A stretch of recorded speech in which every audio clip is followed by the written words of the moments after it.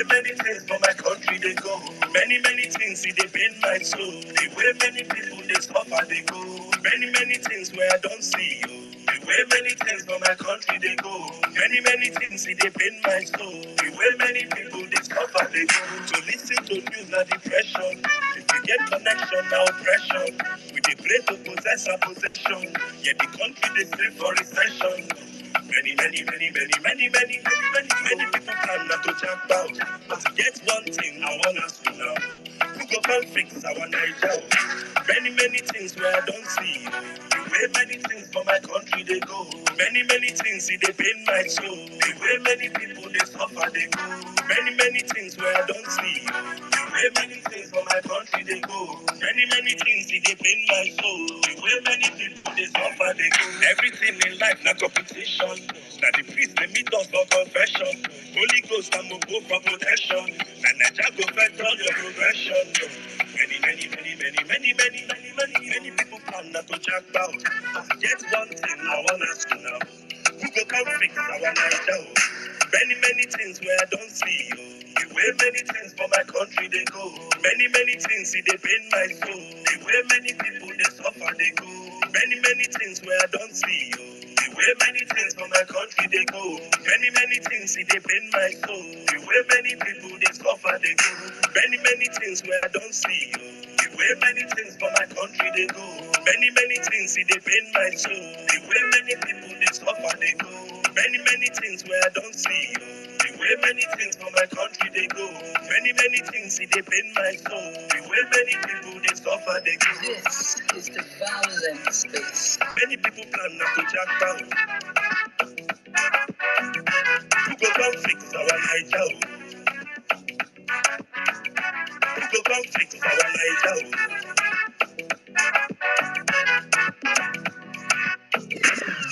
Ladies and gentlemen, welcome to Vawulence Space. Vawulence Space. Vawulence Space. Vawulence Space. Vawulence Space. Vawulence Space. Where patriots converge, sharing raw facts, brilliant analysis, breaking reports, friendly banter. Men, mommies and daddies, brothers and sisters, friends and foes alike, and welcome to the Vawulence Space. It's a beautiful Thursday from my side, as I always say. I don't know how the weather is wherever you are in the world, but wherever you're listening to my voice from, I say welcome to another amazing, wonderful evening with us up here on the Vawulence Space. Thank you guys for joining us. I call you guys our first respondents because you guys are always the one. Whenever I open up this church, this mosque, this shrine, this atmosphere, this temple, you guys are always here on time to get it started with us. So I said, it's gonna be a wonderful space as usual. Today we'll be having a wonderful guest on the platform today. So today's space, I think, will be two parts.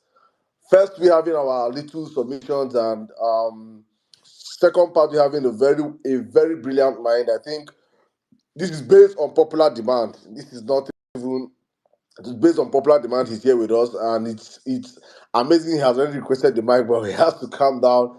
I'll bring him up much later. But thank you guys for joining us. I see all of you already requesting for the mic. Thank you, my brother Jimmy, for already being out here.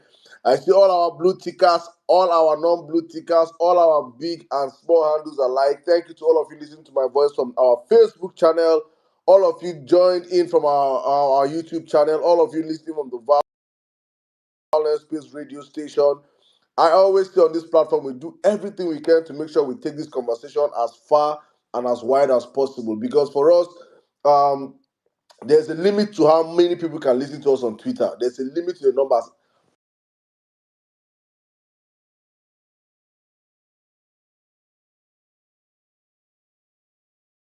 Plus the fact that we said we have blocked a whole lot of people. But on those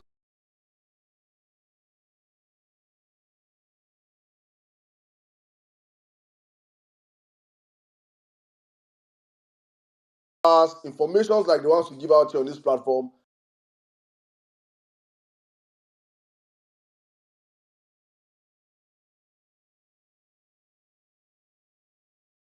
the space, retweeting the space, letting the whole world know that number one space on X is back and we're up and running. And as usual, we're taking no prisoners today. So, guys, please take the next few seconds. Please, let's get our people into the building. You know, there are people that love coming in. African time. African time. Today's space is going to be hot. At least the topic said already should say it could choke. Yes, it's already a choked up topic. In case those you're wondering what is ONO.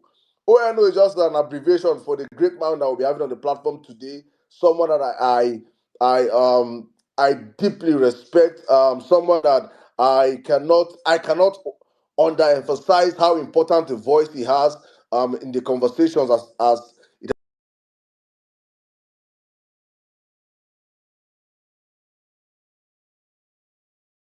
has to do with nation building. Caught up with him on some spaces those early days.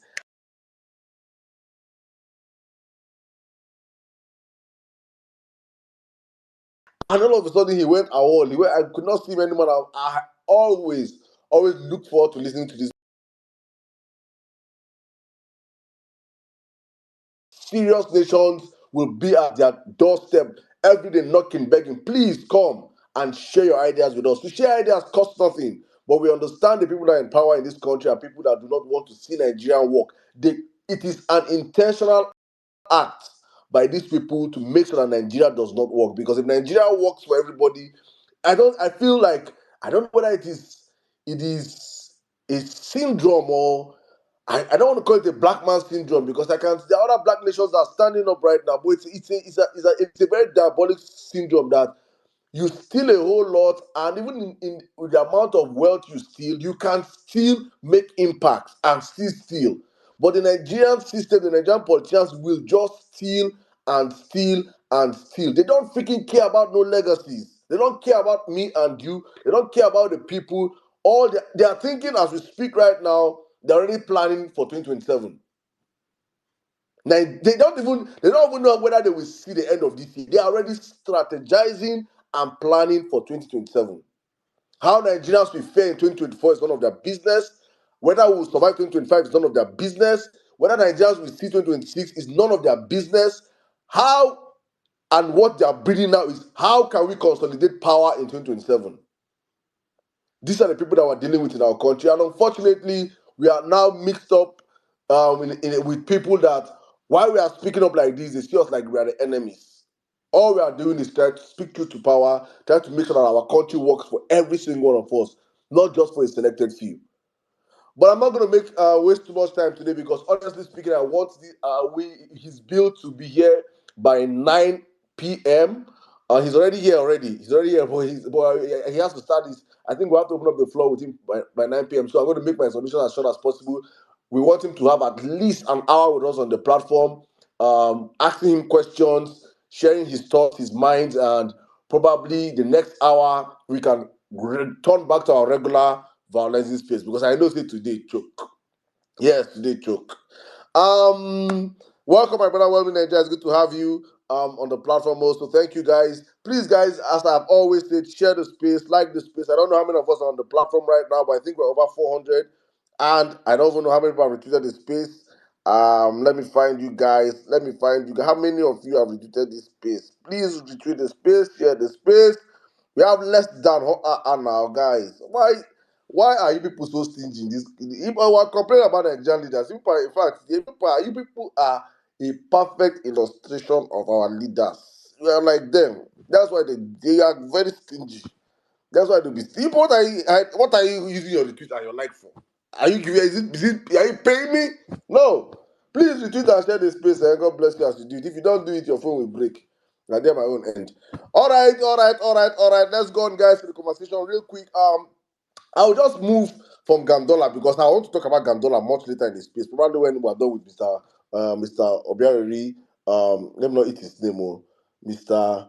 Obiareri Inemeka Onyeka.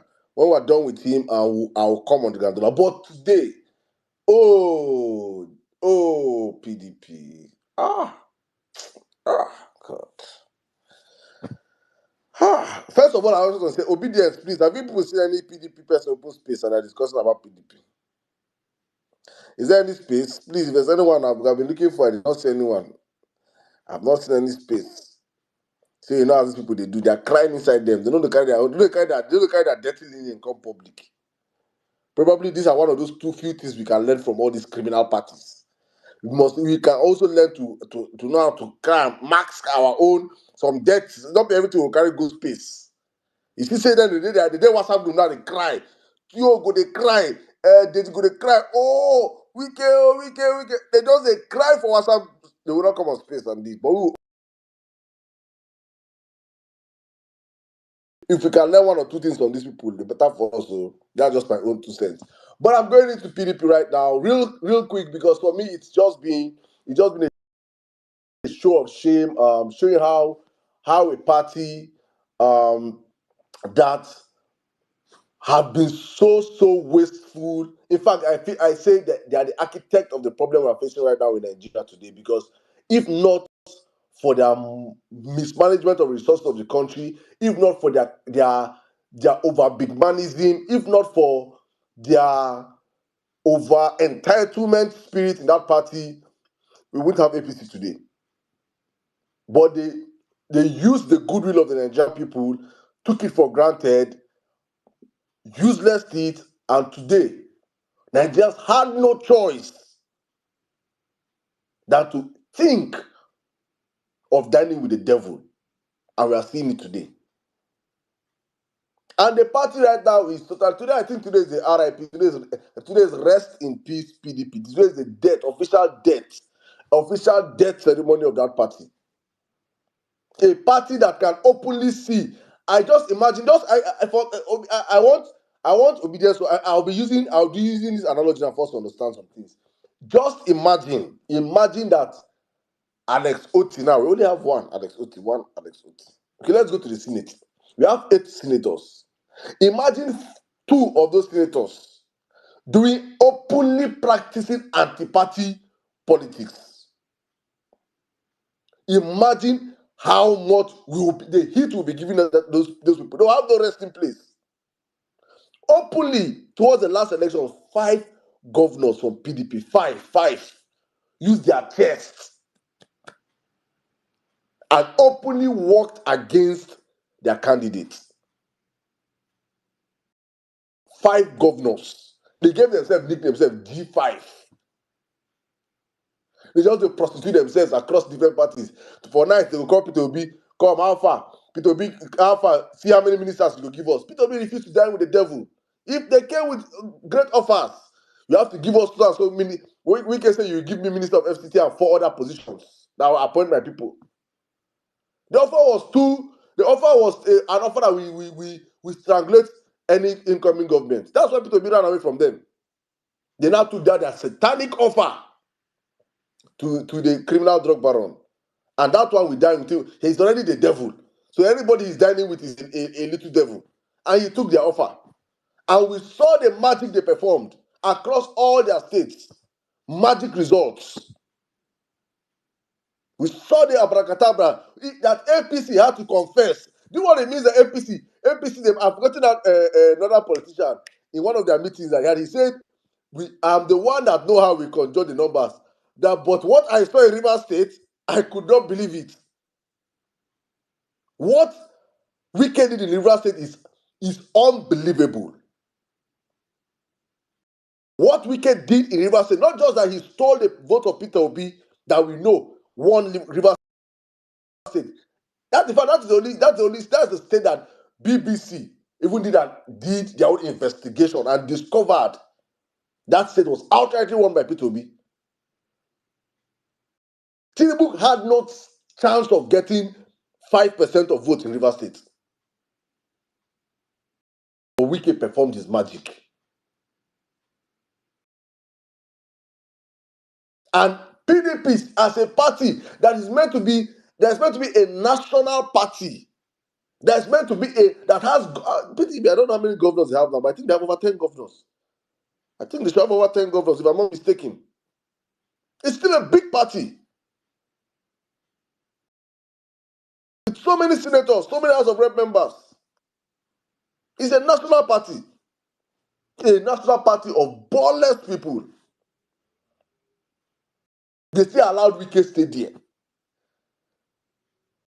They are holding their neck. He still get guts, get mind, enter there. Ha! But you see all these their hallelujah boys every single day. P2B make a tweet, the other P2B's comment insulting P2B, castigating obedience, calling us names, this and that.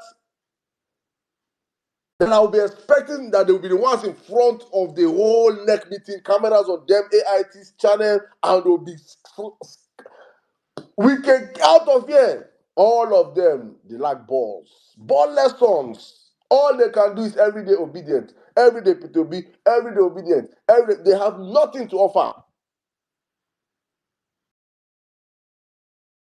You see a man that is currently a minister. I don't understand whether it is if it is to do Wiki Afghani and do PDP. I don't understand. But I want to see, I just want to watch how everything plays out because honestly speaking, if a party has to die, PDP has to die. Well, I've always called them PDAPC. If PDP dies, then we know that APC death is closer. Hopefully, the sensible ones amongst them will come and will give them shelter. The sensible ones, the incorruptible ones, because we don't know how to wash dirtily and debt. We are not APC. APC is a party that if you go to with all your debts, your sins are forgiven. In Labour Party, we don't know how to wash debt. It's only the clean ones. The clean ones that don't have balls. Come, we'll give you balls. This is an open call to the ballless PDP vuvuzelas that are clean. Come to LP, we'll give you balls. But if you are a thief, go to APC. They will whitewash you and you will live there. We don't know how to whitewash criminals in LP. We will drag you. They understand we drag ourselves. We will expose you. Don't come here. You can go and form your own party. Thank you. Let me just jump real quick because I'm trying to rush my submission so that my brothers can make a submission before we bring in our guest. I did not even know how that one started, though. I don't know how that one started, but if you're not on that space, because some people already accused me already that I opened the space and I was on the space with Ogbeni Dipo. And I said, please, I just want to make a clear disclaimer. I was never on this. I did not open a space with Ogbeni Dipo. There was a space by one of our brothers. A space that people might have their feelings about that space. Myself, I opened that space to bring awareness to that young man that's been attacked, and things happened. I got on that space because someone had been accusing me for the past couple of for months. He goes on spaces and he calls me a criminal. He calls Saddam is a criminal. I have evidence. That's Saddam, not criminal. I get evidence. If he talk again, I go release him. People kept sending me screen recording of that guy on spaces. I've blocked that guy for like God knows how long, like for months. I've never spoken with that guy before. I've never had a chance to be on the space with that guy before. So as he was on that space, one of our obedience sent me and said, that guy when they call you criminal, he did space, so he did space again. He's on space. In fact, it's an obedience space. I say, which space? He sent me the link to the space. And I came on that space. And if you are not out on that space, please go and get the recording of that space and listen to that space. And I asked the guy, and I asked him, please, Mr. Man, you have been calling me a criminal for so long. I want you now in the presence of over 1,000 plus people to please call me that criminal and bring out your evidence today. If you don't bring it out, I don't even know what I said, but let him present it. And he was like, oh, he keep it in his chest. That he keep it in his chest. I said, so you don't have it, you can't say it to my face. You can't bring it, say it, I'm playing my card in my chest. And it was just a shit show. But in the course of the whole stuff, Obeni Dipo came up there and I told him a piece of my mind. And I ended up my submission bitterly pained because I see someone that is so educated, so exposed, someone that should know better, that has been out of the country for close to a decade, that understands what good governance is all about. And I asked him questions. And I've seen you tweet before, and I know you because I had virtually no followers back in 2015 elections, and I followed keenly the election in 2015. I had no voice, but I could see the key actors on social media. And you were one of those people that castigated, that vilified the image of Jonathan on this platform. I saw you, I know you. You and your gang, the Omojuas, them Tolu Ogunleses, them Kayode Ogundamisis, the Dada Oluseguns. I knew if you were active on social media, you know these guys, I'm calling their names. These guys were so dirty. If anything they tell you obedience are doing today, I tell you we're not doing 1% of what those guys did to Jonathan. And this, we're not doing anything because all we say is facts. I said Tinubu is a criminal drug baron. It's based on facts. It's not as if I'm trying to malign the man's name. We follow the case through FBI. We follow this case through Chicago School. It's not as if I formulated any of these things. But these guys formulated lies, called Jonathan's all sort of name, maligned his wife, said his child was dead. They did everything, all kind of dirty politics on that man. And we watched all this happen. And after actively playing your part in bringing Buhari to power, and Buhari spent 8 years destroying this country, any sensible mind would have said, let me pause. If I support Peter Obi, and Peter Obi gets into the presidency and he messes up in 8 years, God knows I will never participate in election in Nigeria anymore. I will just keep quiet. Because how will people look at you? If in 8 years of supporting Peter Obi and he enters there and he messes up, and you cannot even call him to order, you cannot speak against him, you cannot fight against his government, then you now wait after 8 years, you now come and campaign for another person. And I'm looking at him like, bro, man. So at the end of that, I just asked him, please, Obeni Dipo, why Tinubu? And my brother, God, spent the next 8 minutes balabluing, bulabaing. Please, I'm going to find that tape and play for you guys. But let me just pass the mic right now to my brothers, Jimmy and Welmy in Nigeria, before bringing Mr. Obiareji in Emeka to the conversation. Thank you guys for joining us. It's going to be a wonderful platform. Please share the space, like the space. I see all our wonderful people on the platform right now. Thank you for joining us. Let's have an amazing conversation. It is the Vawulence space. I'm trying to keep my submission as short as possible, but talk through my chest. Let me pass the mic right now to Welmy in Nigeria and Jimmy. Jimoski, how are you doing today? Good evening. All right, thank you very much, Saddam. Okay, maybe I'll just go. I mean, I don't have like a lengthy. I'm also very interested in hearing Mr. Nemeka. All right, so first, good evening to everybody on the space. If you are just joining the space, you're welcome. So I see we are about 600 persons, and I see that the repost and the quoted repost is about 129. That is, less than at about 20% or less thereabout. So please, let's repost the space so we can get more people in here. So since now first time as day and not first time as regulars, so let's repost the space and get more people in here. I don't have much to say, but I'll pick it up from what you said, Saddam, regarding the first the white Tinubu situation. I too felt sad. I too felt sad because I think I felt sad from different perspectives. There's also the Christian part of me that saw somebody even me. I found it.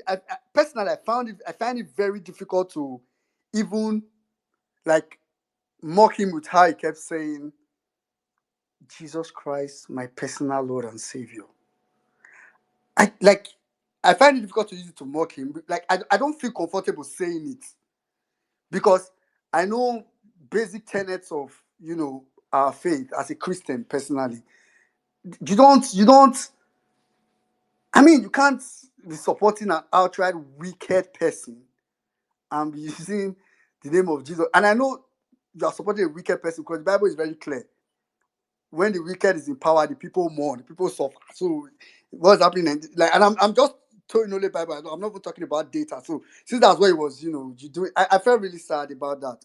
But it's quite unfortunate. Then the old Gandollar crisis the whole Gandollar crisis, which for me is it's crazy that I said it here some days back that the fact that Ganduje is even the chairman. I mean, I know APC is a party of criminals. We refer to them. I refer to them as all political criminals, as in APC now. But I still get where this kind of things, your criminality, you should still put some kind of stop to it. So that I think that's what um is just really, really, really disappointing. And the fact that they are still trying to shade him when what this man did is obvious. He's on camera. They don't, if they didn't catch this person on camera now, it's not. I would have said, oh, okay, okay, okay. Maybe let's just. It's difficult.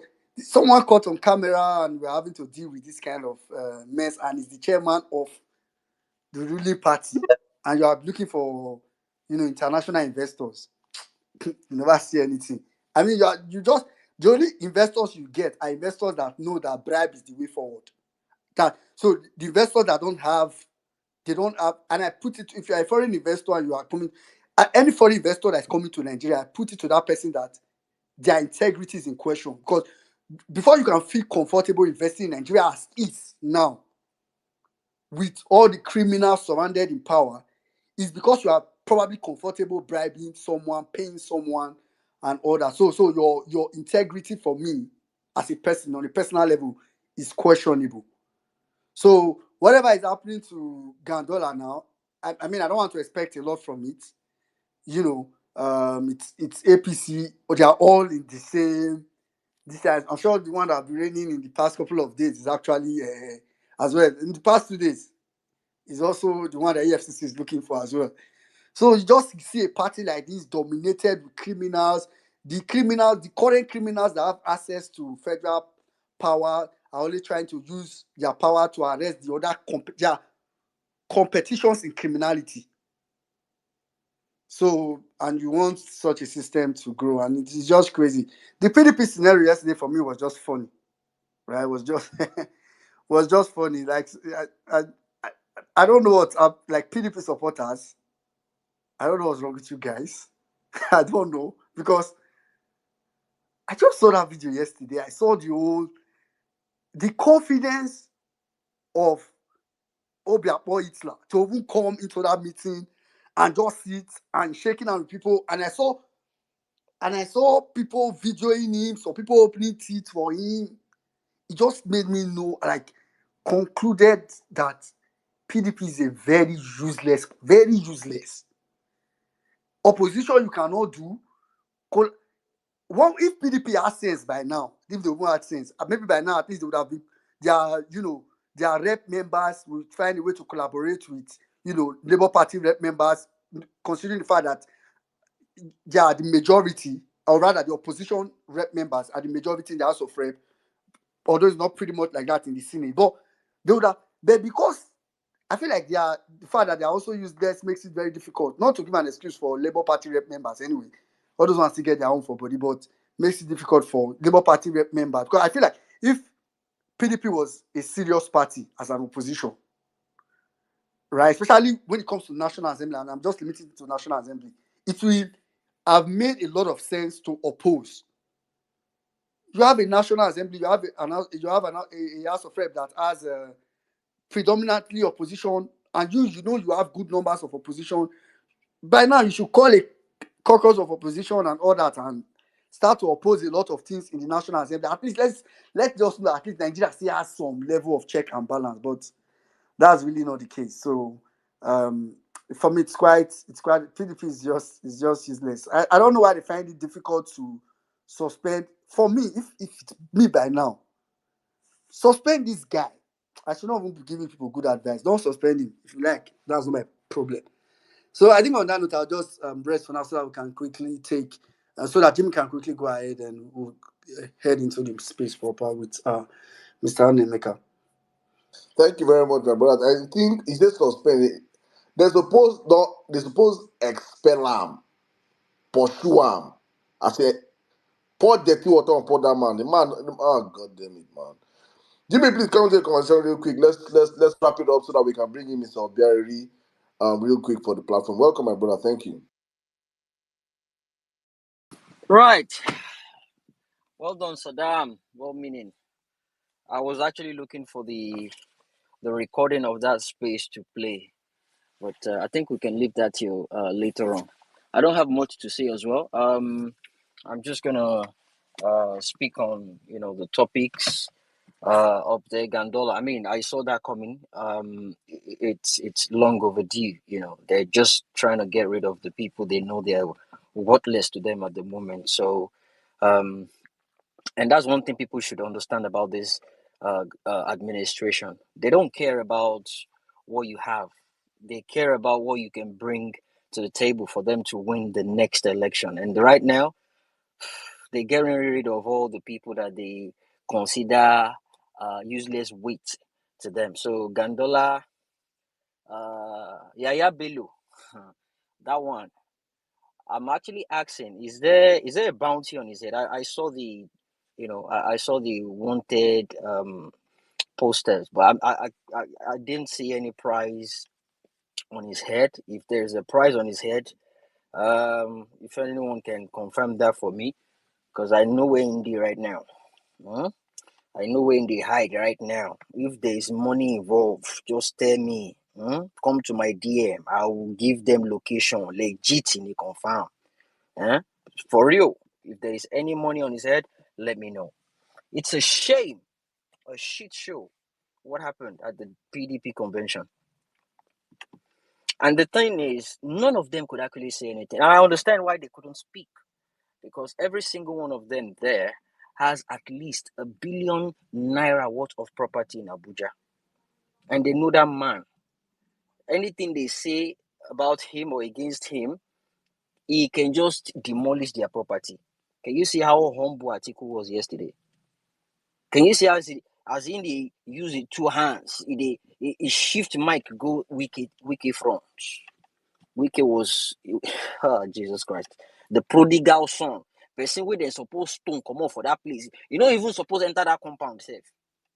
But sadly, he's got their balls in his hands and he can just squash it at any time. Yaya Bello saw that coming, Ganduje saw that coming. Ogbeni Dikpo. Well, I've been seeing the challenge. It's been very, very interesting. The one Joe Obedient did. That one. You guys need to go and watch that one. Jesus Christ. You need to have a great sense of humor to understand what he did there, because they just finished this guy, and I don't think he can recover from that challenge, honestly speaking. Um, and you will never see all these PDP guys come out. You will never see them come out because it's very, very embarrassing to them what happened. A lot of people have been asking, where's their spaces? Are your space? No, they are you? I'm a boss space. They know they do able again right now. All their all their spaces, all of a sudden, everybody just disappear. Everywhere just disappear. You see, when we keep saying you're on the right side of history, obedient, just stand your ground. Stand your ground. Mimikon, me. As long as you're on the right side of history, the person we have as our principal, he has everything we require to be a clean candidate. And that's the reason why we're standing with him.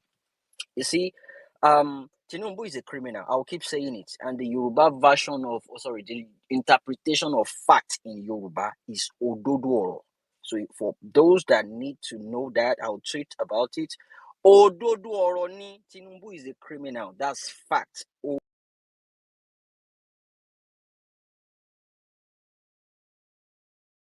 In heaven, criminal in hell. There is no way about. I'm not diminishing his name. I'm not belittling him. I'm not defaming him. It is what it is. He is a criminal, a drug baron. He has criminal record with DEA, IRS, FBI, CIA. He is a criminal. And shout out to our fellow Nigerian boy representing us, chess master in New York right now. That is an example of an Omoluabi representing Nigeria. That is an Omoluabi there.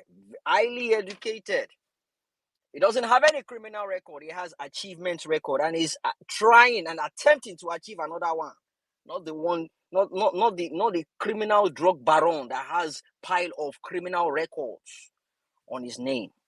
Nigerians, it is high time we come together and get our country back. How are we going to do it?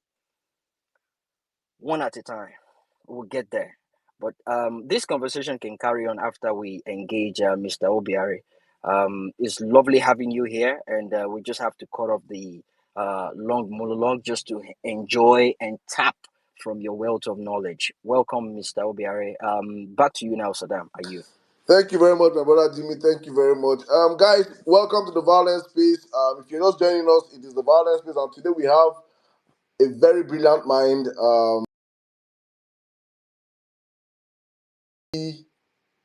Nnemeka Onyeka. He's on the platform with us today. He came in early. He even came in before the assistant priest. He has been here for the past hours, and he's going to have 1 hour with us on the platform. We just want to pick his brains, dialogue with him. I actually, what really prompted his coming here today is he's a violencer, let's put it this way, but he's an old timer. He has been in and out. But a tweet came out last week. I think the regular, when they call finance on Twitter, there's somebody, the go-to handle on finance on Twitter is a man called Kalu Aja. I think we all know that we're all familiarized with that handle. And he has been under flake for the past couple of weeks. When he's popularly known for the one of his popular tweets of "Hold your dollar tight, close." So with the fall of the dollar, the children of the roasted corn have always gone there to attack him or something. And I think there was a recent attack also he got, and he made a tweet to reply one of them. And under that tweet, I think Mr. Emeka responded to that tweet. And I can't read what he wrote here because it is almost like an article itself. But I will summarize a little bit. Probably I'll take the first two paragraphs. He said, "My brother, stop wasting your time pouring away precious water on an impervious stone. 90% of the dollar supply came from borrowings.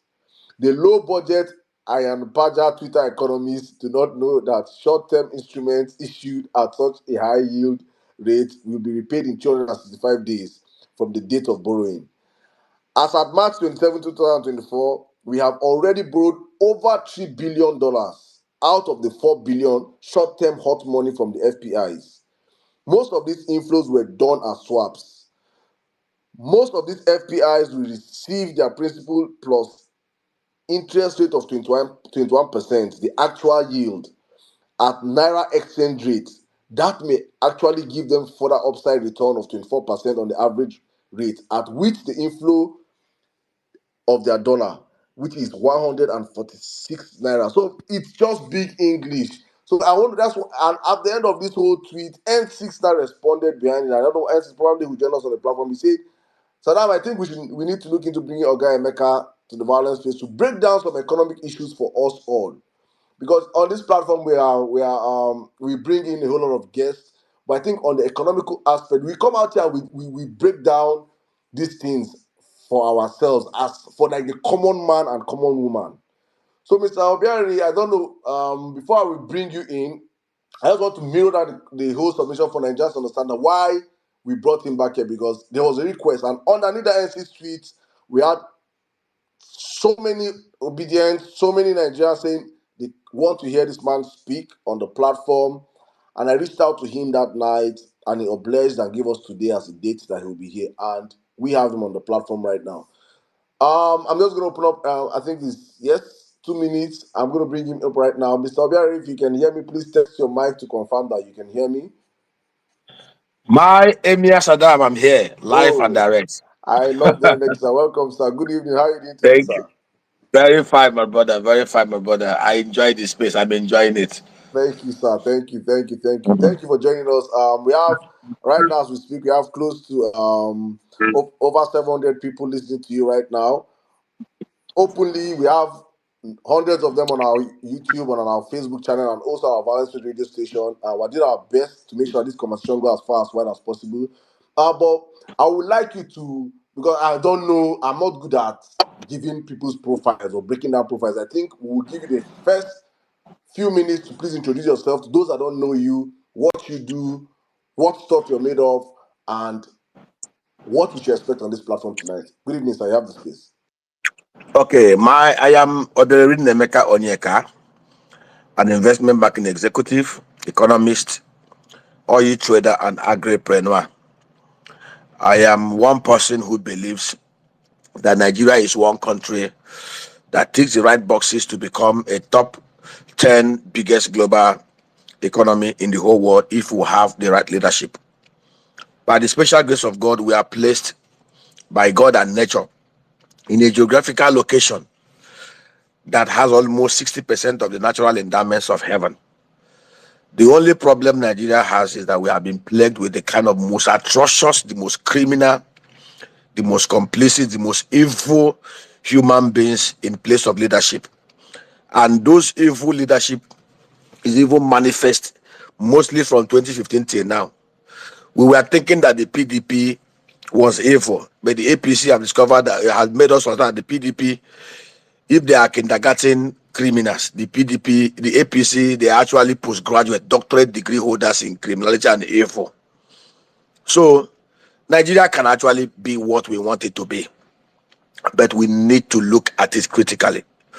From what I've seen and from what we are seeing, anybody who's expecting miracle from the current political and governance structure is wasting his time.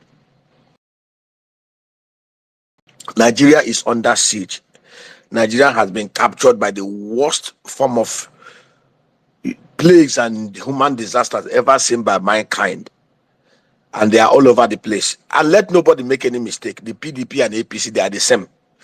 The only difference is that the PDP are kindergarten criminals, the APC are postgraduate PhD holders in all manner of criminality. And they're even unabashed about it. They're the most, I lack word. There's no word created by the white man. There is no word created by the white man that can explain the wickedness of the APC. So let me just leave it for now. When it's time for me to talk, I will take it off from there. All right, thank you very much. I think on this platform we echo your sentiments very, very well. We have been calling this party out for the past few years, as in we are. If I think, except you're living under the rock, that you will say APC means well for Nigeria. I myself, I have looked at it. I have seen. I've tried to just think sometimes and say, okay, probably there should be an atom of goodness that can come out of this party, and I do not see it forthcoming. So for me, I think tonight is going to be an important conversation. So please, guys, if you have questions for Mr. Obiari Nnameka, I will want this to be a very interactive conversation today because I don't want it to be like and we just monopolize the space and share and pick his brains. I want people here, please. We're going to bring up speakers, but I know how we run the violence space. Violence is based on submissions. And I don't want to bring you up here and you just ask questions and go. I want people to have submissions, but that submission should be after we have had the first hour with him. So please, if you have questions for Mr. Obiari, please go in the comment section and ask those questions, please. For me, I'm going to start. Jimmy and Wellman Nigeria, please always feel free to always come in and ask questions whenever you want to ask questions. And if you know you just want to ask questions also, hit me up. We'll bring you up to ask your questions. I want to bring people up to ask questions, but also I know how we run this space based on submissions. So please, I think Mr. Berry ran out. Okay, probably he's going to come back. If you have questions for him, please, I indulge you to please ask questions. Ask questions on the comment section. I will ask all the questions on the comment section. Um, well, Nigeria, can you see him? Please bring him up. So I believe people that are requesting the mic now want to ask him questions. So I'm going to bring him up right now, back up for this to be a very one. I want to have the dialogue. You can see he's already hot. Mr. Berry, can you hear me, sir?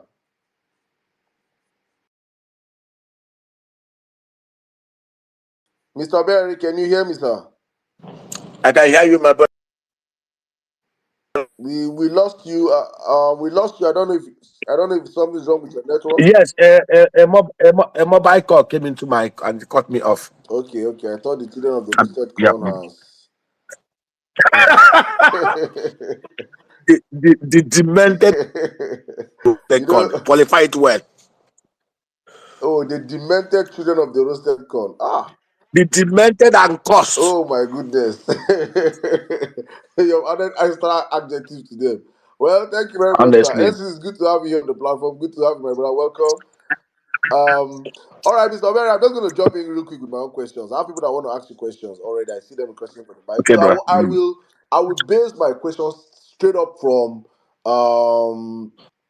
what led me to send you an invite, which is the current economics, the whole hula baloo of the currency, naira falling down, and the celebration from the camp of the ruling of the government right now in power. They are even calling Nigerians out that we are not appreciative that the dollar rose to 1.9 and fell from 1.9 down to 1.117. And that tweet you made, I read through that tweet. There was no sign of you celebrating them. In fact, you were telling us that it's like a postponed doomsday. So I think probably from your own from your knowledge, I would like you to please share with us what you really think is currently happening. Is it an artificial market? What is happening right now with the whole currency?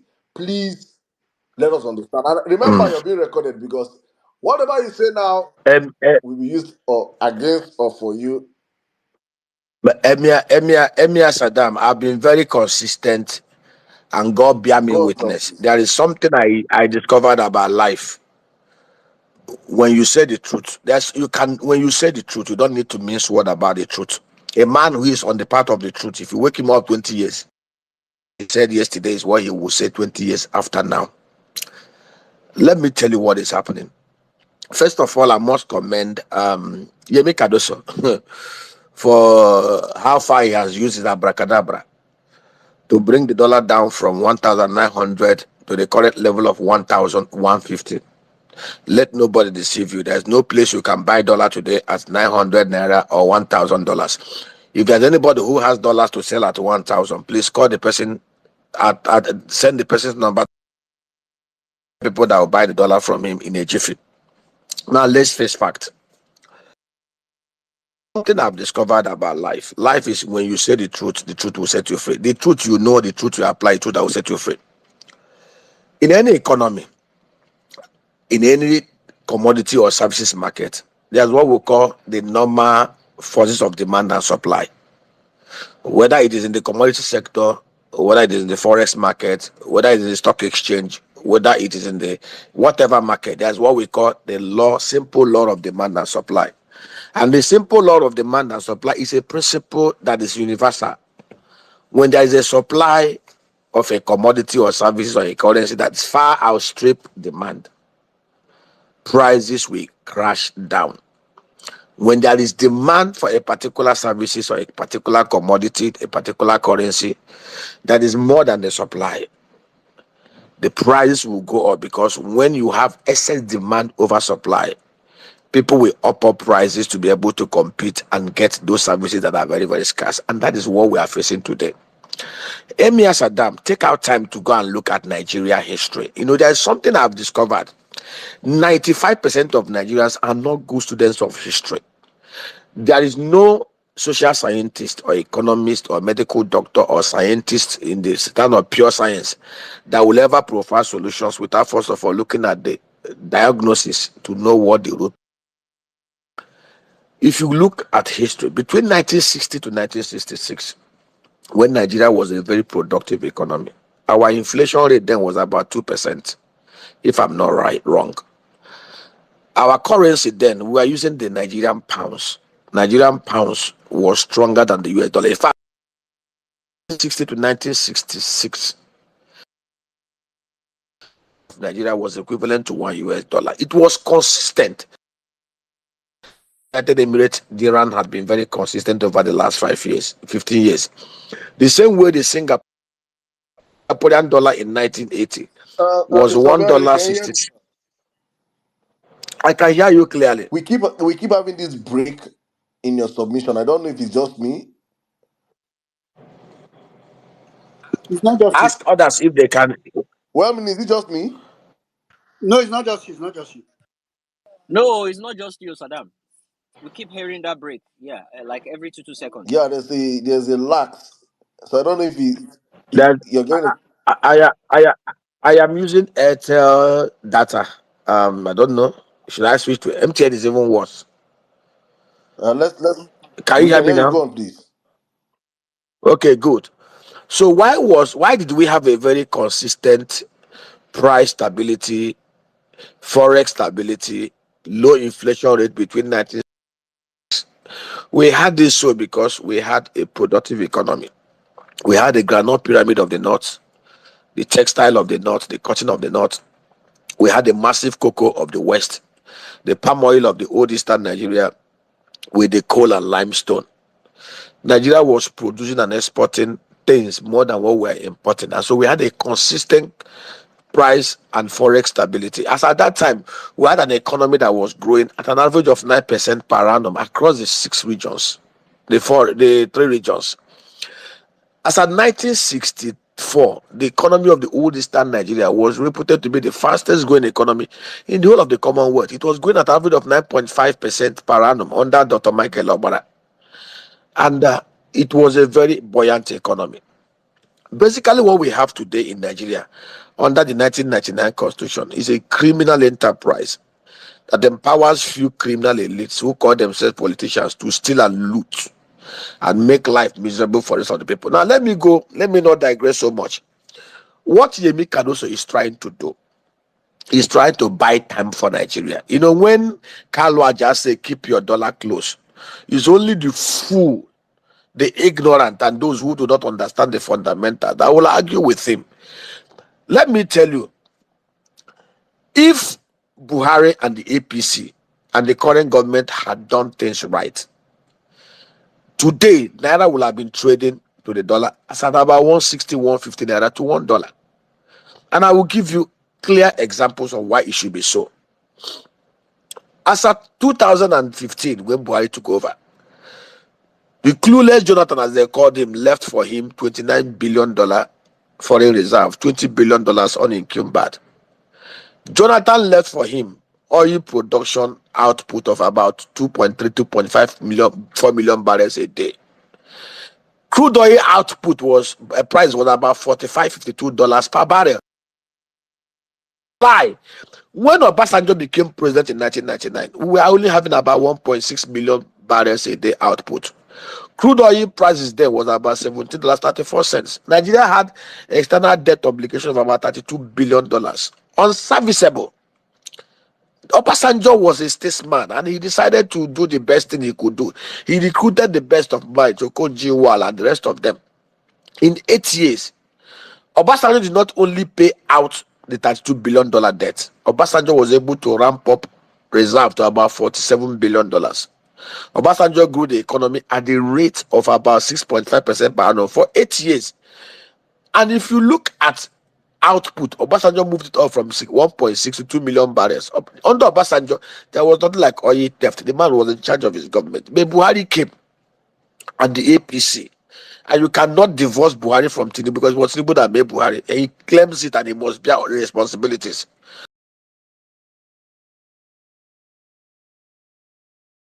Under Buhari, for the first time in the history of Nigeria, even under the clueless Jonathan, if you look at our earnings,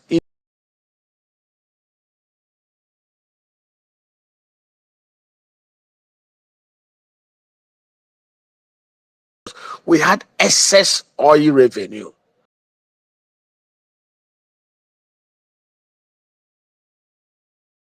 If you look at the import volumes of Nigeria under Jonathan, you discover that we had more dollar earnings from crude oil sales without even looking at diaspora remittances and other inflows, more than we were importing. So Jonathan and the Obasanjo were able to manage our currencies and Naira stability. It was not part of Buhari's game. Any other president would have jailed Buhari and every other person under Buhari. Because that is the truth. Buhari came in for the first time. And if you look at the history of Nigeria, our PMS consumption from 2020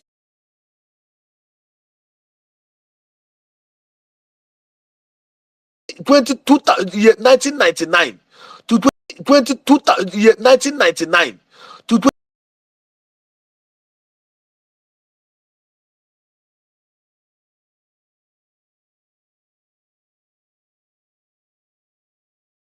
probed, probed, and they discovered out of the 47 million that the Zani claimed, only about 29 million came in. The rest were a Ponzi scheme. EFCC went after those guys, and most of them are still refunding money. Kachuku Ibe came in and he wanted to bring reform. Kachuku did his own research and discovered that we were only consuming about 32 million liters a day. Of course, that was not in tandem with the criminal regime that Buhari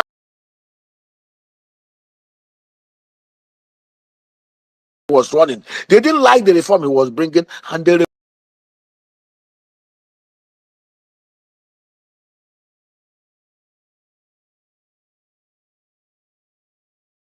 realized our output came down from 2.4 million barrels a day to 1 million barrels a day to less than now. They were stealing massively. I've never seen any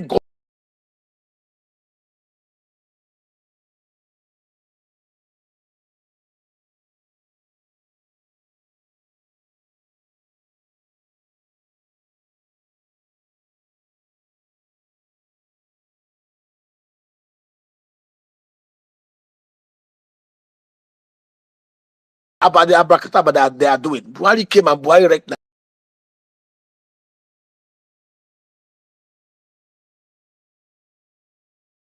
Yeah. When Jonathan left Tinubu, and then 77 trillion naira in terms of total debts. Now let me tell you guys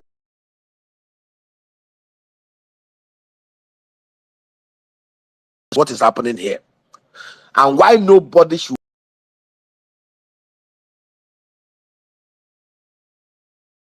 of $451 billion, total export of about $406 billion. Nigeria borrowed $32 billion SS. Nigeria had $20 billion reserve unencumbered under Buhari. Nigeria had over $168 billion diaspora remittances.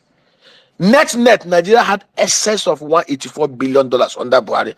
If we were to follow the normal economic principles, naira to a dollar should be saying at about 177, 179 to $1. But under Buhari, they don't only steal the meat, they stole the pot, they stole the stove, they stole the gas, they stole everything. Now, look at what is happening today.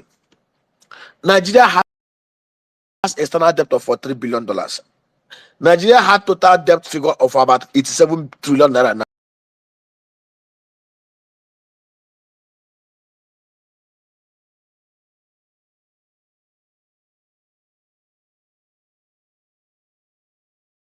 That was upon that industry to bring output to about 2.5 million barrels a day. They are not looking at the issues, they are only treating the symptoms. Now, what they've done over the last 4 months, for those who wants to know, first of all, they tried to stifle enterprises in Nigeria. They raised MPR to 22%, and then moved to 24.75%. Basically, what they are trying to do is to attract hot money, the FPIs, foreign portfolio investors. And for those of you who do not understand, foreign portfolio investors are like sharks. Wherever sharks see trace of blood, they will trace the blood for the meat and they will eat it.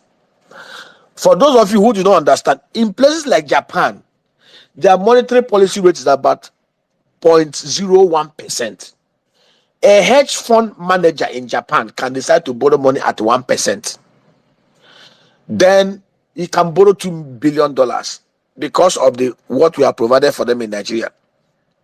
They will use that money to buy T-bills and the bonds that the federal government has issued through the CBN. For those of you who don't understand, treasury bills are debt instruments that the CBN issues on behalf of the federal government of Nigeria to borrow money. What Yemi Cardoso have done over the last 3 months is to issue bills. First of all, they raised the cash reserve requirement of banks to 45%. They raised liquidity ratio to 30%. In fact, what are simply like, if for example now you have 100 naira in the banking industry as deposit, 45% have been taken out as cash reserve requirement, it cannot be loaned out. Yesterday they came up with another idea: loan to deposit ratio about 50%. That means if you have 100 naira in the account, only what will go out as loan is 50%, which is bad dash. Now, basically, what he has done is that, and which is also good because he's trying to see what he can do to stabilize one other factor by issuing treasury bills at the rate at which they are doing it. If you look at what they've done from January 1st till now, till March 27th, they issued that treasury bills worth about 5.6 trillion naira. That's about $4.2 billion. Out of those $4.2 billion, foreign portfolio investors subscribe to about $3 billion at a yield of 21%, effective yield. What it simply means is that by this time next year, those foreign portfolio investors will come back and say, Yemi Cardoso, yes. And they brought in their monies at the rate of 1,466 naira average rate of bringing them into Nigeria. And at the current level of the naira to a dollar, those guys, if they're exiting next year, they will be taking out about 4.7 billion dollars out of Nigeria. Now, when you hear about foreign reserve, let nobody deceive you. What are the components of foreign reserve? Foreign reserve of Nigeria are boosted by inflows from exports. Our major export is the crude oil, which accounts for 90% of our foreign exchange earnings. The next line is foreign portfolio investors. Who comes in is, of course, that one is lending. The next line is foreign direct investment. The next line is foreign diaspora remittances. Foreign diaspora remittances under the PDP, Obasanjo, and Jonathan was about $25 billion. Today, they are less than $3 billion. Nigerians are, of course, there's no reasonable person that will bring money to Nigeria if he's very wise. I know of a friend who brought in 20,000 pounds. He changed it to naira to invest in mutual fund. By the time he took back his money back to the UK, it was worth 8,000 pounds. He lost 12,000 pounds to forex volatility. I know of another guy that borrowed $10,000 in Canada to buy a car and ship it to Nigeria, thinking he will make profit. A year after, by the time he took back his money, the money was on his end. No, I can hear him properly currently. Saddam. Okay, I think it's just Ensis, can you hear me? Okay, I think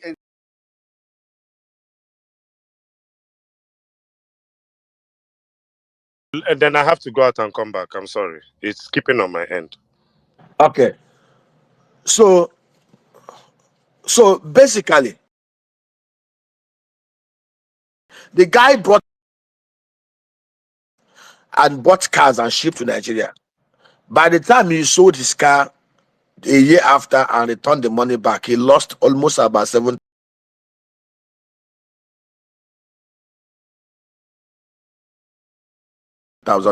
because of forex volatility.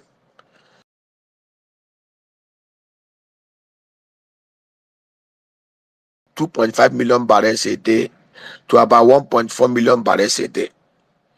And why is it so? Because of the massive tiffering, the mass of inefficiencies under the APC's government. We thought that PDP were criminals, but we discovered that the PDP were kindergarten when it comes to criminality in the scene of things just compared to the APC. Now, Yemi Cardoso is borrowing to defend the naira.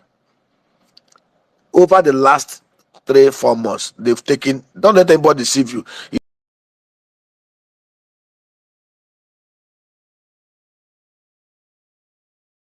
That he never depleted the reserve. See, you don't talk to kids. You know, these people, the people he's talking to, when Bloomberg reported that we have bought $2.1 billion defend naira, they are not foolish. You know, the problem we have in Nigeria, especially the Ronu bandits and the ignorant idiots that try to, as much as possible, to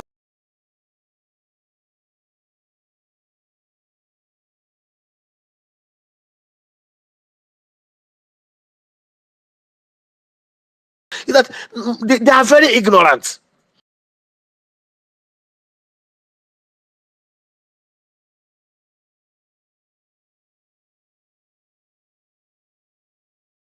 Basically, what happened over the last 3 months, 4 months, we have taken about $4 billion, $3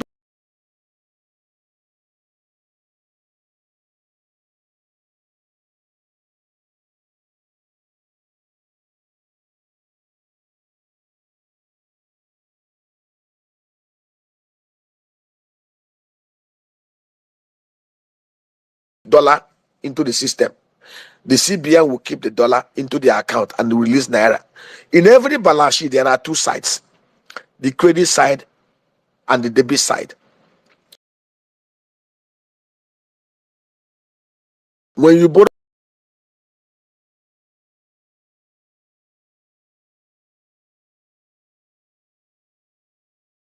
clear that all our external debt, Obasanjo set out a reserve that was for $7 billion. So it was very easy for Yar'Adua and Jonathan to cruise.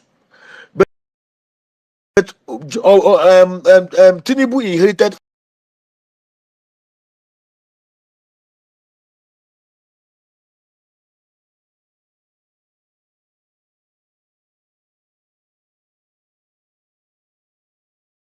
about 7 trillion naira interest rate.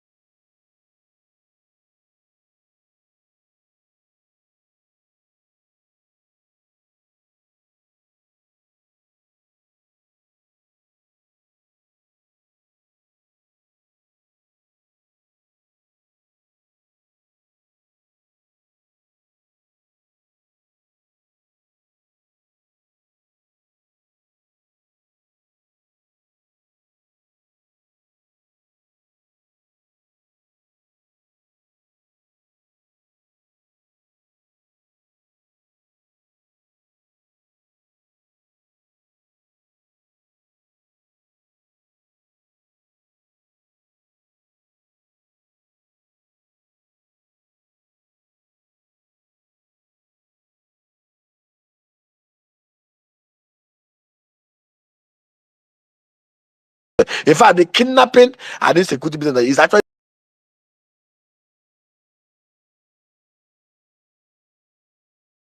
the biggest economy in Nigeria, and the government is doing nothing.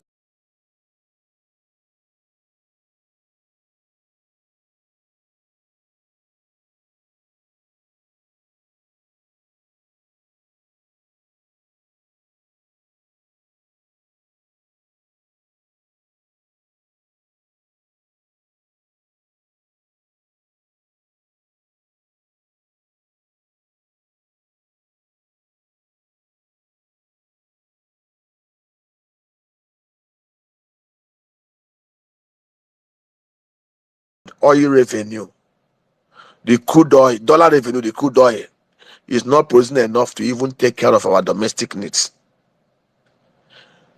We usually import over 11 commodities when Nigeria was producing food. Today, most farmers are not going to their farms. How are you going to provide alternative food source in Nigeria? See, guys, anybody who has a dollar resources should hold it closely to his chest. Don't let yourself be deceived. There is no fundamentals. You know, Yemi Kadoso cannot come out openly to come and say, "Oh, Mr. If I can hear his breathing and everything,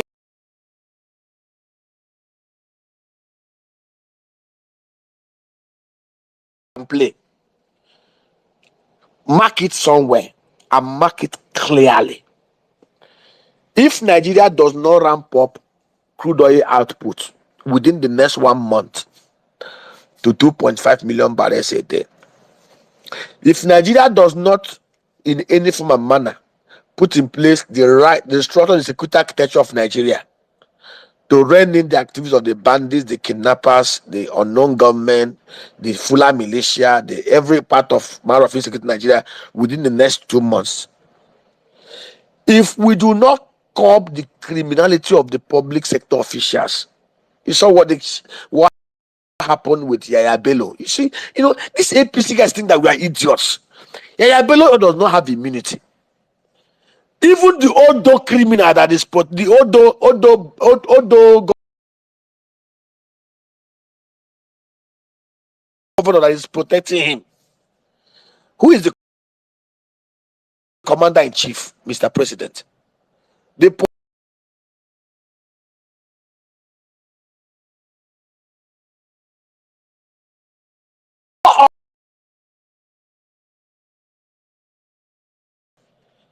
In 24 hours, EFCC will pick him up.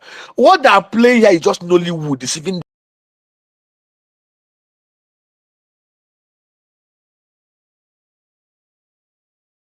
the average Nigerian. They took Bobrisky and Jade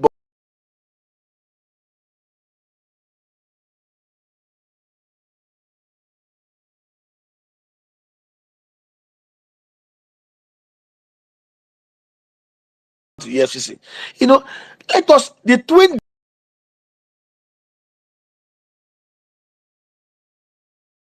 demons, the strength, the ability of this government to slay these insecurities and to slay corruption. And that is where the problem is. And I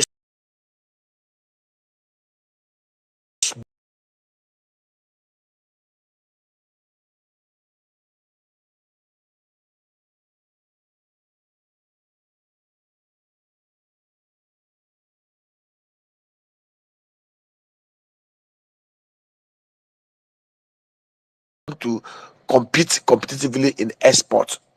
The Vietnamese 100 million people, 330,000 square meter kilometer land.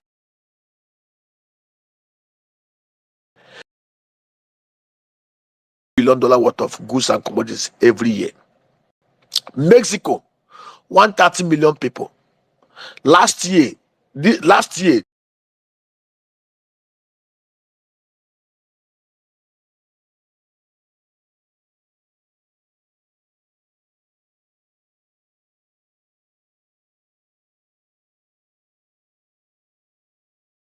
about $6 billion. In fact, total export of Mexico last year was $635 billion. The Mexican peso in less than 1 year has gained 20% over the dollar. Singapore,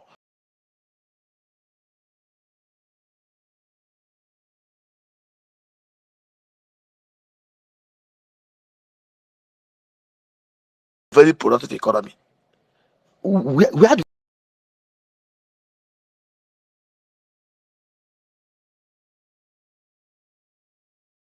even South Africa, 60 million people.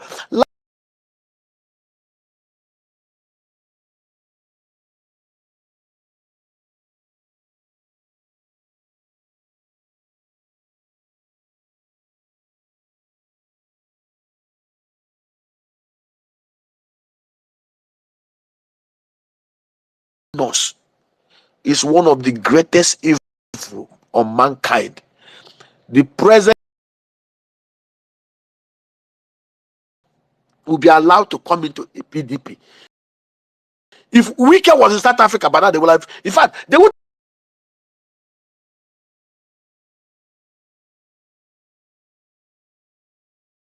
even allow him come into that hall. But you saw what happened, and that is the level of, when I say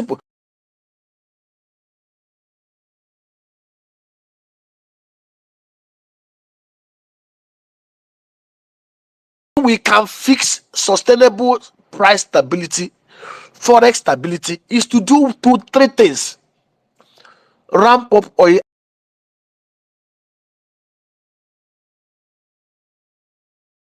Now, have you not bothered ask yourself, under Buhari, Nigeria squandered 16 trillion naira,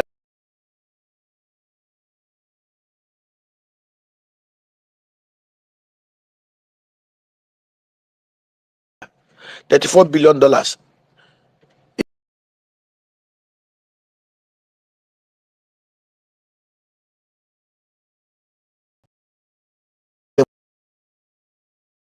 into the kitchen. They go and check from the petroleum ministry to the NNPC to the NNDPRA. Most of the criminals and the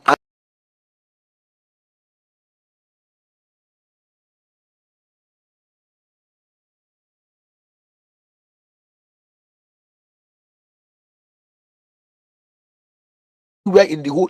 In 2010, we were producing 2.5 million barrels a day. 2011, we were doing 2.6 million barrels crude and condensate. All of a sudden, we went down less. Now, ask yourself this question: in the 21st century, If Nigeria has crude oil reserve of about 7 billion barrels, and from research report, we can actually ramp up our reserve to about 45 billion barrels a day. Now ask yourself this question: under the APC, the thing came down from 2.4 million barrels a day to less than 1 million barrels. Under the Tinubu regime, this is almost about how many? Almost 1 year. We are still struggling with. In fact, in February, they said they did 1.6. OPEC said it's a lie. They only saw 1.3. Now, have you put that as a friend? If these guys are serious, most of the Ronu criminals who are do not even, if they are right thinking and they are reasonable, what they should have been asking is, Oga, you are our principal. How come you inherited bandits under Buhari and you kept them? What are they doing for you? How come under the criminal Jonathan? Remember that when Jonathan was even doing 2.5, 2.5 from like, even Oshibanjo even said, even in the midst of that 2.5 million barrels a day, that Jonathan was stealing 400,000 barrels a day. Which actually simply means that Jonathan was doing 2.9 million barrels a day and was stealing 400,000 based on their own narrative. So how come the same people who accuse Jonathan of stealing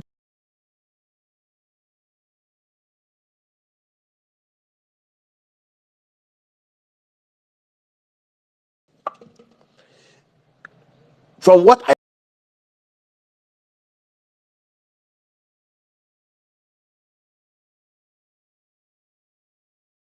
defend with what you have? What they are simply like a man who is broke, who is borrowing money to buy school uniform for his children, to take them on a holiday to Disneyland. The man does not have anywhere to pay that debt. When the debtors come, they will carry him, they will carry his children. So, as long as I am concerned, and anybody who is well informed, there is no fundamentals supporting what they are doing. What we are sitting on now is on a keg of gunpowder. Yemi has done his own. He's like the Abia. He has exhausted all the tricks in his book. He will keep on borrowing. That's the only source. Foreign diaspora remittances are not coming in. There's nobody who is sane out there who is laboring as a doctor, as an engineer, that will bring his dollar now to come and exchange it. He must be a madman. There is nobody out there who is a foreign direct investor that will bring in foreign direct investment in an economy that the dollar to naira exchange rate works like a seesaw, like the storm in the Atlantic Ocean. There is nobody who is very sane that will bet on an economy. The only people who are bet on this are foreign portfolio, and they are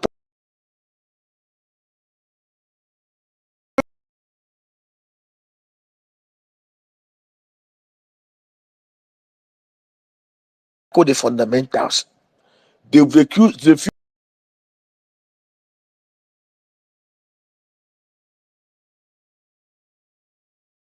their is not the only criminal. 99% of those in APC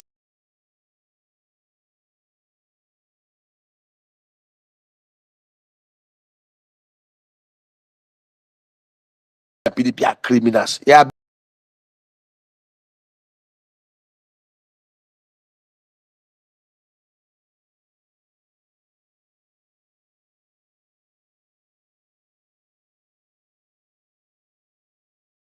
now I cannot go back to my country home. They bought my country home, bought my factory, bought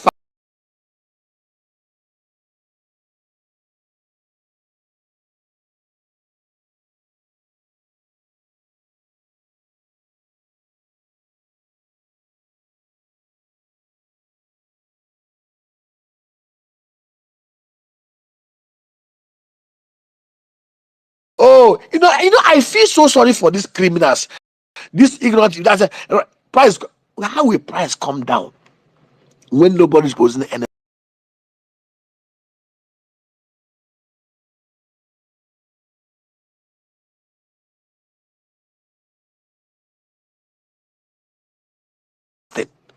It's manipulation. It's Ponzi game. It's Yahoo Yahoo. What they are trying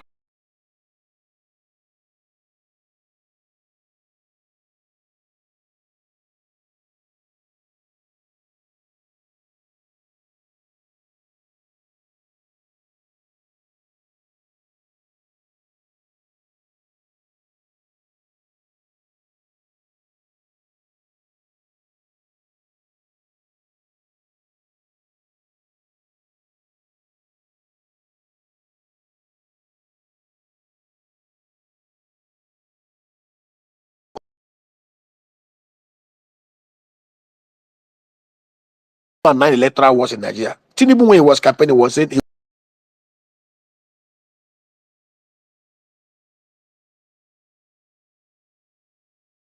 will recruit 50 million youths into the army, feed them with agbado and cassava and the ewa.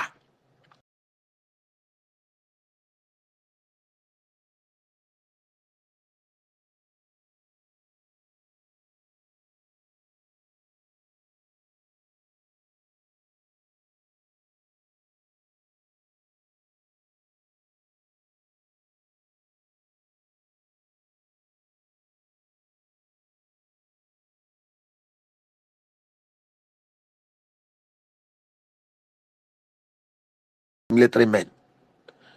Empower them, get innocent and nod to produce armored personnel carriers at average cost of about $300,000. Let them produce truck mounted machine guns for them, give them drones, give them AK-47, AK-49.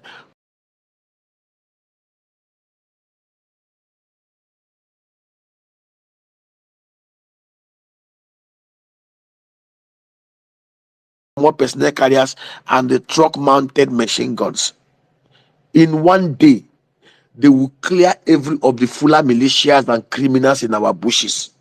And it will apply to the same thing in every electoral ward in Nigeria. Post them back. And when you post them to their communities, they will provide protection to agro clusters of about 1,000 hectares. If you watch Netherlands has only 2 million hectares of land that is arable. They have 8,000 tractors. They have over 300,000 here. The 15 trillion naira they wanted to go and waste, given to Jagori to go and loot.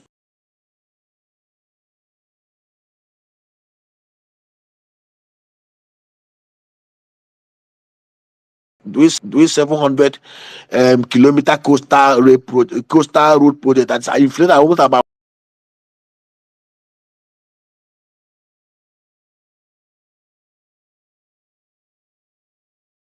was 10 million hectares of fresh agro land that will be processed in Nigeria in 100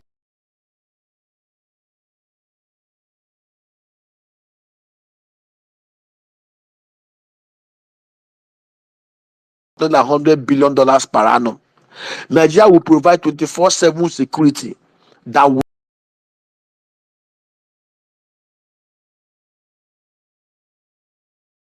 criminals everywhere.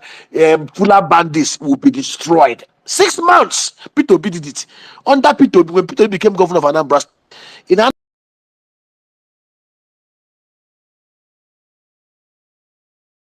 this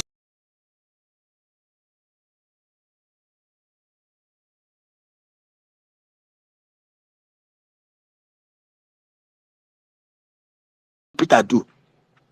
Peter saw the your sons who you can trust. Each of them donated 30 to 50 of their sons. Peter went to Innocent. Give me 177 trucks.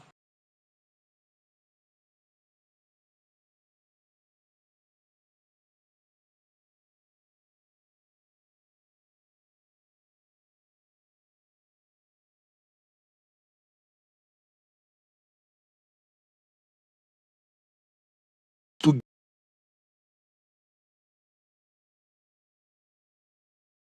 Peter chased away all the bandits in Anambra State. If you are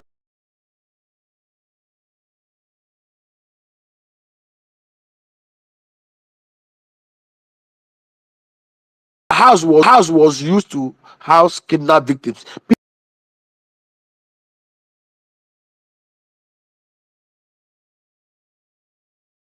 Capital of his business. For 5 years,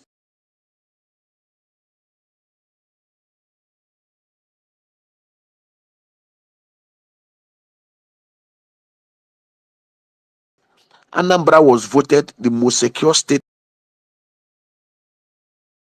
Anambra was voted the most secure state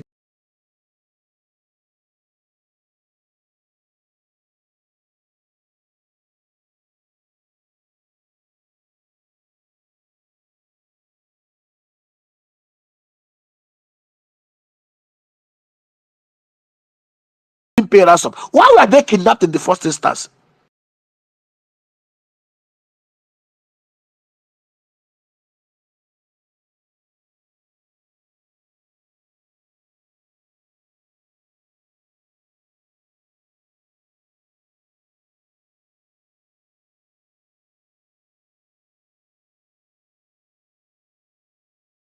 And reason very, very well. Their reign of terror will end.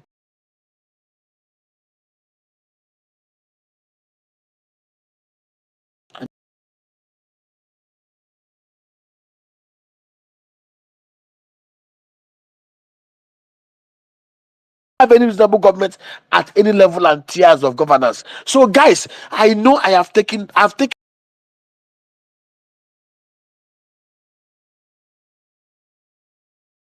and control framework. Guys, as of today, we have 133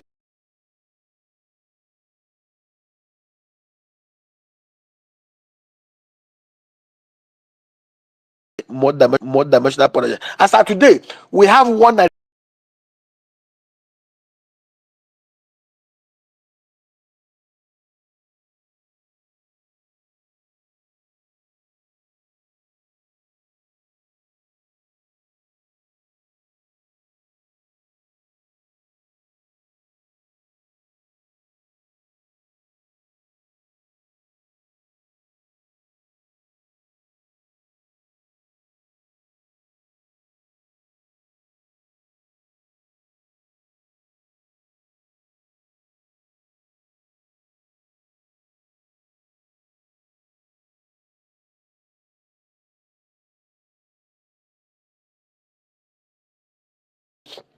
of a truth. There are very few of us in Nigeria who are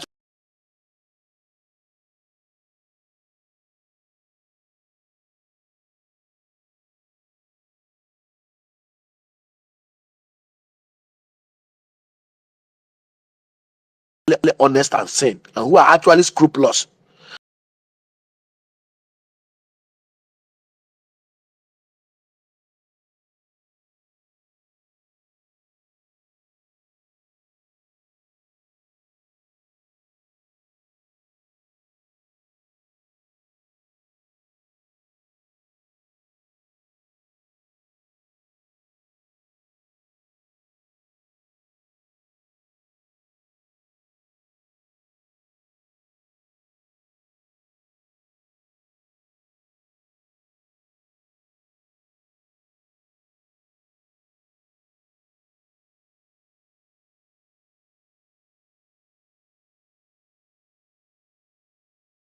In the oil marketing business,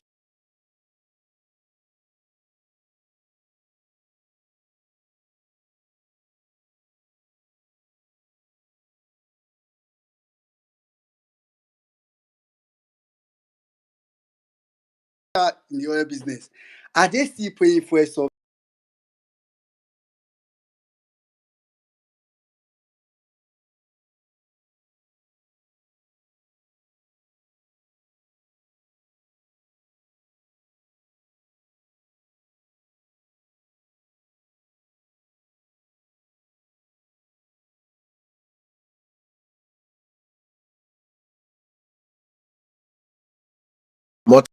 At the official market is 1,106,400 divided by 1341 liters in a metric ton. The FOB price of PMS offshore Lome is 825 naira per liter. Saddam, how much do you buy fuel in the at the filling station? Please, You had please, if you can be breaking these terminologies for us, this is not the economics class. We have people that okay, are okay, market men and women. okay, Saddam. A liter of the PMS. FOB, what is FOB stand? Free on board. Free on board is the price. Let me give you. The people that sell product to us in Nigeria, they normally come with what we call mother vessel. The mother vessel come with large cargo of PMS, and they normally anchor offshore Lome. They don't come near Nigerian water because of criminality, pirates in Nigeria. So they expect marketers to use their vessel or NMPC, which is sole importer, to go and pick the products from offshore into Nigerian waters. Anyway, to cut the long semantics, to land a liter of the PMS in Nigeria, which is gasoline, is about 1,000 naira. By selling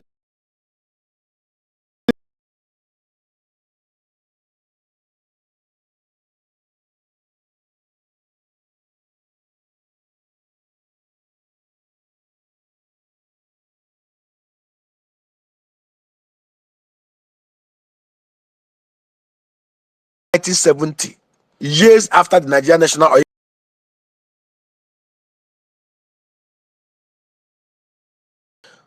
Brazilian oil reserve is about 15.5 billion barrels, which is less than Nigerian oil reserve of $37 billion. What did Brazilian government?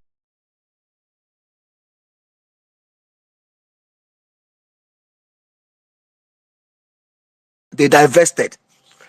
The only shares the Brazilian government owns in Petrobras is about 28.5%.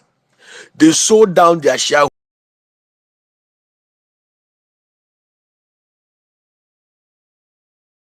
of accountability and they listed it on the floor of the Brazilian Stock Exchange.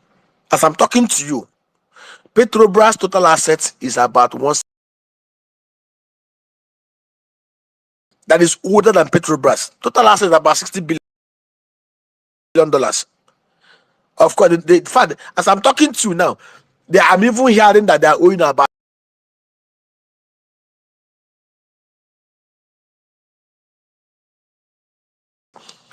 NNPC is a conduit pipe, it's a sluice fund avenue for most political office holders from 1990 now. We thought they know what to do. You see, an IPO, just like Petrobras, just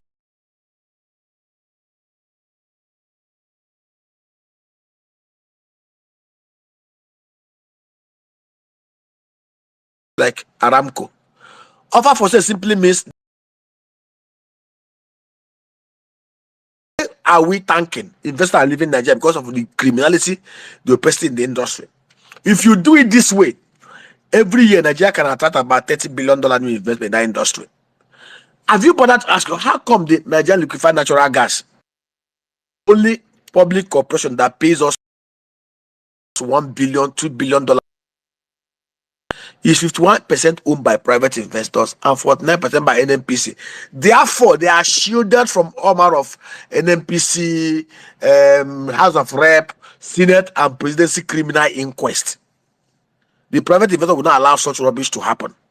They know what to do, but they will never privatize NNPC. They will never divest. They will never open up the system, because if they open up the system, Nigerians will benefit. Yeah. But as long as the system remains opaque, their criminality will continue. Nigeria is paying subsidy.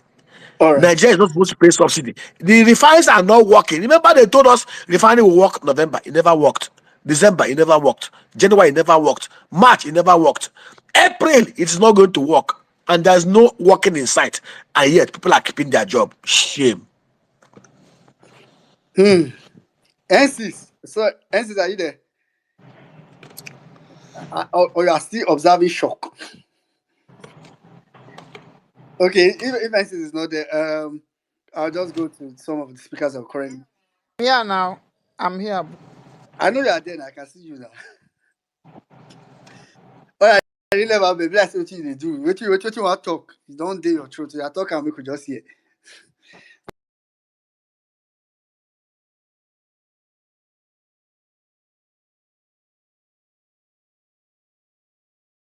Everyone. So please, let me just go straight to the question. For some time now, I've been following,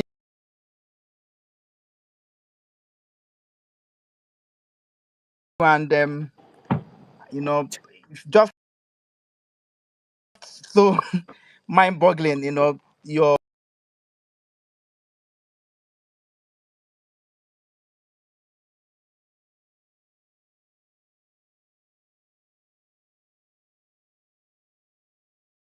Buala. Buala is a very intelligent person, but you see,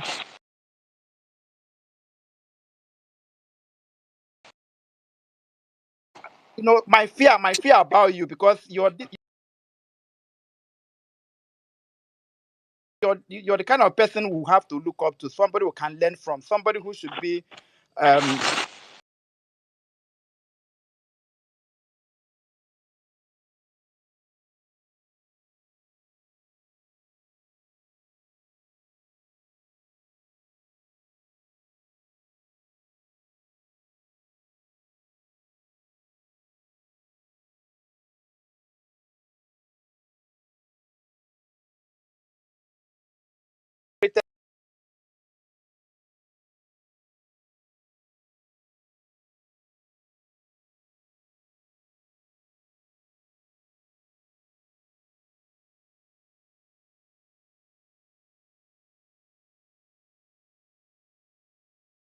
see anything Tinubu is doing that is going to affect Nigeria. But my question, please, I hope you are like, you are an inspiration. In short, I wither the level of your intelligence. Please, I'm asking, are they not going to make you a psychophant? Bros, my name is Nemeka Onyeka Obiareri.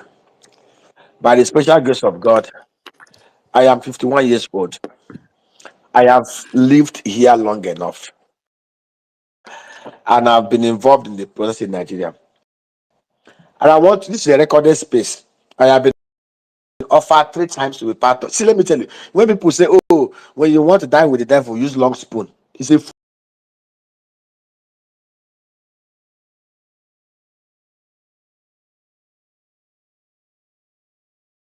foolish man that dines with the devil with a long spoon. He will draw you close and he will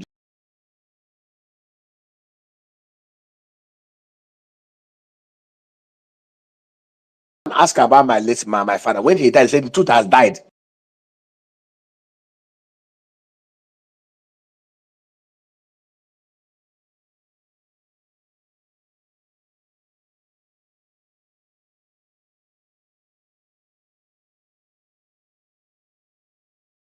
Of 160 naira a month. He was offered a bribe of 5,000 naira before my very eyes. Now,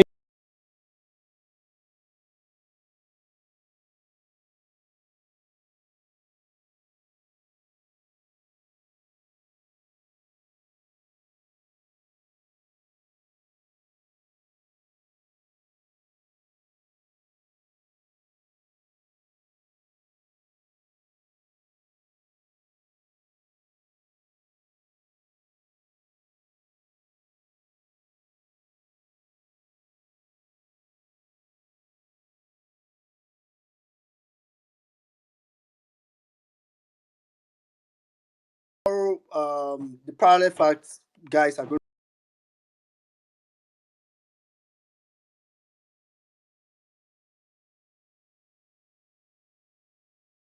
available tomorrow. There's a lot that I personally am looking forward to that space. There's a lot I'm sure we'll be able to hear from GRV. Maurice, please go ahead. After which we'll come to um, Sorry, one yeah, minute before Maurice goes. There is something you said about getting youth from different local government.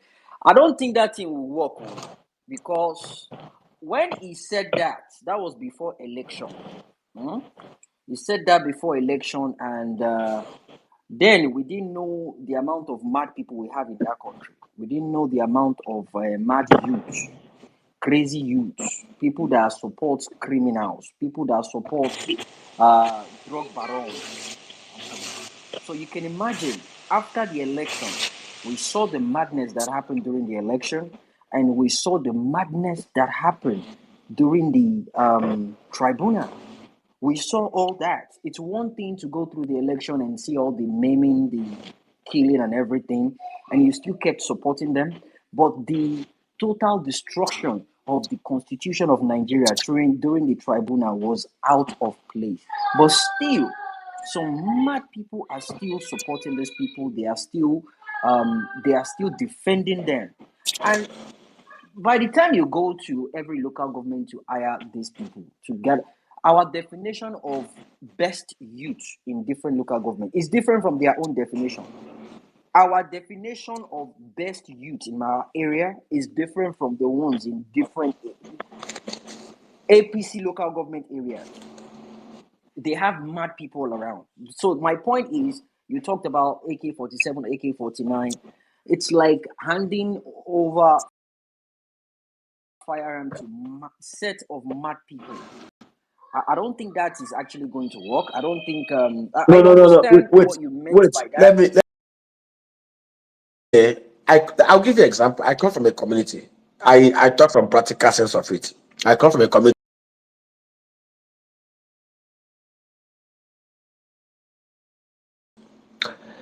In my community is actually one of the headquarters of the criminal or non-government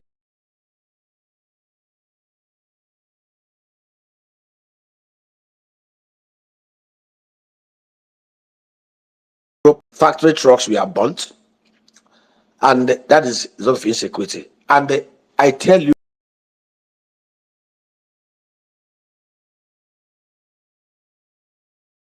of a truth. 85% of my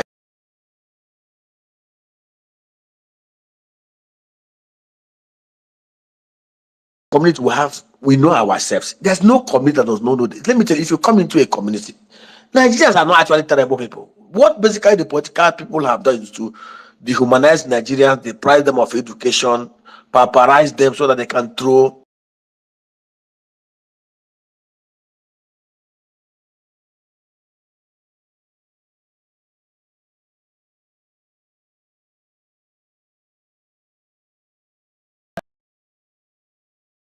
If you 100 of our youths who are very stainless, who are honest, who are sincere, we will do it.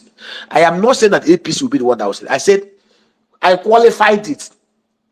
Let the community select 100 of their sons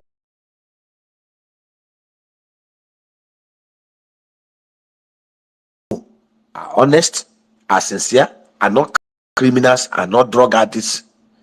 Train them, put them back. Lawful terror, the ties on lawful terror. Let me tell you, we are weak. Let me tell you, there was an incident that happened in my village. They said one day the youths were angry, they woke up and they started attacking those criminals. Why were they attacking them? Because most of us stayed away from the community. And the good news we are saying, because of the activities of the bandits, the good men are not coming back and they are suffering. But when we come back home, we celebrate them with nothing. Of course, after they attacked the youth, they went after them night by night to decimate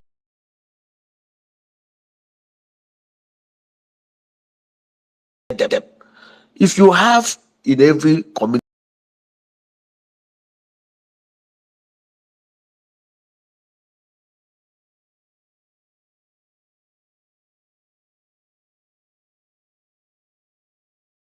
Different from the definition of other people's good.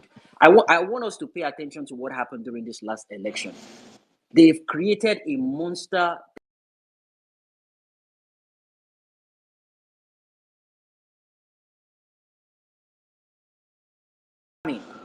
So, I mean, you can imagine there are some APC people out there on social media talking about going after a set of people.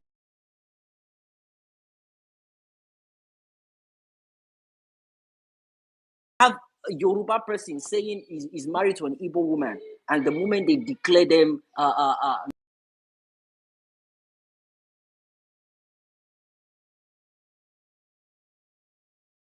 we are looking at a different angle of making use of our youth in our in our community to do a good thing.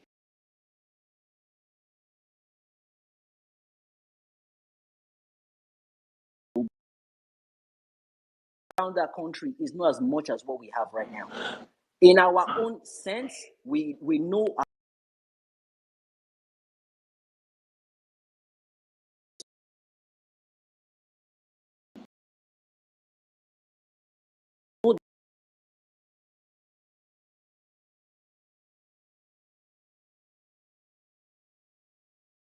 a very small Yeah. angle. I just No, think we no, should pay more no. attention to. But yeah, let's go ahead. Back I to you. understand your fear, my brother. But what I'm simply saying is this: the Southwest is also not spread of insecurity.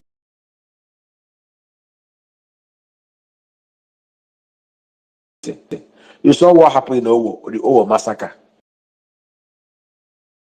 Equipped. That Owo massacre wouldn't have happened.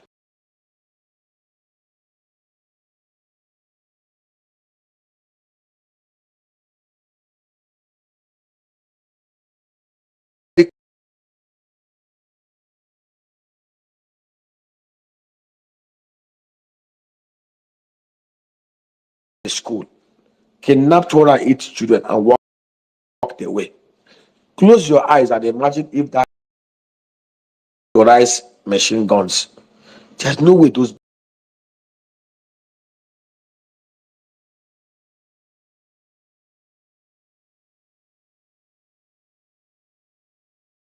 No, there's no man, no matter how insane, that will allow you to walk into his home. He has equal arm to kidnap his.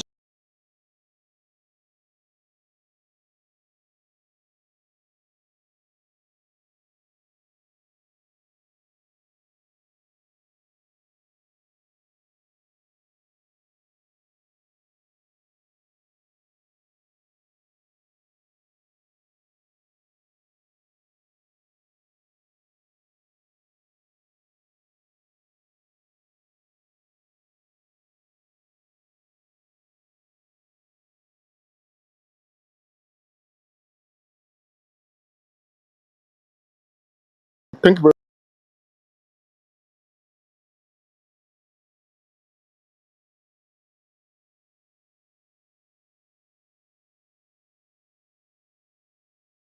very accurate. You know, he is somebody.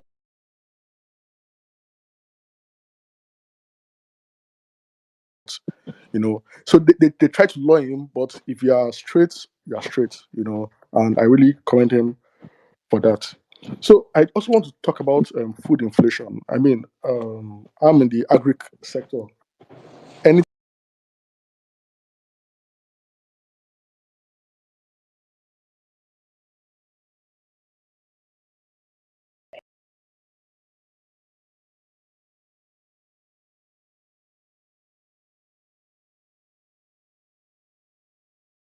there's sending the rice to the wholesaler or the distributor.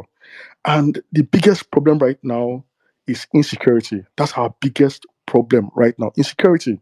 Nobody says it. Nobody talks about it because it's been normalized. I mean, so a rice paddy, a 50 kg rice paddy, is 35,000 naira. That's the going rate for a rice paddy, 50 kg bag, 35,000 naira. You know, and there are chains and so, but I'm just using 50 kg as an example because rice is usually 50 kg when you mill it, and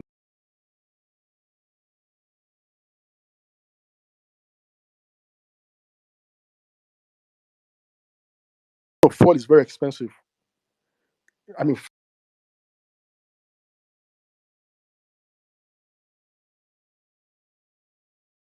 fuel last year is not the same amount of fuel right now. I won't carry the rice paddy on my head to rice mill.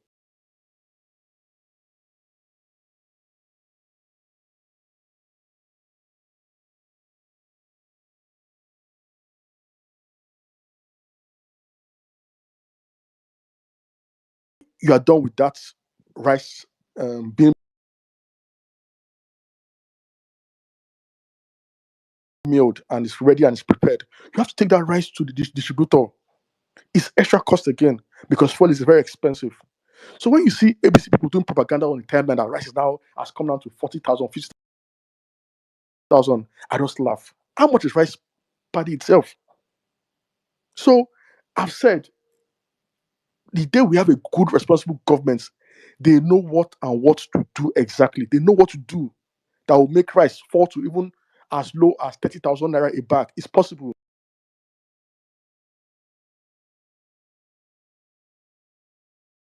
Somebody.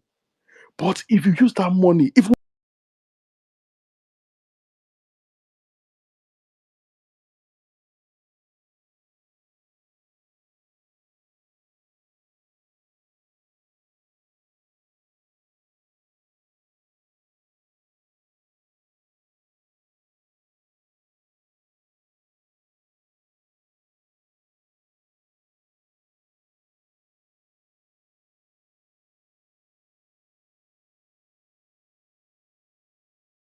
possible.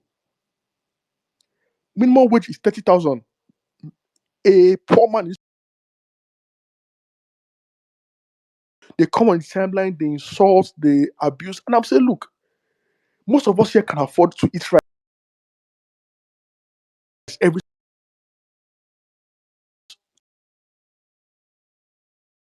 Can have a land filled with food and prosperity. People are not.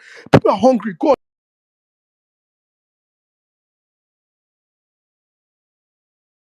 the streets. People are hungry. People cannot eat.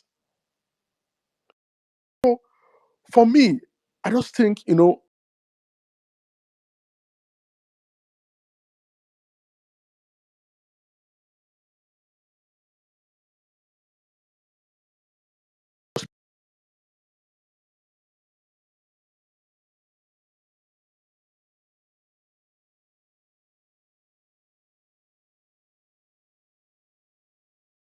Still 100 kg of rice paddy, you get about 68 kg of rice. That's if you have a very efficient meal. So it doesn't even make any sense. yes, correct, correct. It doesn't even make any Eh, eh, sense. Emir Saddam, Yeah. Momo, see here, let me tell you. You see, when I see, Momo just summarized. Let me tell you something here. Kebbi State is a rice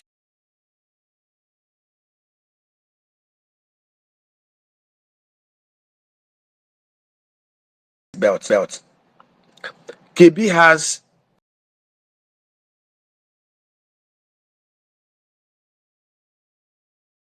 what we consume. Nigeria consumes about 7.5 million tons of rice every year. We wasted 1 trillion naira in CBA intervention, and we can only do about 3.8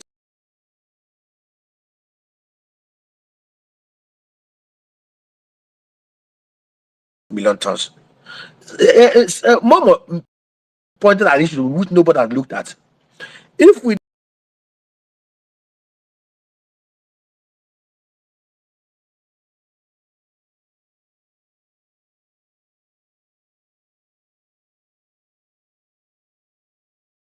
that will give us at your rate of,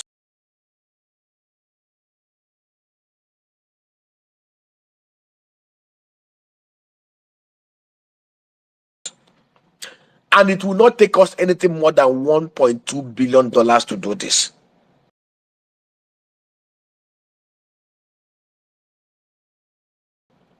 We'll provide security for the cluster in every cluster about all these things. So, we ran the number. Momo is right. Under this arrangement, we will sell a bag of rice 50 kg for 30 naira, and those at the farm gate will make a profit of 949 billion naira annually. But these criminals do not care. Please let me just ask,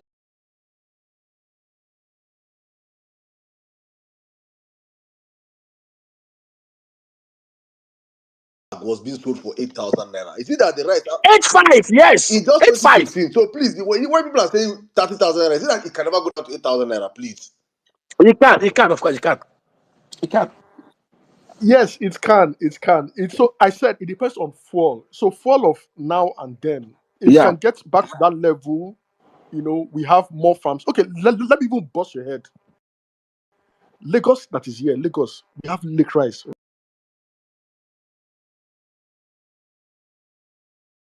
So that's why rice is so expensive. So if you can get those, I mean, good farms, because there's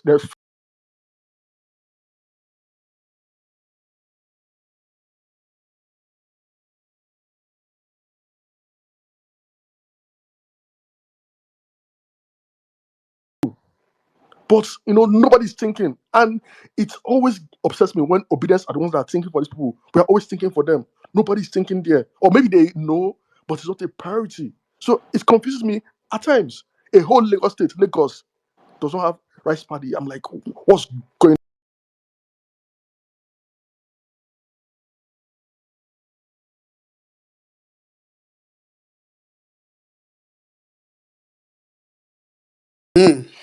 Quite unfortunate. Mary White, let's have. If you're on the speaker section, you probably want to chime into the conversation. Maybe it might be better for you to raise your hand so we can. So I'll know you want to speak. I know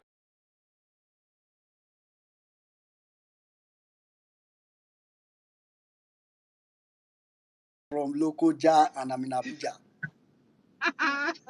Okay, my brother. Hi, Mr. Meredith Mecca. It's really, really nice hearing your voice. I've been enjoying um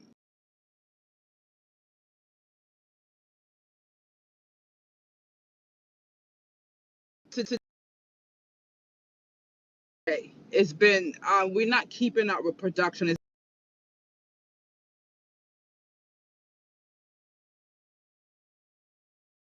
It's been we're not keeping up with production. It's been depleted consistently from,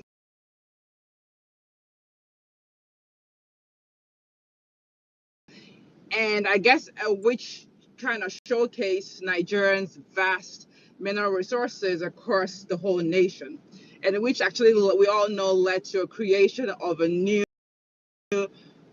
department that's being headed by one of the APC goons.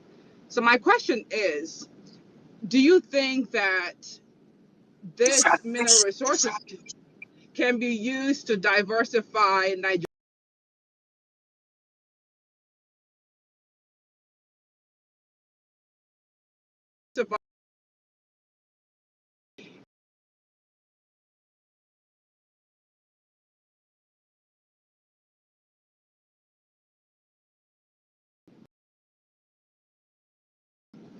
grow our economy? That's my, I don't know if what I'm, the question I asked makes sense, but that's what my question is. Thank you, sir. Okay, okay, let me answer you straightforward. Nigeria, like I said, is a country that can produce and export nothing less than $275 billion worth of goods and services annually. But we are being hindered by the criminal and fraudulent 19 constitutional and fiscal framework that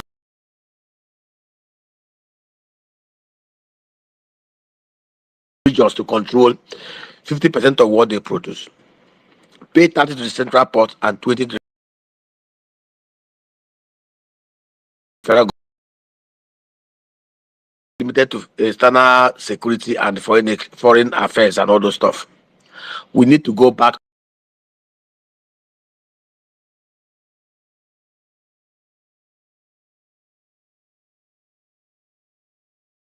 on the issue of the crude oil. Nigeria is not even a crude oil rich country. Nigeria is actually more of a gas rich country than even for us between that system. Let me tell you what will happen.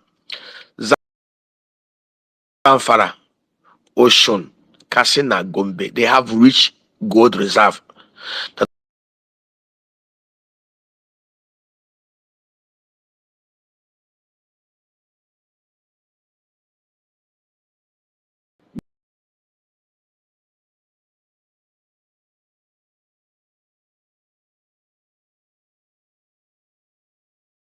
I bet my finger the people of Zamfara will rally around and say, hey guys, you cannot steal our gold.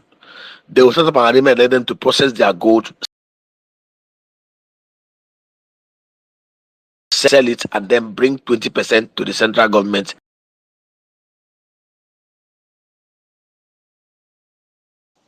Even Nigeria is the only place where you have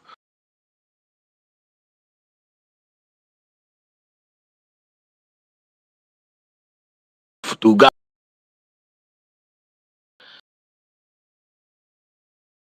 If you want to enjoy oil wealth, go and invest in Arab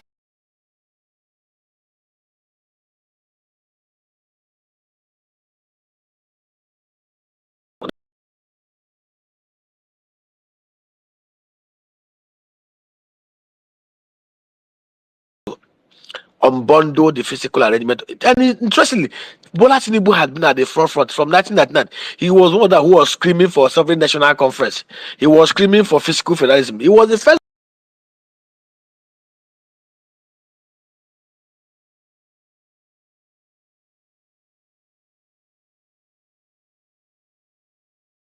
spouse. You see him wearing a Awolowo cap and Awolowo eyeglasses, but he does not believe in Awolowo's ideal. If Bola Tinubu had believed in everything as president, I would have expected him. The only renewed hope and Marshall Plan Tinubu will have pursued will have been to restructure Nigeria back to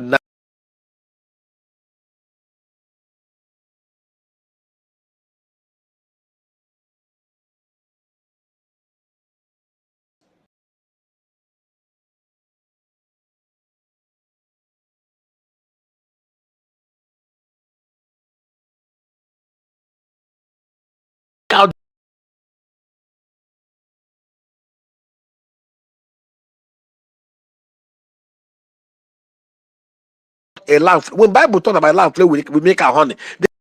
The honey is the date palm. Northern Nigeria is the only place in the whole wide world where the date fruits twice in a year. Northern Nigeria can actually create about $15 billion.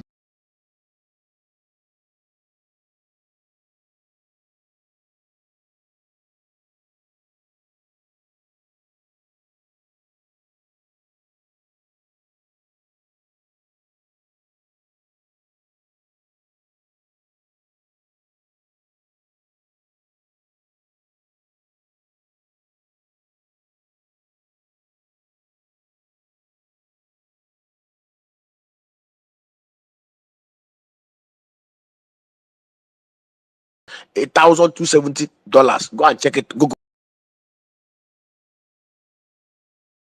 it. The North is the only place.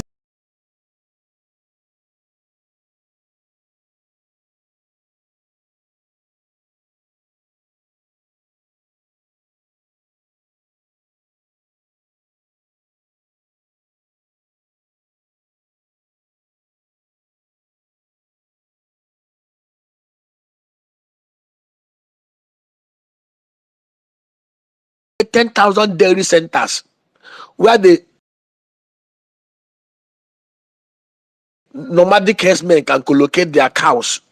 The cow dungs will provide organic fertilizer. And in fact, any place where you have 1,000 cows, you can get about 20 megawatts of power. Go and check. That's how Israel in Negev produce their power. In the north alone, from this agro sub-value chain, and the honey, which is the date, and the milk, which is from the cow, the north can get about 15 billion from the dairy alone. They can do about $3 billion, and they can create 120,000 agro rangers that will be paid 150K each of them, that can chase away the bandits. But these guys do not care. Sometimes I sit down and begin to cry. Is it that Nigeria is so cursed with such kind of conscienceless, ruthless, and wicked men? It's not simple. See, these ideas have been shared. I have written proposals to Kebbi State government.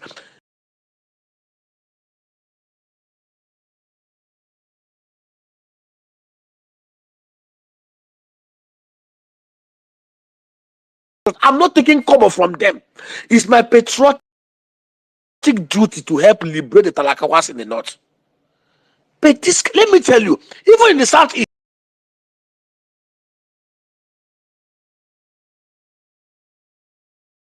discuss it. In 1965, Nigeria was controlling 45% of the global crude palm oil market.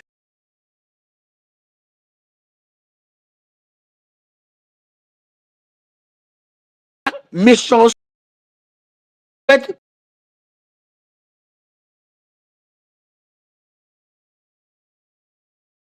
will allow.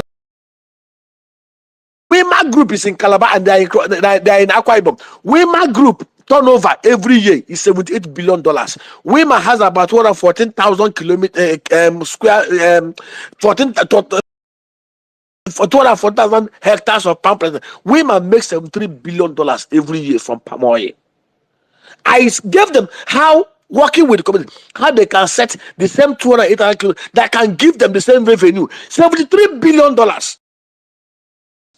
South, South, and Southeast, 11 states, the governors do not care. See, guys, I look at this country and I have not lost hope. God can always do it. But beyond God doing it, God cannot come down from heaven and do when people are not willing to do the right things.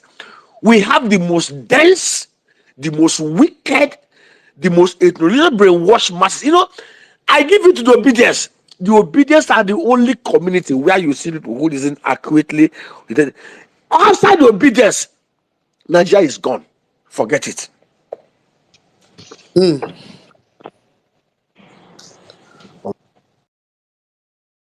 Omo, Hi. una fit.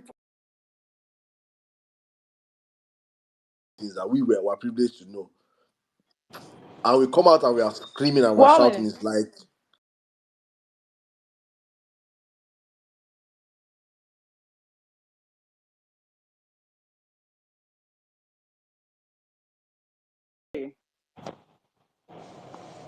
you know,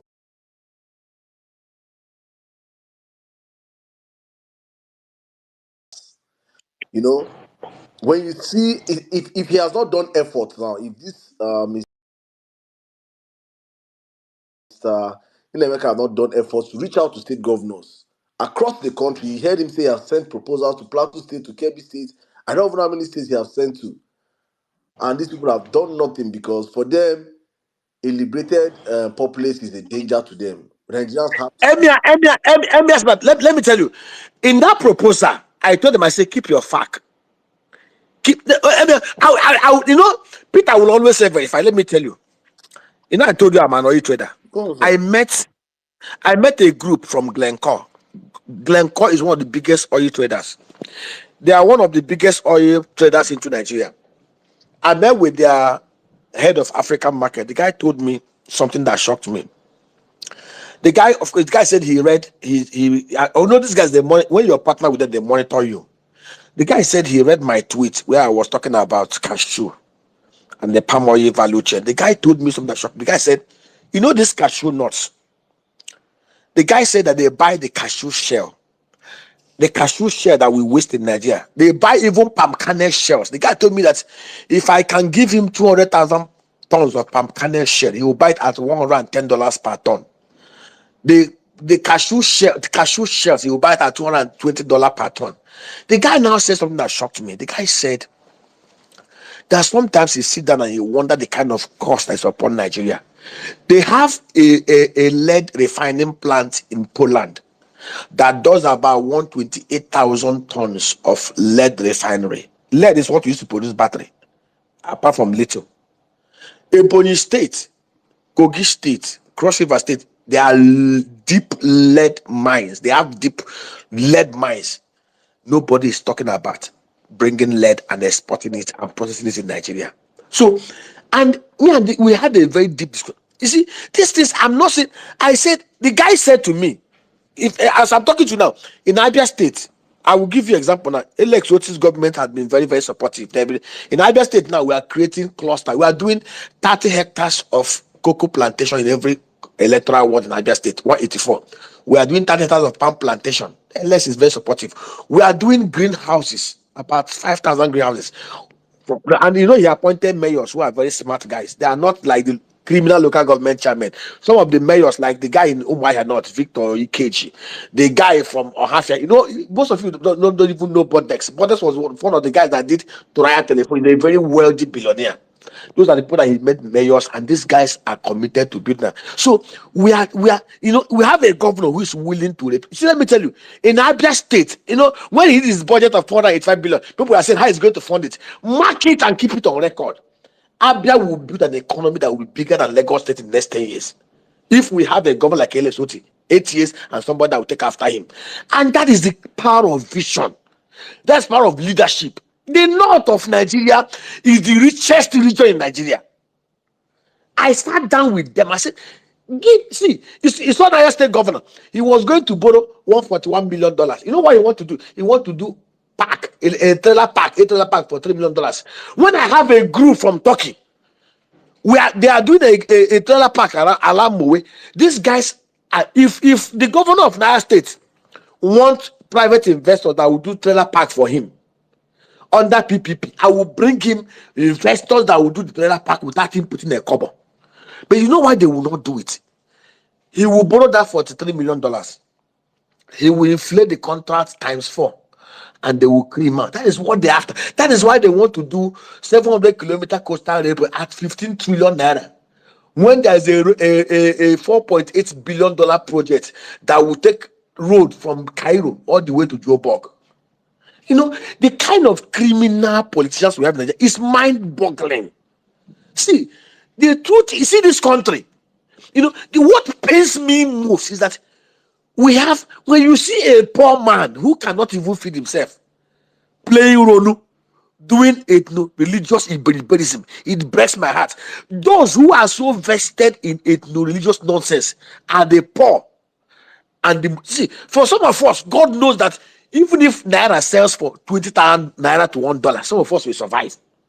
But I feel so pained in my spirit when I see a country so blessed by God, a country that's supposed to be among the top 5 economies in the whole world, tottering in the brink of poverty, destruction, and death, because we have the most wicked, the most. You see, if we are asking them, okay, invest your FAC and Jack and your IGR, I would say, keep your FAC, keep your Jack, keep your IGR. Just allow us to guide you and to help you. They don't want it. It breaks my heart. Okay, look at, for example, Mr. now. Emeka, See, look, Emeka, for example, now. I The minister, just the minister, confirmed your I confirmed your claim now about Saudi Arabia and the date. Saudi is actually the second highest producer of dates, and they can only do it once a year. Only once a year. Egypt is once, the highest. once. Egypt is the highest, and out of 38 countries that export date, Nigeria is nowhere to be found. Out of 38, Nigeria is nowhere to be found. Egypt is number one, Saudi is number two, Iran number three, Algeria, Iraq, Pakistan, Sudan. China is even there. Number 12 is China, and Nigeria is nowhere to be found. And Nigeria is the only place you claim can produce it twice a year. In a year. See, are you aware that in 1965, Google it, Nigeria was controlling 45% of the global crude palm oil supply market, which simply means if we had maintained that trajectory, we'll be doing about $38 billion annually, and it's not late. See, let me tell you, I worked. There's something in life. When you build trust, people trust you. When in 2006, I decided to set up the Southeast Farms. I met my former employers, and I tell you, my mates, the first female bank MD in Nigeria, Mrs. Elizabeth Ebi. Google her. She's the first female stockbroker in Nigeria. She was the MD of JP Morgan Chase in 1993. I begged them. I said, let us go and develop the Southeast. They contributed their money, 325 million naira. I went to the Southeast to grow. What was the palm? What the palm value chain? Let me tell you. In the South, I'll give you example. In Southeast, we have 2.8 million hectares of land. We have 1,200 electoral wards. I told the governor, I said, you don't need to bring money. In every electoral ward, in my own community, I helped them survey their land with one of my friends. My community had about 168 hectares of land surveyed, fallow land. I said, governors, every community, let them bring 50 hectares of land. Let them help them to clear it. We will supply them with the banana palm plantation species. You're not bringing money. I have a group I'm working with. We will set up factories in every local government area to process palm. In 5 years, there's no community in the Southeast that will not earn about 200 million naira from the palm plantations. The land belongs to governors. They have the CFO. They have the Land Use Act. But I told them, I gave them one condition. You have to pass the anti-open grazing law and empower the community to influence it and enforce it, that the Fulani militias will not destroy their farm. As I'm talking to you, 5 years after, the governors have not done it. If the governors had done their part, they are not bringing kobo. I have a group of investors, diasporans, technical people from Malaysia who are willing to invest. If they had done what they were supposed to do when I spoke with them, by now, from the start, we would have been doing about $13-15 billion annually. But we have the most hopeless, the most criminal. I was spending my money doing radio jingle, begging them. They won't do it. This country is caused by one cause, the cause of wicked political bandits. Thank you very much, Mr. Berry. Honestly speaking, if you just stay here and man, I don't know the emotions, but I believe the emotions are is general across this room. It's an emotion of how did we get here? It is crazy, but let's allow people respond. Let people ask questions because people want to ask you questions. And honestly, I think we must have a second episode of this piece. We should have a second episode of this piece. Yeah, I think when this goes viral, we'll have a second one. And you still come back here. It's just been mind boggling what I've been listening to here. But when I this back to you, let's yeah, ask questions, yeah, please. yeah. Kai, we need to have. In fact, somebody suggested in the comment section that we need to even have a space dedicated to food security. These are very great conversations, and I'm hoping we'll do that soon. All right. Let me go. Let me go to. Let me. Sorry, I took Mary White. Mary White, you want to see what happened? I just want to ask a quick question. It was one of the questions I asked. I don't think he answered it. And you could drop me. Um, Mr. Berretti, so the question to you again is, you see how we can track the revenues that we do get from crude oil. Is there any way we can track the revenues that we get from all these natural resources? That's if Nigeria is even doing it, to see if it's feasible. That's actually the question. Thank you. My sister, as of today, based on the reports of Melekiare, NNPC GMD, Google it. Nigeria lose $1.9 billion worth of crude oil every month to thievery and inefficiency.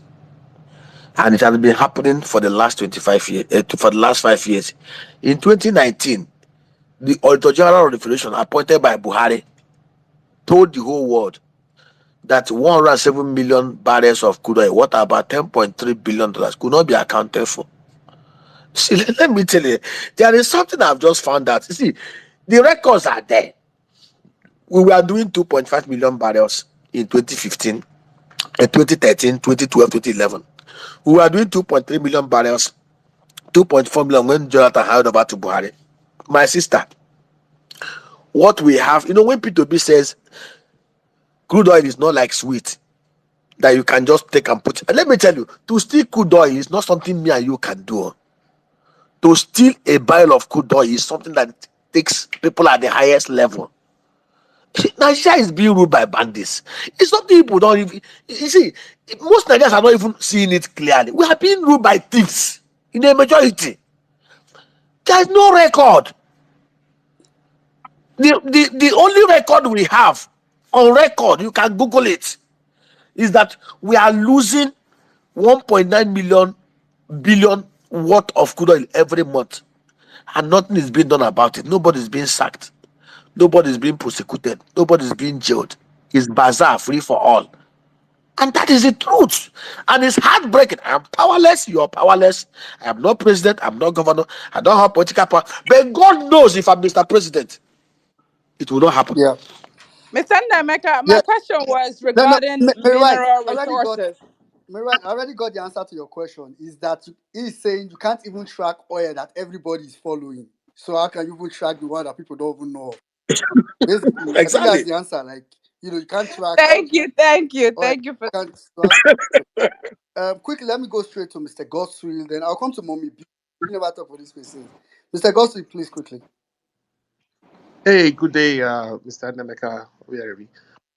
Sorry, we missed you in the last Monday finance conference in Houston, but we'll talk behind the scene and reschedule something again for another big finance conference with some board of directors here in the United States, so that you can come and speak about some of the strategies, global strategies.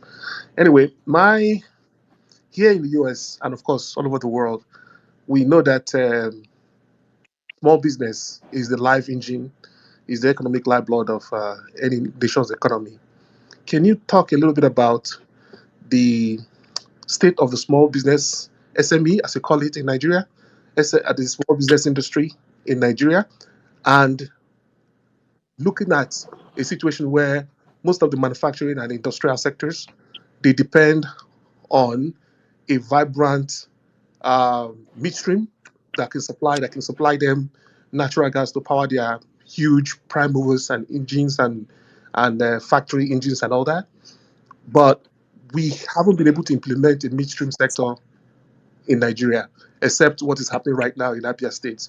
God bless Governor T with the geometric electric power plant, which is going to now unleash a vibrant manufacturing and industrial sector as they begin to power those plants all across Abia State. So why is it that we haven't explored the midstream gas pipeline that would power our industrial sectors all across the country? Why is it taking forever for us to implement that? Thank you. My brother, the same issue of leadership. You clearly stated Nigeria is a gas rich country, over 206 trillion standard cubic feet of gas not be utilized. What people don't understand that basically what we are tapping upon now is non-associated gases. We've not even looked at the non-associated gases reserve that we have in Nigeria. Now you talked about Abia State beyond even what geometric is doing. Let me tell you what we are trying to do in Abia State.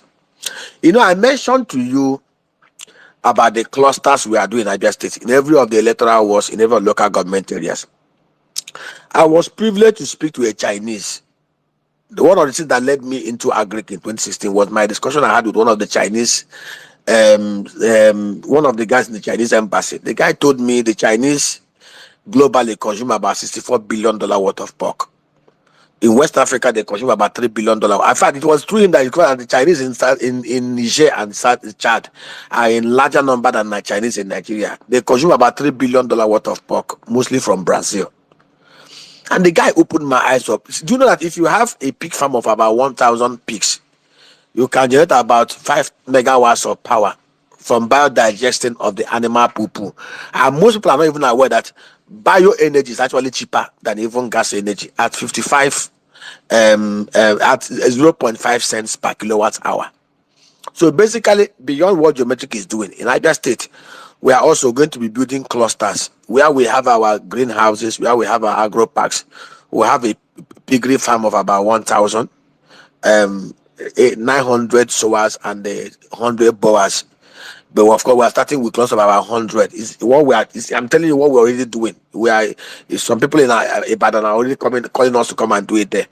Basically, we will build. It's going to be biodigested. We generate methane to power the turbine, and then do the organic fertilizer that will enable us produce our foods organically without using the synthetic fertilizer that is NPK that is very cancerous. Now, the question is, why are we not doing what we're supposed to do? Why are we not utilizing the gas value chain and also to generate power? And that is where we have the problem.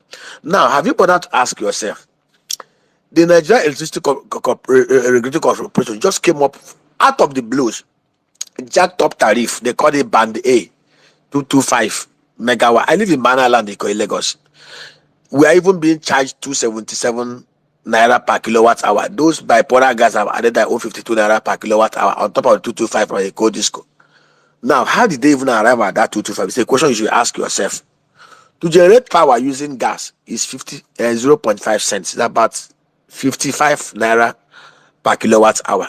Using hydro is about 50 naira per kilowatt hour. Using bioenergy is about the same 50 naira per kilowatt hour. Now, by the time you add the cost of distribution, the cost of transmission, it will come basically about 100 to 110. So, in the real sense of it, if you are to be very transparent, how did we come to 225 when we should be talking about 150, 175? What Nigeria and ERC simply did was to enable the criminals, the corporate bandits who wants to be on. I say it, quote me anywhere. Any ERC is actually doing the bid of the corporate band. I'm not talking about corporate bandits who want to be on the FOB list. They want to remain on the FOB list without giving us any light. And that is where we are. So, for us to fix that, we need to unbundle the power sector in Nigeria. Nigeria is the only place where we have a national grid always falling down. We have National Assembly had done extra mile by trying to unbundle electricity, but we must unbundle the transmission grid. We must unbundle generation. We must unbundle distribution. Further, I give you an example. In my community, all the power assets from the meters to the post to the transformers were bought by my community. But federal government sold it to Enugu Disco, interstate by Emeka. And again, they are not giving us power. My community have not seen power for the past 11 years. No single power. Now, why are we still allowing these discos to continue the way they are going? Jonathan in 2013 sold assets worth about 3.2 trillion naira for 403 billion naira to some of his cronies who like technical and financial capacity to midwife and exploit. We need to unbundle the assets. Yeah. If I, as an individual, can generate and distribute power in my community, I should do it without recourse to interstate. If we don't do this, we'll be wasting our time. Yeah. Thank you very much, Mr. Nemeka. So, Mr. Nemeka, so we have like so many people that want to either maybe chip in something or ask you questions, predominantly ask you questions. So maybe what you can do for us is because it's very difficult to stop you because everything you are saying is always important, and so it's so difficult. So maybe within your mind, you can just the one that is in our Nigerian English, the one that is important, you can you Yeah. can stick with us. Thank you very much. It's Okay. a lot. In fact, we need to unbundle what you said on this space alone. I don't know how we're going to do that. But quickly, I'm going to go straight to Mommy B. Then, after which, I know A have been here for some time. So, but I think he's using a computer, so maybe that's why I can't read his hand. We'll come to EE, then Abdurrahim, and so on. Good evening from my side. Um, Let me go quickly to it. I mean, one is my question, the other one somebody asked in my DM. So, and as both are around the same subject, I thought I might as well ask them together. Right. So, a few days ago, I made a post saying that after we know they're defending the naira, which has reason why we have seen the exchange rate come down a bit.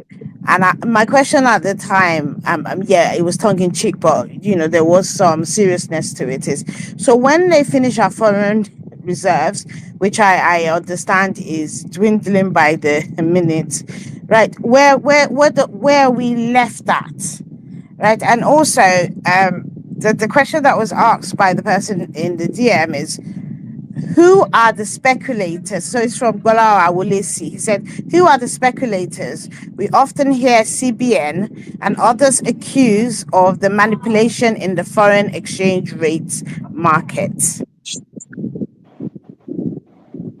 Okay, let me go. The first question is, when we have exhausted our reserve, where do we go next?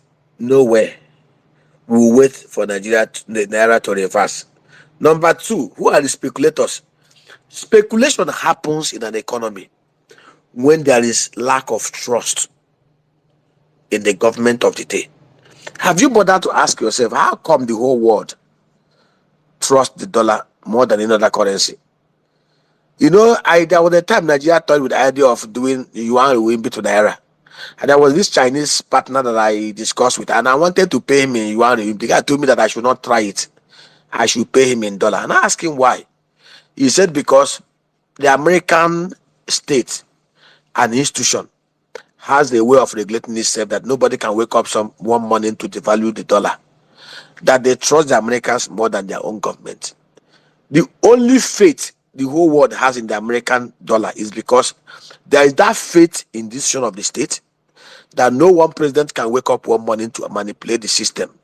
Donald Trump or Joe Biden cannot wake up, just like what Emefiele was doing under Buhari, to begin to print dollar to hand over to Trump or Biden. The Federal Reserve chairman will never do that. He would rather die than to do it. There is the independence of the decision of the state, such a way that America is protected by the strong decision of the state. So basically, we are where we are because we don't have strong institutions. Now, your question is, after we have finished, we defended. No, and like I said again, every currency is being defended by the yuan is deliberately devalued because China is a productive economy and they want to make their export cheap. The Vietnamese dong is grossly devalued because they want to make their export cheap. Nigeria is struggling to devalue our currency. We don't export anything.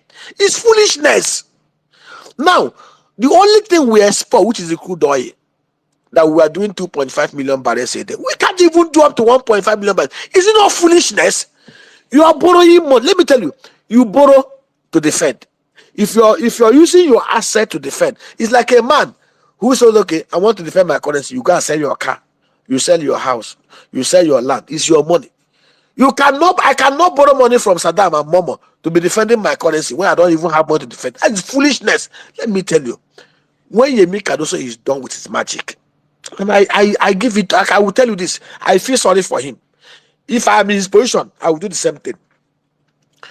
But as long as the physical managers are not stopping insecurity, are not stopping corruption, are not ramping up oil output to where it was in 2011, Yep. by this time next year, Nigeria will bleed. Yep. Mark it somewhere in your diary. Thank you very much, Mr. Obiari. Barrister AA, are you there? Yeah, well, meaning I'm here. Yeah, okay. Please go ahead. Then we'll come to Abdurrahim. Yeah, I mean, mine is not long contribution. I just wanted to welcome Nemeka and to let you guys know that whatever he's saying, he knows what he's saying. Nemeka is Anoze speaking, so you could know who who's My man. so I just want you guys to know that I feel proud. I actually went to university with him, and he's been that sharp as a tack from time. But anyway, yes, everything he has said here, I agree. The problem with Nigeria is that Nigeria is actually not a country. Nigeria is like a criminal enterprise. That is the truth. And long term, if we want to recover the country, we need to throw away the 1999 constitution. That Boy. that constitution. See, if you were given an assignment to design something that wouldn't work, so you had an assign you were given an assignment, produce a document that wouldn't work. Trust me, what you will come out with would actually function better than the 1999 constitution. It is just nonsense from fiscal federalism point of view. But in the short term, the only way I think that we can manage the situation that we have is when we have good leaders, then added with a bit of intellectual industriousness. The problem with Nigeria is there isn't a lot of intellectual. There's so much intellectual laziness. Our people don't want to think. The people who are there, they've not come to solve things. For example, we've been talking about security, right? So Nemeka has been talking about um, engaging the local people and all that. But how do we do it? If we need to do it on a national scale, which would help, we would need a legal framework, and that is why they are talking about constitution and all that. But the point is, do we really need to review the constitution before we can rejig the Nigerian security architecture? I don't think so. For example, we've been arguing this thing about state police. Every day we talk about state police. Should we have state police? And people are saying we need to review the constitution so that we can put it in the constitution. But I've been thinking the Police Act as it is, the law that established the Nigerian police. Well, the constitution established the Nigerian police, but there is a law that regulates the Nigerian police, which is the Police Act. We actually do not need to go and review the constitution to be able to create state police, because the constitution says that there can only be one police for the whole federation. So there shouldn't be another police. But what if we National Assembly makes a law, for example, and creates a state trust of the Nigerian police? So there could be a Nigerian police Lagos State Trust, which under that law, then it can be we create a police funded by Lagos State government in but it's the Nigerian police, but holding a trust for local Lagos state government only. Just like as we have the mobile police, which is a branch of the police, we can have state trusts of the police and then create it in such a way that the states and the local people, or maybe a police commission in a state, can manage it. So this is the kind of intellectual creativity that we need to inject into governance in Nigeria. Yeah. We don't have things like that. All they do in Nigeria is all about. So Nigeria is just like there's something they call the rentier state, where people just come to just seek rent, and these people, they have no plans to develop Nigeria. They have no plans. All they are thinking of, the reason why all these beautiful proposals that Nemeka has been talking about, the reason they have not done any of them is they are thinking of lead time, because some of these things would take about 3-4 years, to produce result, but they want immediate gain, right? Mhm. So that is why someone gets into office 29th May, and then by now he has issued a contract to do a road project that's going to cost about 3% of our GDP, because they say it's about 15 billion, right? Yeah. Yes. And then after that, the project has been awarded. We are now beginning to discuss businesses that could be removed. So is it that they didn't do any environmental and social impact assessment before the project was given? And Nigerians are not talking about it. 1.1 trillion, 1.06 trillion already paid for the first phase of the project, which is only about 40 something kilometers in Lagos. This is a country with 20 million out of school children, 133 million multidimensionally poor. So, what if we invested those projects, for example, those monies in education or even in energy? Someone was talking about electricity and gas. Look, Nigeria is about the seventh largest producer of gas in this world, right? Yeah. Earth. But we don't have gas. As Emeka talked about, what we're actually using in Nigeria is talking about is associated gas, because when you produce crude oil, some level of gas associates it. That's called associated gas. Yeah. But we also have the natural gas. We are not talking about it because we don't have infrastructure.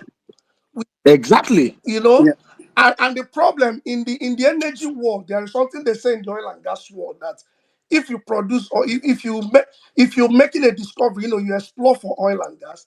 So if you discover oil, you're lucky. But All right, Mr. A, please, I'll just have to cut you short right now because we have many people that want to ask Mr. Obiari questions, and I, Saddam, I will have asked you permission to allow him. This guy is a he's also one of the I what, think no, no, I was thinking of him having him on a special days because yes, if we Saddam, please. no, no, I arrange a special session for him. I This guy is one of the best brains in gas, oil and gas business in the whole let's not world. do I that know him very well. right now. We're on Twitter. exactly I think we'll have a special day for him because Yeah. people that want to ask Yeah, questions, and please. Okay, if But, we okay, but yeah. but anyway, the point, Saddam, thank you very much. I'm just going to round off in about. thank you, sir, thank you. But I think Mm. the point that we are making is that if Nigeria needs to progress long term, we need to go back to a purely federal constitution in the Yes. past. But in the short term, two things: visionary leadership, people who can rise up to the challenges of personal example as actually. Yeah. And I see that, and that's the reason I support Peter Obi, because P2B always. self-referential. He will tell you, "I've done it." He can run Yeah. the challenge of personal example. If Yeah. if we have someone like him, then a bit of intellectual, creativity in designing policies, right? Yeah. We can begin to Mm. make progress. I think that Yeah. is Thank the you. point, and that is why I want to Yeah. encourage obedient movement for what we are doing. I'm in this movement, and I go nowhere, even though I struggle to find time to do it, but I'll continue to do it All because right. it's Thank the best you. thing for the country. Thank you so much. All right. Thank you very much, Barrister. I think, like Saddam said, we need to have you as well one of these days. Yeah, Barrister, please, I don't know, let's check your next week Thursday. If next week Thursday you're free, please keep out time for us so we can Mm. have you next week Thursday also. It will be, Um, yeah. Just be barrister. No, and I know be barrister. Now when in Nigeria they call you Barrister. Oh. now me, oh, now me. Does not He's not interested in that. All right, Abdurrahim, please kindly go ahead. So maybe Mr. Barry, what we can do is maybe take two questions or two submissions back to back, so we can come to you with the questions to save time. Abdurrahim, go ahead. I know that all this farming that they've been talking about, they pinch you for body. Go ahead. All right. Thank you very much. Good evening, everyone, and thanks for the opportunity to speak. Mr. Obiara, thank you for coming on space. I heard you talk about the Nord a lot, and that's what sparked my interest. And I just wanted to ask you a very few questions.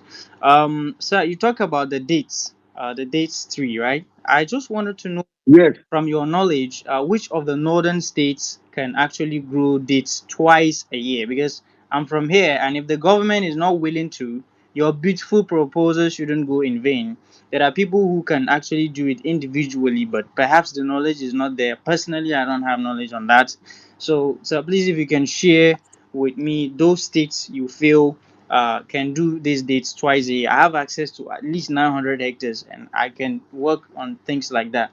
So possibly that. And also you spoke about 1963 constitutional framework and what have you.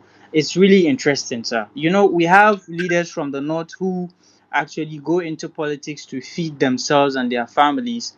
As such, when you write proposals like that, they don't see the vision. They don't see any realistic things happening with your proposals. Thank you for such proposals. It's only a patriotic individual like you that would do things like that for the other parts of the country. I mean, I'm so jealous of the eastern part having people like you. If you have 5 people of you in this part of the world, would be better off. So, sir, I just wanted to know if perhaps you're talking about regional system, or perhaps you want more power to the states, because I'm also an advocate of this restructuring. If states could have more power than the federal, I mean, we could do a lot. We can just spark a revolution in my state, Sokoto, and we'll overthrow the governor and put someone who is capable of doing it.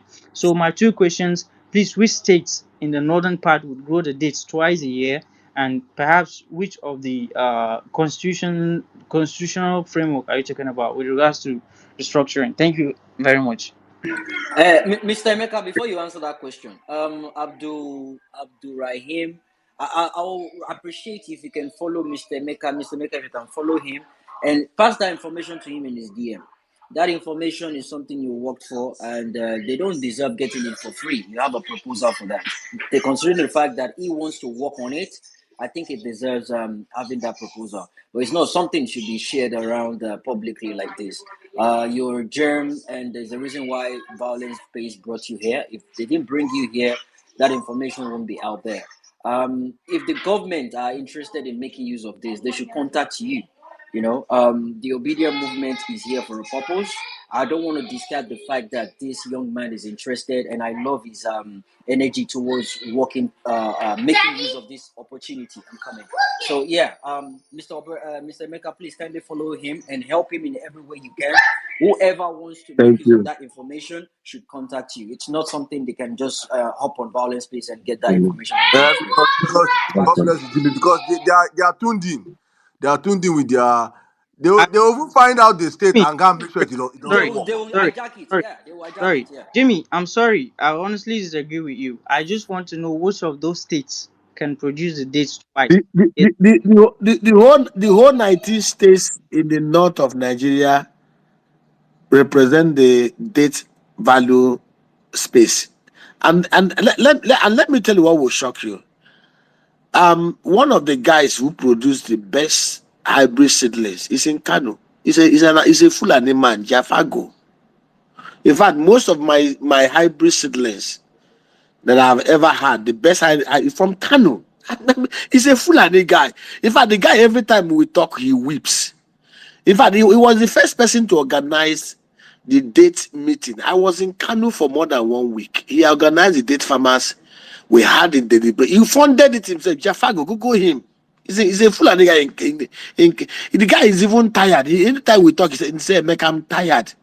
In fact, if it's possible, I will locate and leave Nigeria." This guy has devoted all his life. The whole 19 states in the north are date belts, from Meduguri to Benue to Nasarawa. They are date belt. That's number one.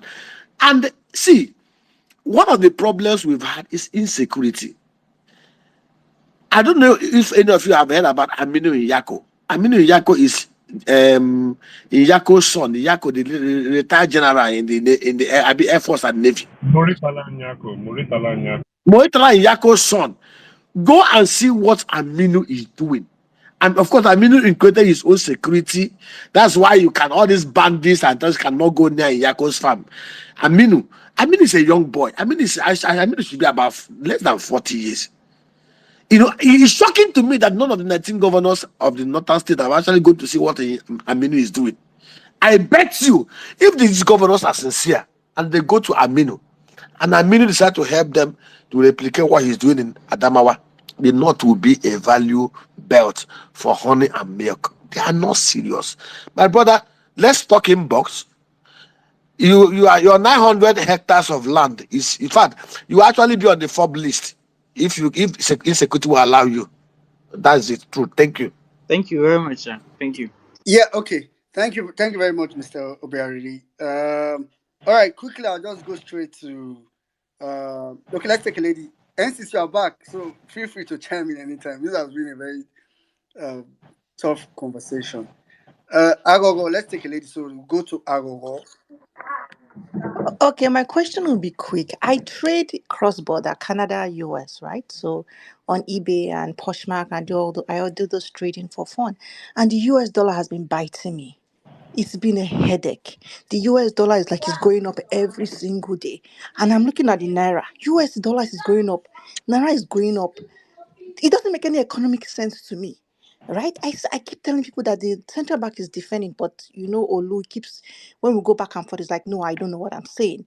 So my question is that how do we, like maybe if an obedient group want to just sit down on top this central bank and monitor their reserve? I can monitor Canadian central bank reserve, but whenever I go to the central bank just to go and see Nigeria, to just see the reserve and just see how it's moving, I dey get headache. I'm not understanding it. So is there a clearer way to see what's going on in Nigerian central bank and understand how the reserves moves? So that's my question. Thanks. There is no clearer way. What they are just doing is what I call government foolishness and stupidity. There's no better. I give you example, Mexico. Mexico over the last 2 years exported $476 billion worth of goods and services to US. Nationwide, global wide, $65 billion. Foreign diaspora remittance is $56 billion. Foreign direct investment at $6 billion. Peso gained 20% over the US dollar. These guys are being stupid and foolish and wicked and angry and I see. Let me tell you, I want to use the word they can record. This is being recorded. It's very simple. If we fix corruption, fix insecurity, ramp up oil output to 2.5 million barrels a day. Let me tell you, Nigeria, if we fix insecurity and provide 24/7 security over Nigeria, we will generate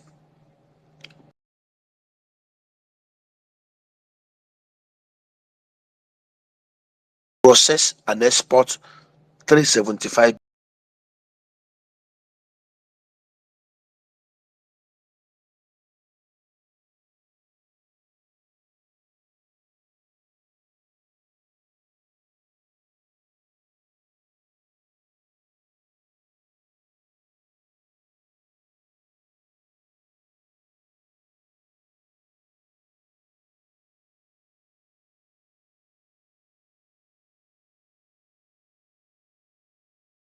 grams constitutional and physical arrangement that enable you to produce and export more than you import, and that is it. Yeah.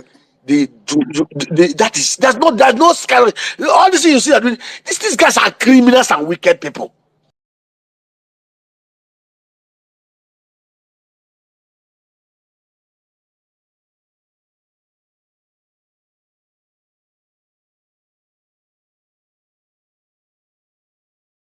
Import bill at maximum is $90 billion. When you have $375 billion export and $90 billion import, naira will come down to even 50 naira to $1.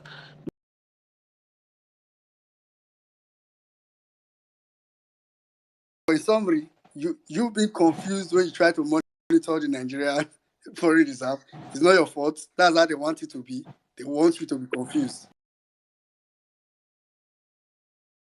So I'm sorry for you, actually. Quite sad as well. All right. Quickly, I'll just go straight to Savik. Savik, you have been here for some time. So let's quickly take Savik. Then I'll come to Naira Exchange. Naira Exchange. Thank you so much, Weminin, and thank you, everyone. Thank you, Nemeka. This has been a fantastic space. Actually, listening to you on this space, is getting me riled up, getting me more annoyed, and I'm already annoyed with Nigeria. So I read what Barrister Juliet wrote on the I think on the chat. Violence space is actually a space we should be streaming for the younger ones, the younger minds that their minds have not been corrupted in Nigeria, probably the primary school, the secondary school, and the young ones in the campuses, for them to listen, because because the ones that we have on the spaces, the Ronu and the likes, their minds are already criminally corrupted. So I don't think whatever we're saying here is going to move them. So what I think is that if there's a way we can actually, get this kind of information across to the younger ones, the ones that are coming up, that at least their minds has not been infiltrated with these criminal rogues that are currently, ravaging the country. And again, what I wanted to say is that you nailed it. You nailed it when you say there are three critical pieces that need Nigeria to move forward, and one is fixing the insecurity, and then protecting our assets, which is actually our major export hub, the oil and gas. And then investing in agriculture, like you've said. If we do these three critical pieces, Nigeria is going to move forward. So my question is, looking at where we are right now, we know that we are being governed by criminal rogues, right? Nigeria is a crime scene. Is already visible to the blind and audible to the deaf. We know that. Every single person that is at the helm of affairs in Nigeria currently, they are all criminally minded. No one wants to move the country forward. So I would ask you a question. What do you think is the citizen action? Because that's actually, we need to get an action out of this, because this is a very beautiful space. Every single thing you've said here is actually, 100% correct. You've been fact checked, and Zim is doing the fact check as you're talking. And what I want to say, what do we do from here? What is the action that the citizens need to take to make sure that we operationalize this section that we had today? I don't just feel that we can get out of this space today and continue to do the same thing. Nigerians are tired. The information you've passed across today, it is something that all Nigerians need to, get a grasp of. Most especially people in the north. They need to understand exactly how they've been subdued and actions need to be taken. So, what is your advice on citizen actions that we need to take going forward? Thank you. My advice is very simple. Emir Saddam has set up a Twitter space, and his Twitter space has been one of the most efficient in Nigeria. My advice to every one of us that each and every one of us must remain steadfast. We must not compromise. We should not shift the goalpost. Let our actions, our postulations, our submissions remain consistent. Somebody asked me a question. How will you assure us you will not compromise? Let me tell you. In Babylon, over 1 million Jews were kidnapped and taken to Babylon. Prophets, professors, seers, scribes, chiefs. But it took only 4 young men, Daniel, Shadrach, Meshach, and Abednego, who refused to bow to the wickedness of Nebuchadnezzar and his gods, to change the whole direction of Babylon, even to the point of death. And that is what each and every one of us must ascribe to. You say the truth, you die. You don't say the truth, you will die. So why would not say the truth and live? Some of us have come a long way. I said somebody was asking me to say, why come you're so stubbornly committed to this? I said, 24 years ago, I came to this land with only 3 trousers and 2 shirts. There's nothing the devil can do that can take me to the state I was 24 years ago. Nothing. And I look at myself and look around me. I have 3 children, 2 girls and a boy. And my 11-year-old girl, if you see this girl, she's one of the, and I want to, sometimes when I'm on Facebook, I want to reply somebody who angered me. There was a day I typed a paragraph. It was filled with insults. The girl said, Dad, no, wait. 11-year-old girl. She edited my paragraph and removed 5 insults. I was so shocked. In fact, I was ashamed.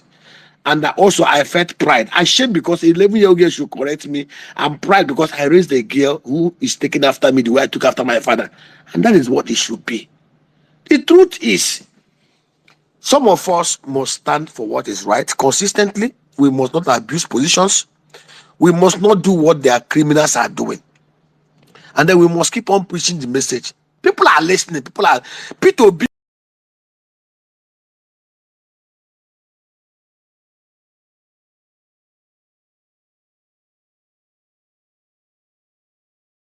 After I've all said what I've said today, people recorded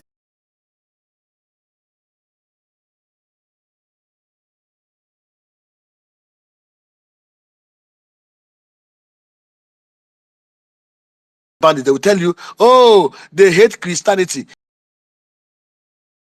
They are abusing them. When people ask them to account and they verify some of their criminal miracles, they will say that attack. If you know what it means to attack Christianity in the Old Testament, in Antioch, they were being butchered, they were being killed. We must stand for what is right. Nobody is butchering anybody. Yet in Nigeria, we must stand for the truth, believe in the truth, live for the truth. Many will join the movement. I can tell you, Nigeria is changing. 2027 will not be like 2023. Forget all their games and all those stuff. Remain steadfast, do what is right, live right, let people see you as the beacon of light. Let your doing go beyond your saying. Thank you. All right, thank you, Mr. Obiariri, and I really agree with what you said. All right, okay. I think at this point I'll just and since you can, and because I know that you are you are shuffling between a lot of things. Nara Exchange, please just give me a minute. Let me go straight to NCS now that is available. NCS, go ahead. I've enjoyed today's space. There's been a lot of data, numbers have been crunched, and if you know me, that is what excites me. The honest truth is, there's nothing new said here that we have not said before. A lot of this data we've even read, even as far as Nigeria's wealth minus agriculture down to solid minerals. So, Ogami, Mr. Emeka, I want to ask a question. And this my question, you would have to bear with me. In every facet of Nigeria, Nigeria has been kidnapped and taken over by a criminal organization.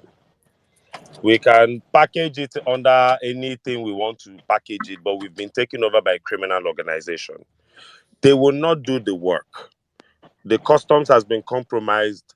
One of the biggest smugglers in the country is a card-carrying traveling member of the president's entourage. Just you're already seeing trillions being budgeted for a coastal highway that had there was no study done before, there was no bidding process done before high tech was picked.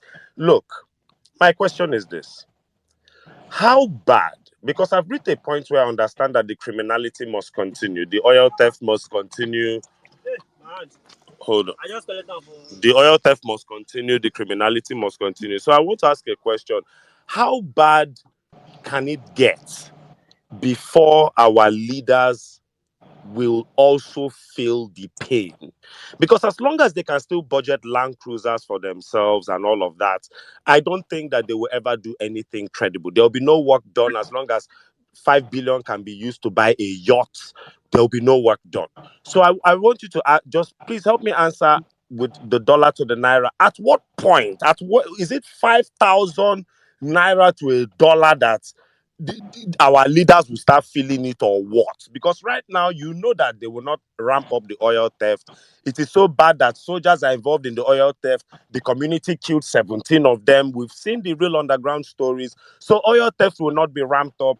Financial planner Carlo Aja has been shouting that we should import food to back up the deficit, because obviously the jihadist members amongst them will not sort out insecurity. So I ask, how bad does it have to get till Asurok starts to feel it, till at least they start to feel it? That is just my question. Because nothing will definitely be done. I've crunched these same numbers you crunched more than 2 years ago on this space on record, and nothing has been done. Tinubu is not working with an urgency that he understands that Buhari left him a landmine. So I ask, how bad does it have to get before everybody, from Wike to the poorest man to the Ronu Batidiot, will then feel it, and then all of us can tell ourselves the truth? Thank you. my brother, as you were saying, I was just laughing in my mind. Let me tell you, there's something about Nigeria that baffles me.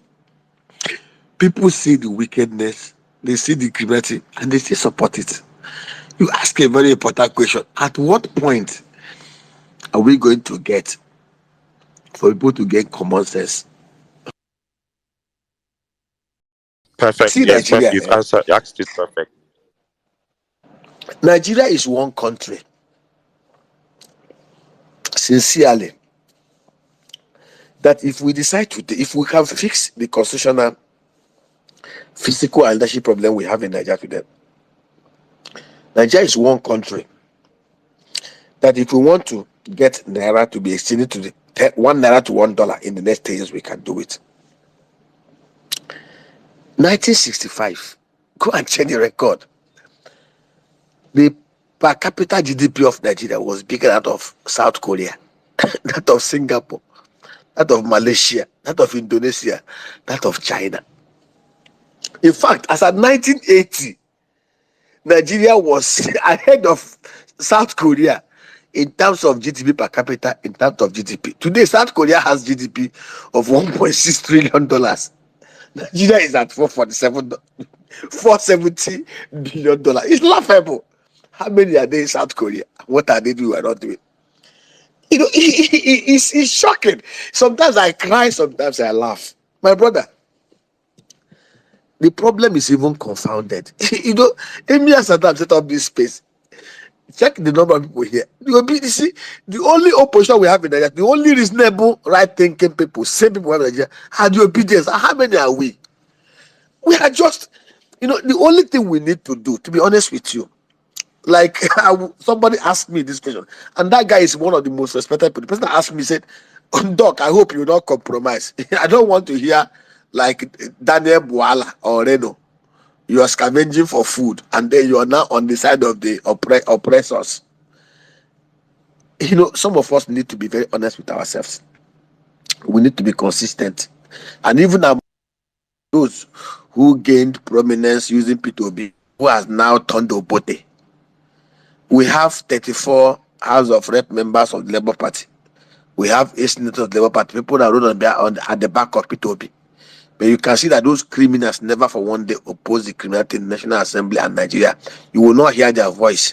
And I just pray many of us on this Twitter space will not ride on the back of what Emir Saddam is doing and some of the honest obedience like Pearl, like Mama, like some of the very few who have been remain consistent to turn rogue. There are many who had 2,000 followers on Twitter. They wrote on P2B to have almost 500,000 followers. They've turned rogue. They are now using their position to extort and extract monies from the bandits to host them on spaces and all those stuff.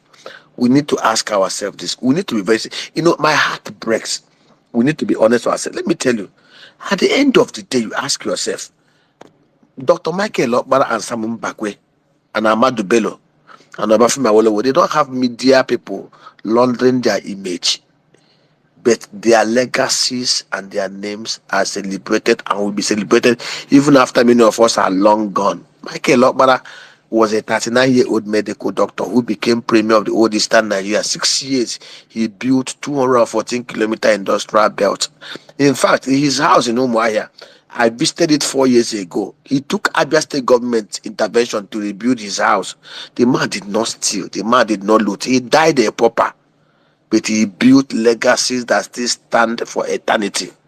He does not need to buy anybody on the media space to launder his image. His name stands as gold. And that is what each and every one of us must aspire to retain. I pray, and I want to use the opportunity to beg every one of us on this space. Don't abuse privilege. Don't use opportunities, popularities given to you, 100,000 followers, 1 million followers, to begin to behave like the political bandits in APC and PDP.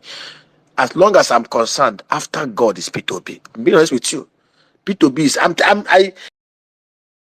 I've been far away from where I am today. Peter is an enigma. Thank you. Thank you very much, Mr. Unemeka. I mean, I think you just affirmed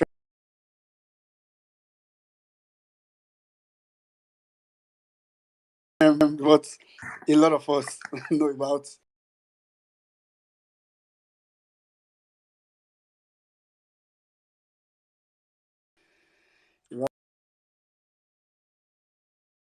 Yeah, that is Mr. I think Alozie. He will be with us. He hopefully will be with us next.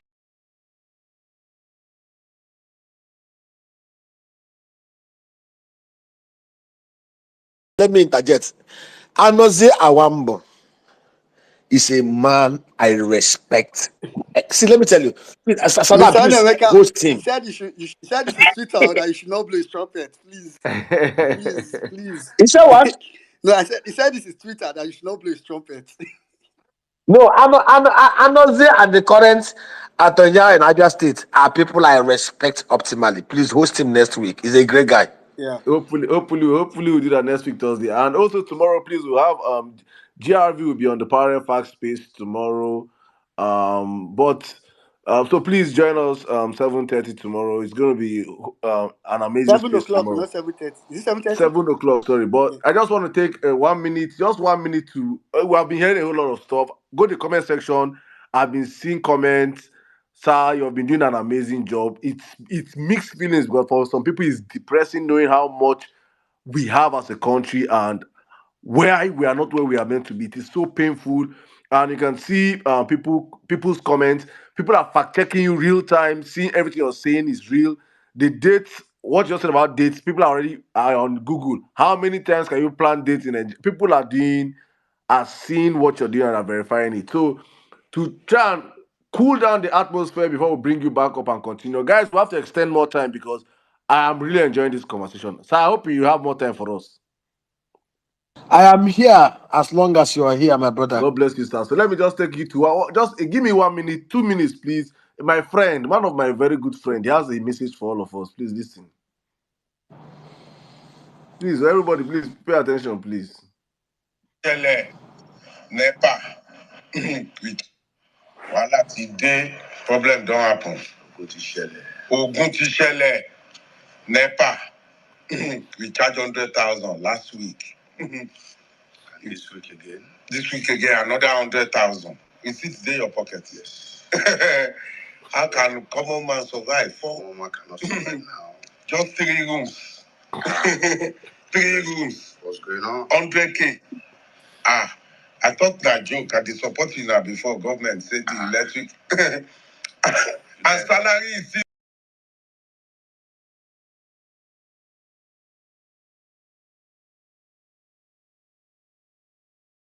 low. Low.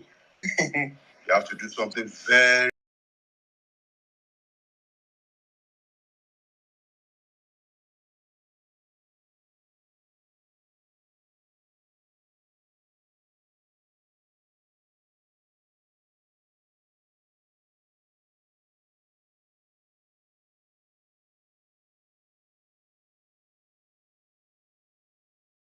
Me where they use 100K a month. Now they use 100K a week. So it doesn't make sense.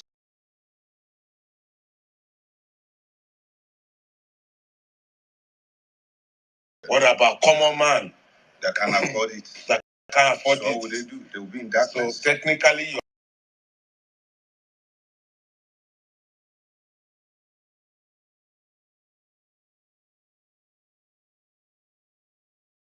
Who be Wait, the agbero to wa wait.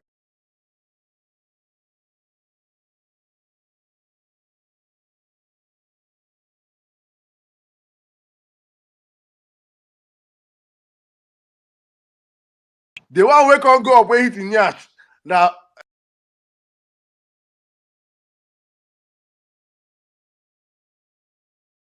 light now electricity go up. Now he remember say he go complain. You see how wicked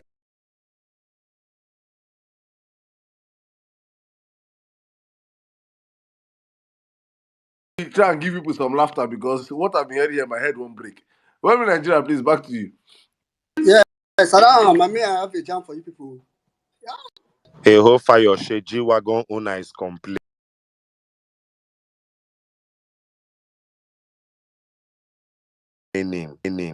What is a 30,000 naira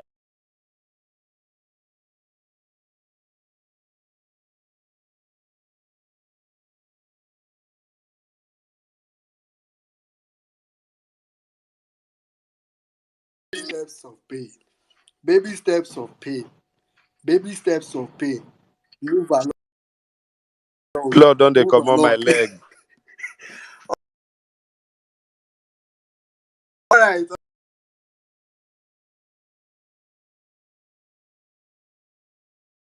that manipulating the forex. Yeah, Who I are think these? somebody have And asked they that keep saying, question. Somebody sent it to your really, DM, who? huh? Yeah, Yeah, someone yeah, sent it to Mommy my B DM, and actually someone asked it asked it. earlier. Somebody Oh, sent it to okay, her, yeah. okay, okay. Someone sent it to my DM as well, Let, so I let, just thought let, I no, should But pick let, go it. let, ahead, let, Mr. Yeah. let, let me let me explain to you. See, when we talk about let me tell you what's happening. Speculation happens when there is uncertainty and lack of trust and confidence on those who purport to lead you. I know of somebody that bought dollar. He borrowed money to buy dollar at 1,800, and today the guy is crying. Why did the guy buy dollar at 1,800? The guy does not import anything. He does not trade in dollar, but he was scared because of the way the naira was falling. So he wanted to hedge and protect himself. Speculation happens. Have you ever bothered to ask yourself, how come there is no speculation in America against the dollar? How come there's no speculation against the pound sterling in the UK? How come there's no speculation against the dirham in the UAE? Speculation happens when the people and the governed have zero trust on the criminals and bandits who are governing and leading them. If we have a president and governors and members of National Assembly who elicit trust, as we had under Ahmadu Bello, Tafawa Belowa, Nnamdi Azikiwe, Wolowo, and Michael Okpara, there would not have been any speculation. Between 1960 to 1966, 65 pence was equivalent to $1. It never shifted 1 cent because there was absolute trust and confidence of the people on those they elected to do the right things. Speculation happens just the way all of us are doubting because you don't have confidence and trust on the criminals and the bandits whose only interest is on how to loot, kill, share, and destroy. If we have leadership in the mood of Michael Okpara, Awolowo, Sam Mbakwe, Nigerians will not bother hedging them. If P2B had been the president, nobody will speculate. And that is the truth. I hear the All mic. right, thank you very much, Mr. Onemeka. Thank you very much for that. All right, quickly, let me take Naira Exchange. Naira Exchange, I've been here for the longest. After which I'll come to Mobobu. Thank you. Thank you. I want to say hello to everybody and I'll just jump right in. But just quickly to talk about this funny thing about people talking about speculators or some funny, weird reasons why the Naira is dropping. Whenever you hear things like that, it tells you that the people you have in the office or in the highest positions don't have a clue. When you hear things like Naira is dropping because somebody needs to pay school fees or speculations, just understand that the person there doesn't have a clue of what he's doing. That's just a simple thing. But I wanted to ask Mr. Nemeka some questions. It's in the oil sector, so I'm quite happy about this because I track some things that are happening in the industry in the oil sector. And recently, Oando made a deal with Ajib to buy the inland asset of Ajib. Recently, Shell started selling off their inland assets. Some things are going on. Now, the Oando deal is quite funny because if you look at the balance book of Oando, their profits for the last 5 years, you discover that these are not such a very, they're not declaring that huge amount of profits. So they're suddenly buying assets that are quite large and they were sold it at peanuts. So I want to ask him what's going on in that sector. Then the second question I want to ask him as well is that Cardoso tried to make a deal to take loans based on future sales of our oil revenue. What is the implication of that after these bandits have left the seat?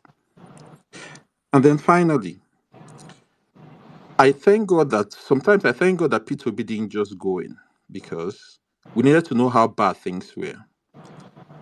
With what's going on now, has he sat down with people like P2B and Soludo to try and draft and really go into the nitty gritty of their economic policies and really fine tune them for maybe 2027? And then just a bonus question.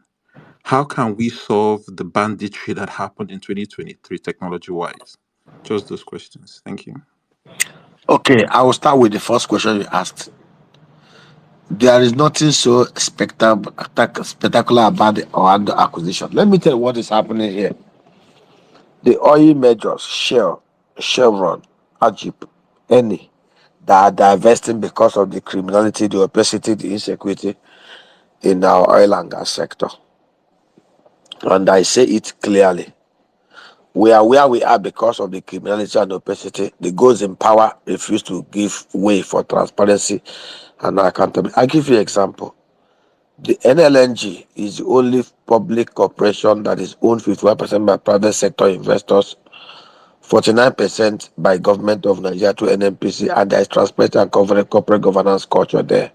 And you can see what they are doing. Those in power know what to do, don't want to do it. Today, Nigeria has 37 billion barrels of crude reserve that can be go up to $50 billion if we have new investment. Brazil has only 15.5 billion dollar, 15.5 billion barrels of crude oil. Yet Brazil has $174 billion valued Petrobras, $121 billion revenue per annum, and $37 billion profit per annum because of they devalue the system, brought in private investors, listed on the exchange, and then things are doing well.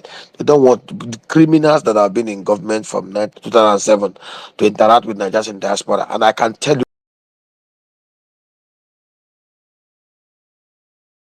them in the oil and gas sector, we can easily attract 50 to $100 billion from Nigerians in diaspora. I'll give you an example.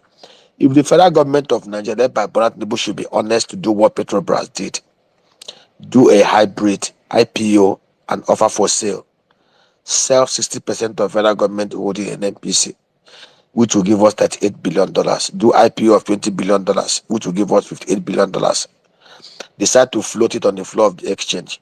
Stop the criminal allocation of marginal fuels to people who do not have financial technical capacity, just like Aramco is doing. If you want to invest in oil and gas, go to the privatized NNPC. I tell you of a truth. If we do this, bring transparency, bring accountability, remove the opacity and criminality. If the new NNPC decide to raise bonds of $50 billion to explore oil and increase our oil reserve, Nigerians in diaspora will invest. I will invest. You will invest. And I will tell you in 5 years, we will take up to that asset of NNPC from the current 58 billion to 100 billion, even 150 billion, even 200 billion. We will increase our oil reserve to about 50 billion barrels. We will do output to about 4 million barrels a day.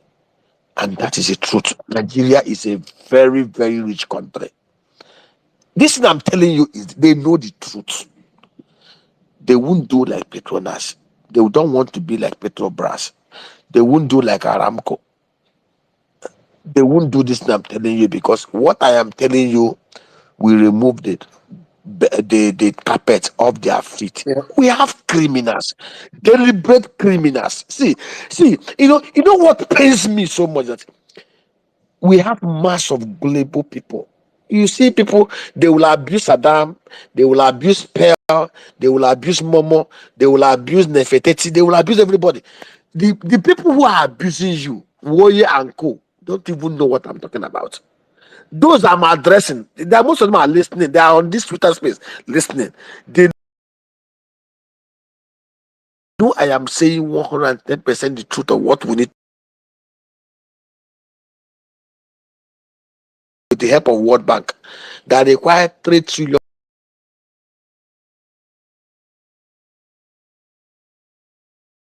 for the economy. Nigeria can easily attract $100 billion investment into this economy Mhm. annually if we strengthen it. We have criminals who do not. Are you the Yeah, mic? thank you very much. Thank you very much, Mr. Onemeka. All right, quickly, so we can I mean I know you could stay here long, but that it will not be fair. You've been here speaking for a long time, so I think it's good we probably release you as soon as possible. But we'll just take as much questions as we can take. So please, if I give you the mic now, just go straight to your question in a minute. Then maybe you can answer if possible in a minute or two, and we'll just take sharp and go like that. All right, I'll quickly come to Mo Bobo. After Mo Bobo, I would come to this guy I dropped again. Go ahead, Mo Bobo. Okay, good evening, guys. Good morning, good afternoon, wherever you're spacing from. Thank you. I just want to appreciate you for everything you've been doing. Adam, Melmi, Ensik, Mimi, my brother in spirits. And I thank Mr. Naimeka for such an educative place. So my main question was, how long will the big bubble last? But I think from your earlier submission, I can start from there. So I just want to corroborate something you said about this security issue. So I'm from the northeast, Meduguri, and I lived in Meduguri through the worst season of Boko Haram. So it got to a point where we did this kind of community security that you were talking about. So what we did was every home in like all the areas, all the streets, every home would have at least one person like staying on guard in the night, through the night. And when we started this thing, the attacks like it went down to zero, and it was like we did it like based on what Jimmy said about like bad people and everything. It got to a point where even if your brother, like if you know your brother or somebody in your family that has gotten involved in all this insecurity stuff and all, you will be the one to even bring out the person yourself for everybody to deal with. So doing that, we're able to curb a lot of these like attacks they used to bring in the night and all and everything. Yeah. And again, I just want to add like what we have to do is like just to keep educating people. Like we just have to keep talking to our people. Me, I never miss a chance to talk to people about like what's happening like in the north and everything, trying to open people's eyes Yep. to what is exactly going on. So people become aware. So like if they get aware and they see everything that's going on, maybe they'll get angry enough for there to be a real civil action, like somebody said. Yeah. That's my submission. All Thank right. you. Thank you very much. So We want violence out. you said what? We want violence out. You deserve that And clap. Well done. Well done. And it's nice to be able to talk yeah, in space. Thank you. it's good to hear the one Vawulence that I don't speak often. It's often good to hear them. But thank you. Thank you. So I think you just affirmed some of the things Mr. Onemeka had said. You just came to give proof of the solution he was proposing, even in the thick of Boko Haram. So I don't think Mr. Onemeka needs to. There was pretty much no question there. Quickly, I'll just go straight to High Cent. After High Cent, we'll take a lady, so I'll come to Rita. Okay, let me ask my question. Let me just greet Dr. Nemeka Dalo. Dalo. Say, let me just say something. Thank you. Does it mean that the state governors cannot do anything about, especially the south and the southeast, apart from Abia State, when we have abundance of gas littered everywhere, that they cannot even try as much as possible to do something about this electricity, since uh, it is now an exclusive list? Because since I enter Akwa Ibom, only 1 hour light where they see you. The thing they pay me, my how?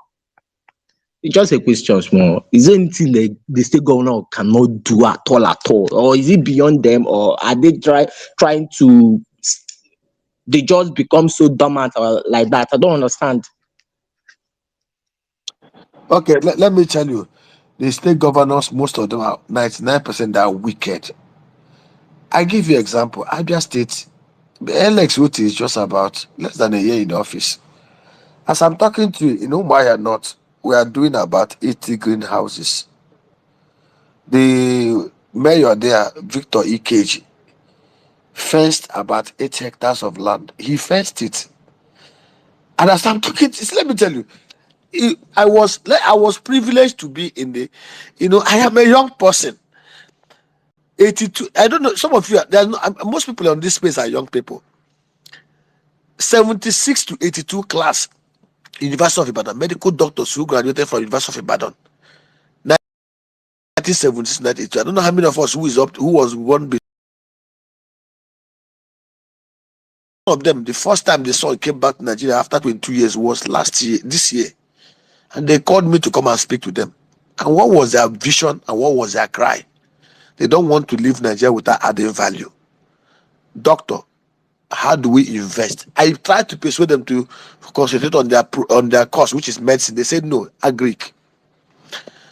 Umuahia North, Victor Ikeji, 8 hectares of land, he fenced it.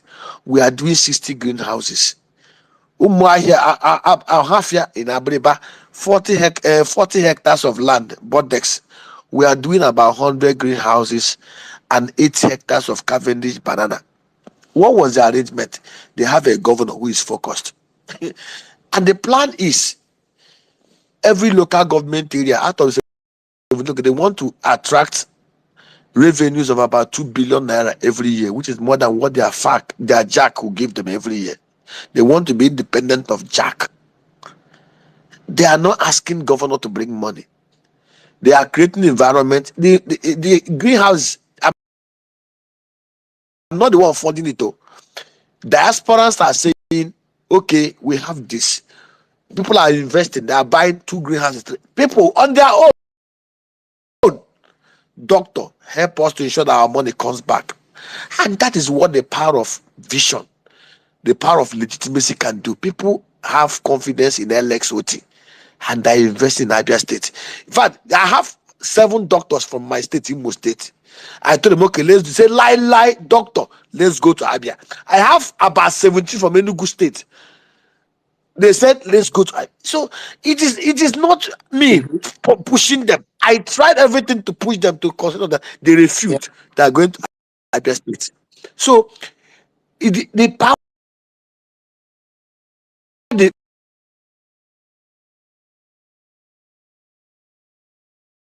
will invest in you.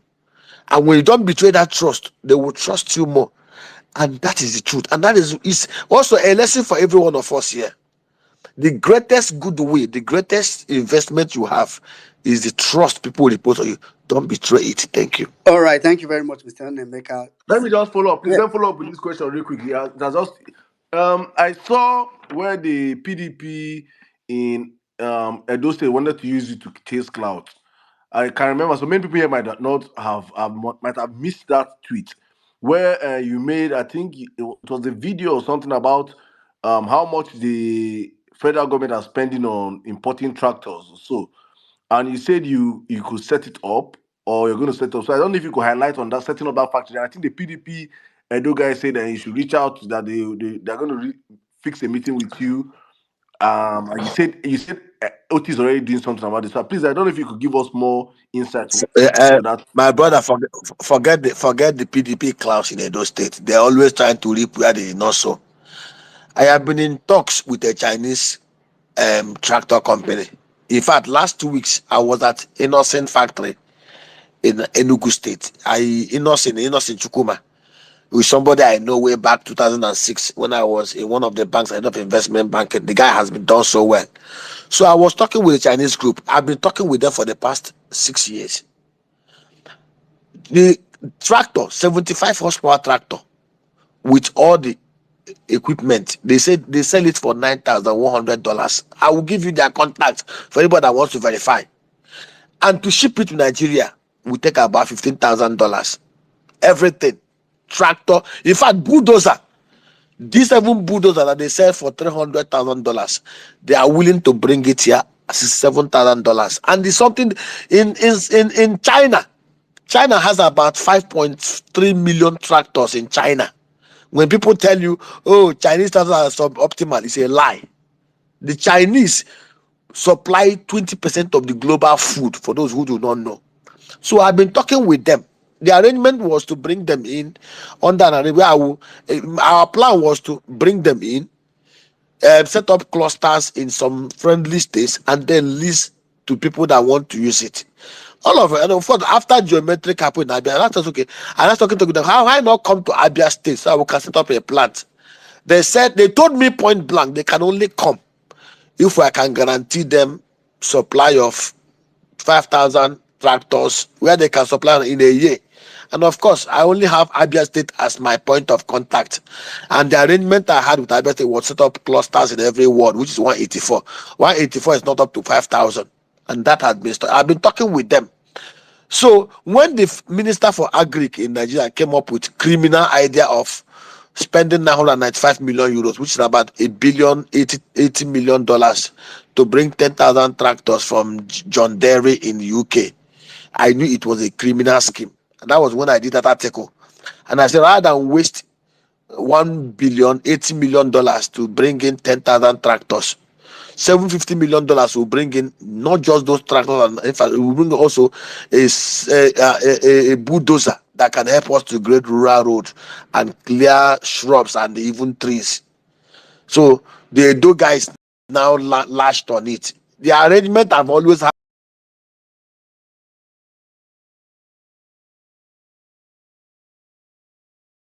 and guarantee them supply of 5,000 tractors and bulldozers every year. Me, I don't have that kind of strength.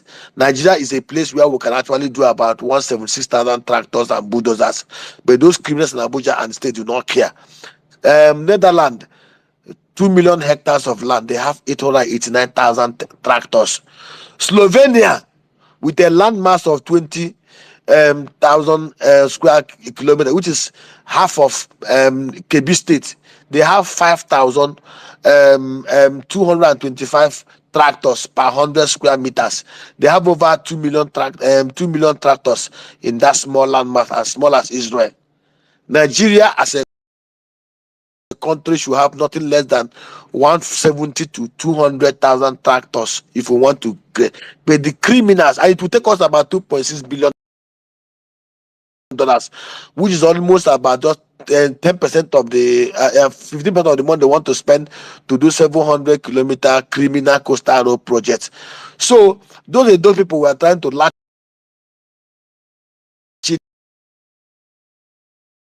into, says if I can guarantee them 5,000 tractors, 5,000 bulldozers, they can work with either a nod or a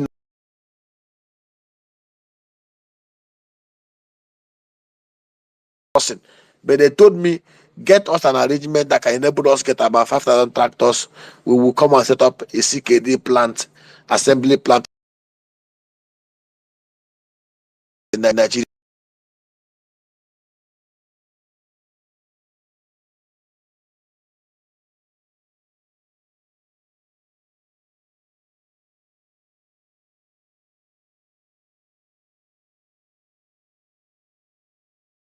that can supply us tractors at 10,000 dollars, and the bulldozers system, they won't be able to steal. You can see the kind of wickedness we have in Yeah. Nigeria. Me, small me, can be talking about this thing. Then those in power who have Yeah. this country is an active crime scene. Because it breaks my heart to say this. Sorry. Thank you very much, Mr. Nemeka. I mean, you were just talking alone. I was just thinking, aside the need for the tractor for agriculture, you just think about the possibility, the labor, the people that will be employed, then the thought of the possibility of starting to export tractors to neighboring countries in Africa. Then, I mean, in some of these conversations God, can make you God, make one God, God depressed. bless you, Emir Saddam. That was the idea. We have a 600 million man.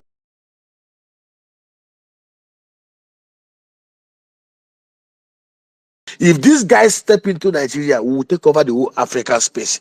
But if I don't want to start crying, sorry. Let's Yeah, continue, please. yeah. I mean,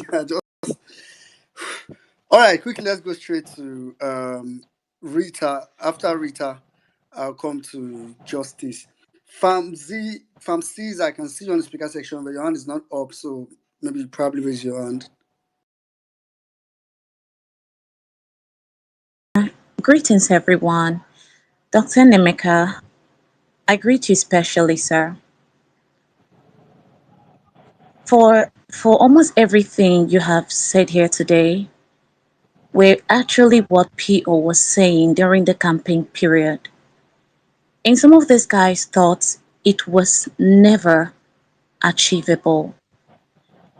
I'm so happy you are seeing them here again on a recorded space. Momo earlier talked about the rice industry and what's going on there.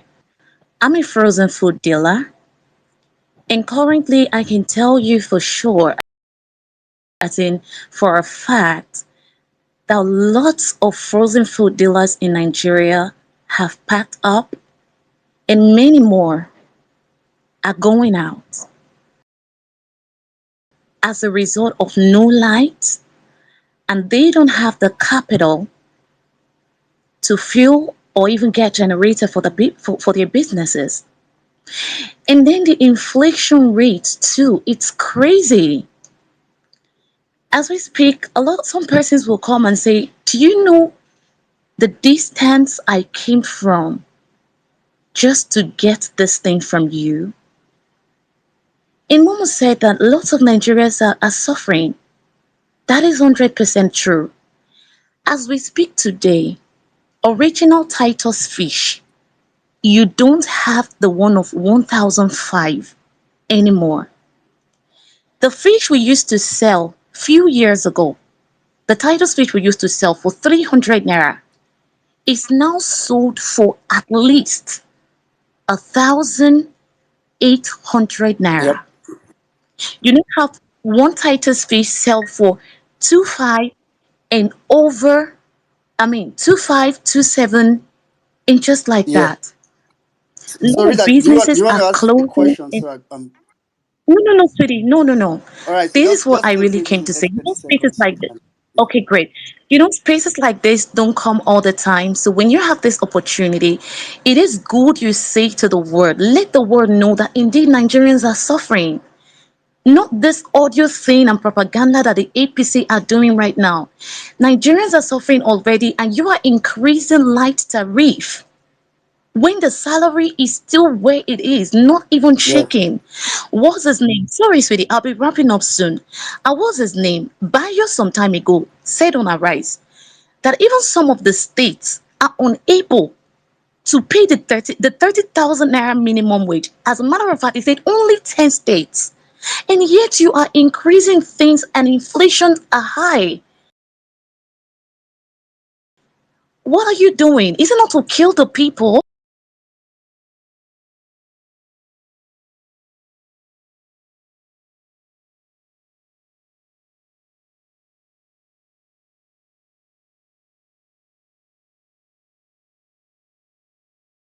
Angle. It's crazy. All right.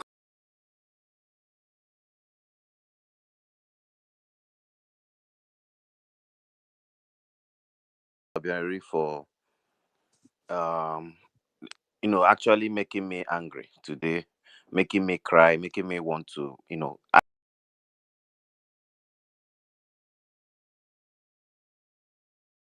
because at this point I really do not know whether God really dislikes Nigeria, to congregate the space with a lot of wicked, conscienceless group of bandits, like he called them, as politicians in Nigeria, and of course followers. In fact, followers start first before the leaders. I don't know why we are like this as a nation, but we can only hope for the best. When we have a criminal drug baron, in Abuja, and a certificate forging bandit, he is not going to do any of these things proffered here as a solution, even though they have their listeners and their handlers telling them what Nigerians are basically saying. So my question is, all these things we have listed here, sir, look very nice to a government that has the interests of Nigerians and lifting the people from the dungeon of poverty. But it has to start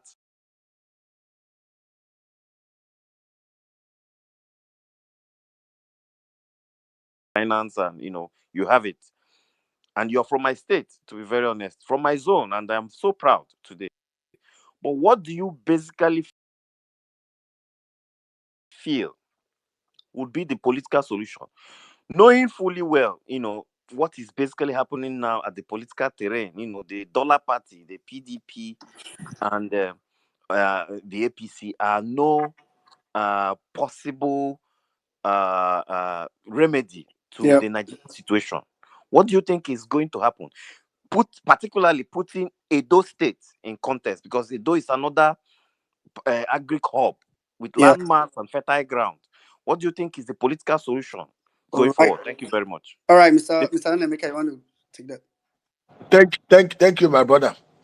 Anybody who is wise, who is smart, who is honest, who is not compromised, and who is sincere will line up and vote Olumide Abata as the governor of Edo State. PDP and APC are the same two leprous hands of a criminal leprous hand, two fingers of a criminal leprous hand. You saw what happened in PDP, how they police their candidates. Of course, APC is a no-go area. APC is the senior python of the baby snake called PDP. Edo people, if they are smart, if they are wise, of course, I know Edo people that have a smart and wise. Don't give that the chief obedient family.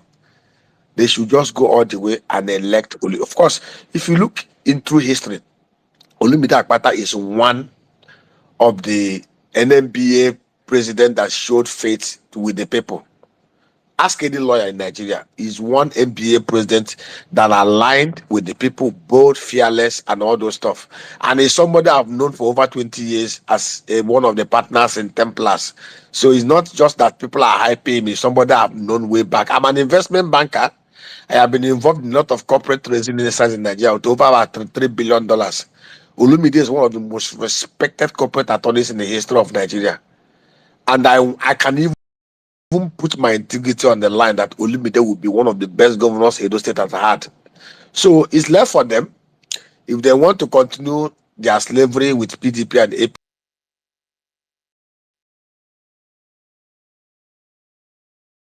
They are the biggest. They will, if they want to consolidate and make Edo State to be like Abia State to follow up on the P2B's legacy.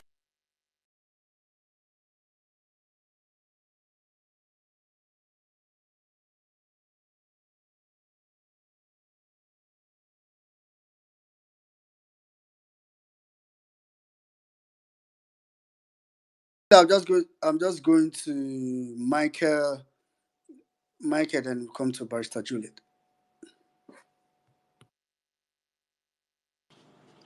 Good evening. Can anybody hear me? Yes, Michael.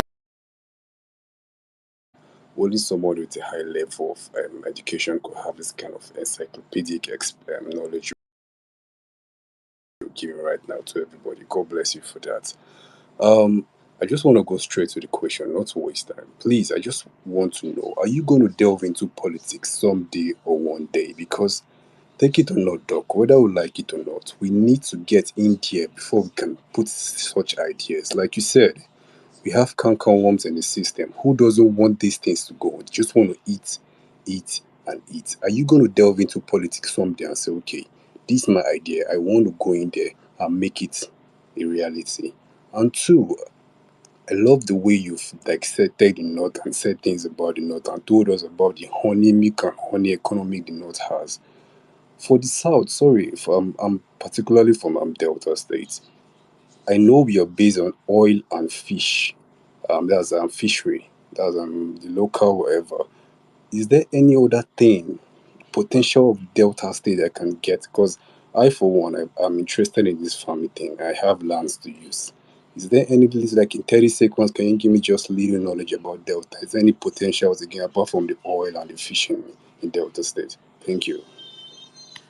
Thank you, my brother. I've actually been part of the political process. I ran for Senate in 2015. They rigged me out. I was the deputy governorship candidate under UPP on the platform of the UPP in 2019. They rigged me out. So it's not as if I've not volunteered. I sold two of my properties in Lekki Phase 1 to contest to become deputy governor. They rigged me out. In 2013 and 23, I was one of the chieftains of the obedient movement in the Imo State. They rigged us out. So it's not as if we've not made efforts, we've not committed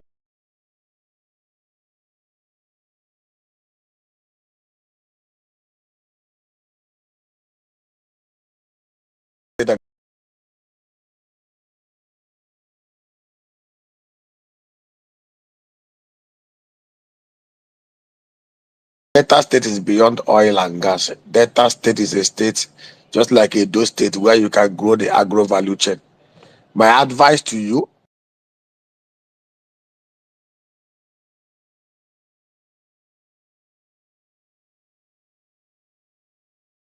is from Cefapco, www.cefapco.com. We will come to your first land, invest in it, develop agro value chain, manage it. That is what we are doing. As I'm talking to you, we have already put in place plan to do about 18,690 hectares and 60 greenhouses in the southeast of Nigeria. As I'm talking to you in Ibadan now, I have a team there in just about 20 minutes drive from Ibadan town, from Tulip Hotel. We are doing 70 plus of land. We are doing greenhouses there. We are doing Cavendish banana, and we are doing bear pepper. And if in any part, once you have a land first, we will come, we'll raise money, we'll invest there. Like that All is right, so blessed. sir, Uh, can so, I come to your DL? so just get your land first.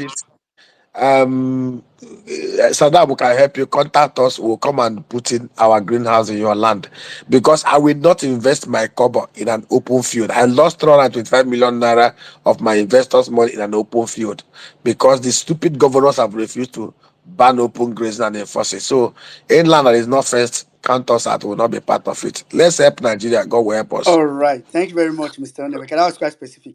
Doc, please, can I just add this, please? I hope the plants are not GMOs. Lie, I don't do GMO, I do organic. Say me Amsterdam, I told you something.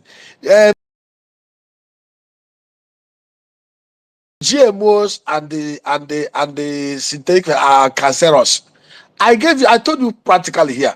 Any farm that is not organic,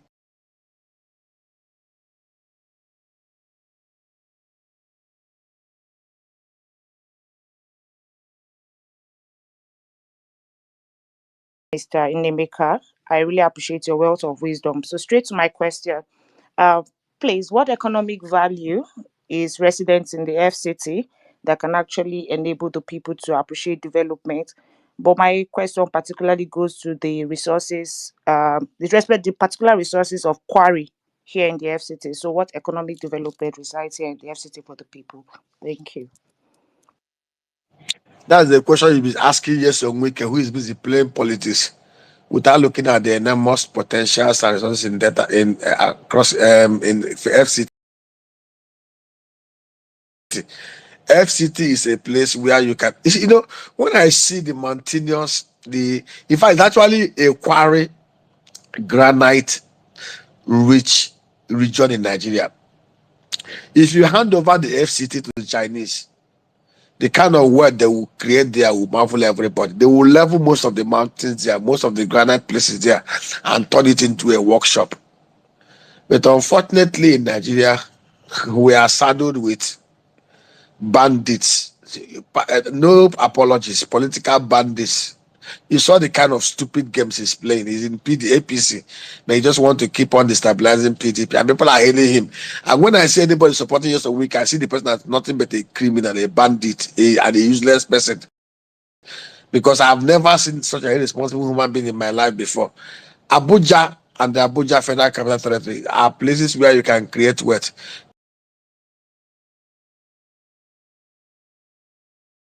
This is the truth. Anybody who is very serious, who is very honest, if you make an honest person, a creative person, if you make me FCC minister,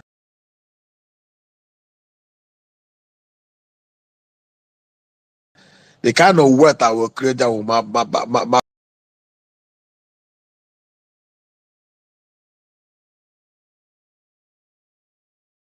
Rich region, or a very rich location, actually. Um, if you've done some search or research as well, you see it. So thank you very much. And see the reason why Mr. Julius supposed to do this thing now. Oh God. Anyway, Ambassador Israel, please go ahead. Okay. Good evening from my hand.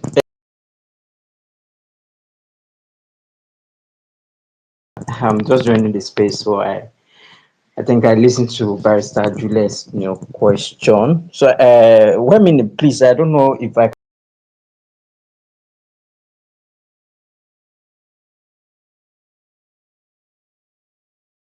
Feed it. Okay. So, I just want to be sure of what the question is all about, because I joined the space now. So, but I want to also learn my voice. So I thought we are, reacting to the topic. And my brother, that means you have to replay the space. So honestly speaking, if you just join, there's no. I already passed Okay, okay, the topic. Yeah, okay. Thank you. thank you. All right. Thank you very much. Thank you very much, ID. Thank you. Uh, all right. Quickly, I'm just gonna go straight to Chief. You don't check as if you don't speak now. I say the devil does not want me to speak on this. Our chief now you did on which tree you did under? So I I was know. driving. I was driving on a 295. I say, which kind of trees be this one? I go come up. I go down. I will come up.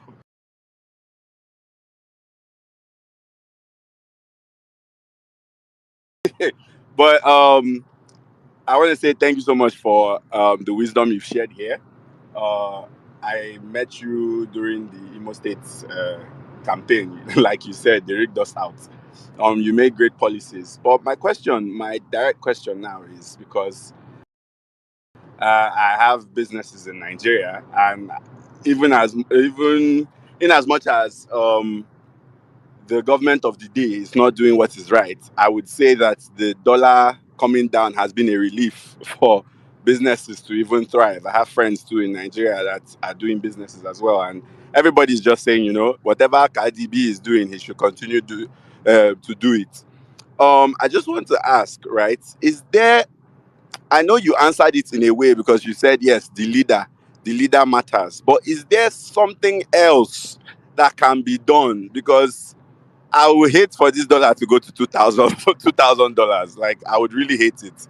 But is there something else that this sector can like tap into? I don't know. Maybe just give them freebies, because the truth is like it's affecting a lot of Nigerians. Like one day, I don't know what's going to happen, but many sectors have had to crash down. Like, is there any other thing that this Nigeria needs to seriously tap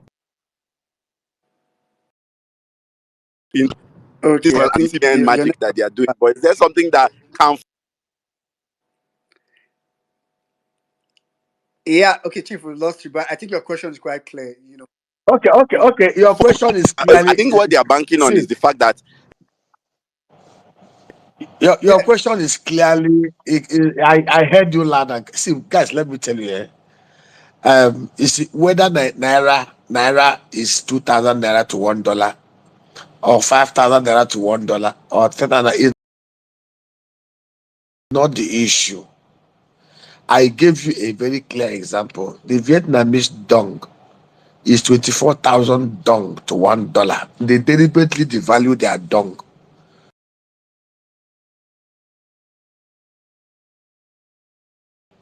and that is why they can export $365 billion worth of goods and services, and they have a human development index of about 74, 0.74. Go and check it. Hey, valued because the Chinese want to make their exports very, very cheap. It doesn't matter the value of the currency. The issue is what are you producing? I gave you a clear example what we are doing in the southeast with Abia State and Anambra, part of Anambra State in Oka and part of Enugu State, and those even in the Badon. I give you a typical example. Are you aware? Ask anybody, ask any woman, ask any hotel about the bell pepper. It's a $43 billion market. Americans import about $2 billion, despite the fact that they almost produce 3 times that amount. The Canadians import about $387 million worth of the bell. Nigeria actually import about $13 million worth of the bell from South Africa.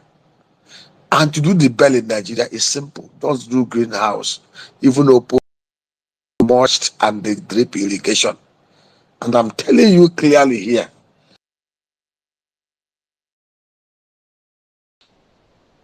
diaspora, I call me. I will come and establish a bell pepper greenhouse in your land. I will help you develop it and we will share profit. As I'm talking to you, I am building an app, www.bazaar.com. It's an app where I will cut out the distributors, farm to house. If you go to Urban or ShopRite, a 400 gram of bell pepper is going for 11,000 naira. I am selling it for 800 naira, which is almost 1%, 5% of what they are selling. I am cutting out everybody. I don't want us importing bell pepper from South Africa or from Brazil. We are building bell pepper orchards across the southeast and southwest and south of Nigeria. It doesn't matter. A kg of bell pepper in Netherlands, in Spain, in Germany is going for €2, €2, 50 cents, 50 whatever. So we need to be productive. If Nigeria is productive, we can pay minimum wage of 150 naira every month and it will not shake us. We are not productive. And if you keep on waiting for these criminals in power, hunger will kill everybody. Some of us have decided we will not wait for them. Since they refuse to do ban open grazing, we will fence our land and we will do greenhouse and we will reap the benefit. As I'm talking to you, I have over 130 agronomists under the Southeast farms. I'm recruiting about 300 youth corpers. I encourage people, if you read agronomy, you're a graduate, you're good. Fill our form, we will employ you. Guys, the plan is in the next 2 years, we will build greenhouses that can raise about $435 million local economy. As I'm talking to you, that I have a guy who was in Procter and Gamble's, who was in Gino Food, who was the head of marketing in Dangote, Africa.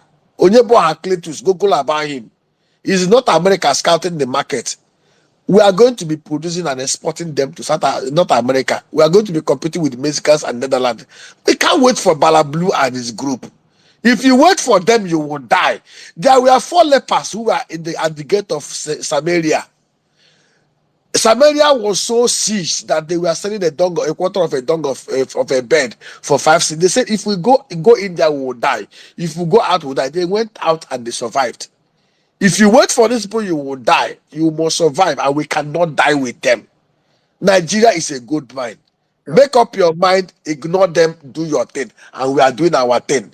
The most important is let your integrity be double sure. God help you. I hear the mic. All right. Thank you very much, Mr. Unaimeka. Thank you very, very much. I think, guys,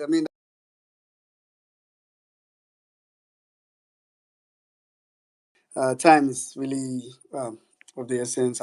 Apologies to every one of you that is still requesting. But a lot has been said. A lot has been said to the leader. So it's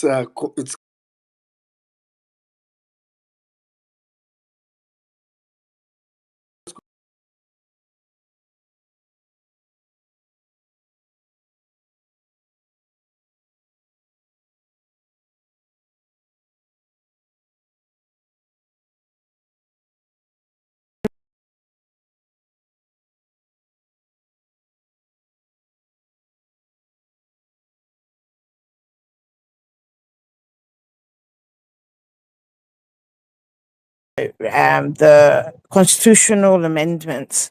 I know some people, have signified their interest. I've put it back on the jumbotron, so he has done a Google form. So if you want to get involved in that work, and remember, it is a very focused piece of work because it has to be in by the 30th, right? But if you are one of those who are interested to be involved, but you don't have time, but you have a little money. His account details are on the jumbotron. If you see it on there, let's get this done. At least, even if we don't get all we want, at least we have to show that we tried. And I know for a lot of obedience, that has been a sore point. Whenever people talk about 2027, everybody is like, oh, if we don't fix this, if we don't fix that, okay, opportunity to do so, proposals. I mean, we got so much from the space yesterday, but you have to realize that people have to, give up time, go to somewhere, and and it's going to be expensive, but let's help it out. Obedience, let's take it as our project, which was Malam Jaber started the borehole project in Sokoto, right? As we started getting the donations in 50 communities across Zamfara, Katsina, and Sokoto State, and I think Niger. I'm not sure, but I think right are requesting for support. So we decided that we would have a water project for the 19 northern states, or the core north and the middle belt. Right. So we are trying to put in place all the structures that we need to make sure that we're able to keep things on the up and up, i.e., transparent, with accountability and high levels of compliance. Right. So, but in the meantime, while we're trying to sort all of that out, I put back on a John my post in which I mentioned the talked about the project. If it is not cash you want to give us, if it is your time or your expertise, please reach out to me in the DM. But to be honest, 50 communities is plenty, so we need your cash. Opened invited all Nigerians to take part in the essay writing competition.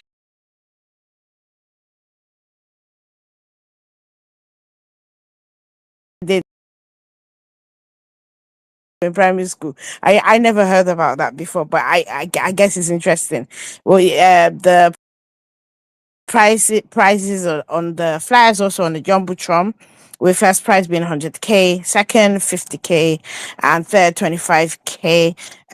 The closing date is the 23rd. So if you've not started writing, maybe you should just find your notebook and start writing. Follow the instructions on the flyer, and the winners will be announced on Monday, 1st May. So let's enter. It might very well that we might be able to give more prizes if there are loads of good essays, right? People might get something else, but I'm not promising anything yet. So if you haven't entered yet, hey, and you can write, you have like a PhD in words. Oh yeah, enter. Yep. Show us what you're made of, and thank you. I yield the mic. Oh, commodification of the naira, I the swear. Nigeria of my dream. I Oh, know, right? thunder, where are you? This is the time. This is the time for you to come down and strike. Come You have another sentence. We've done two parts.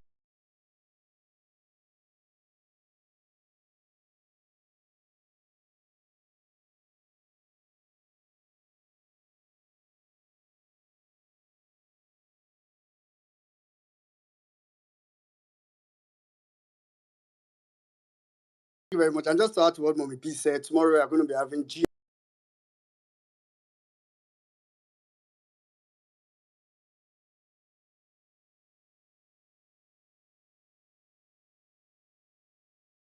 Obiaria said on this piece, you could tell it is tied to leadership. As in, majority of it is tied to leadership, visionary leadership. It is why, for me, I tell people that the first process to get Nigeria started is getting. I mean, we can do some makeshift, approach like he's doing now. Just do his bit, but you can tell a lot of he is will get if we get the right leadership. So, which is why, um, we've just said, okay, if Peter Obi wants to run in 2027, no matter how crazy the system is, no trust, we don't have any trust. The least we can do is probably try to make it easier for him, by closing some of the loopholes that we're taking advantage of this last time, which is why we're having that conversation of having to help propose to the have a document that we can make reference to whether at any point in time to the National Assembly for things that should be changed, especially because they even called for it, right? So that's what Mumbi was talking about earlier. So any way you can support that, like she said, even financially, because the people that have to work on that document, I think they have to take a lot of time. They have to just block out a lot of things this week. So that's a solution, to be honest. So we could not just do cho cho cho. We could show workings. Let's put our blood on this people, not our literal blood. Sure. All right.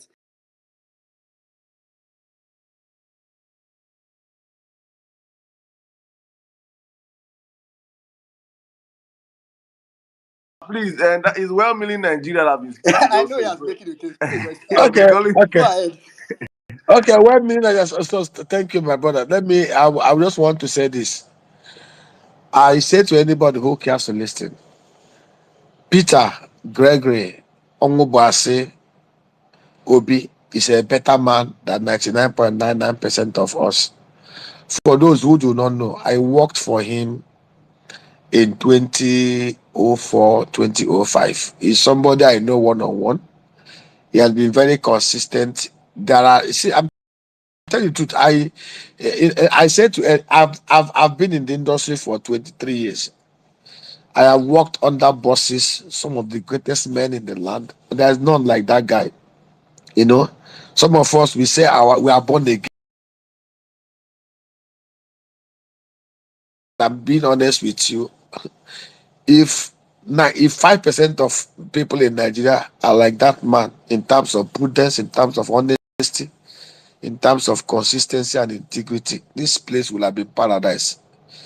Peter is a better man than most of the people that we call bishops and GOs in Nigeria, and that is the truth, and we know it. And let us stop deceiving ourselves. Now we say to ourselves, leadership is the issue. You know, we are very, very easy to blame Yakubu Mahmoud. We say, oh, Yakubu Mahmoud promised us, he rigged us, and blah, blah, blah. Now, I want us to know this. Yakubu Mahmoud is not God, he's not omniscient, he's not omnipresent. Nigeria has 176,264 electoral wards, polling booths. And those polling booths were manned by 4 officers: the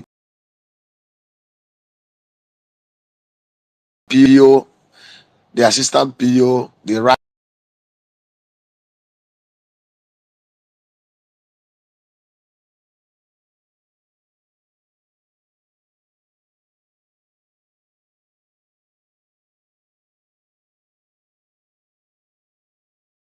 64 polling booth officers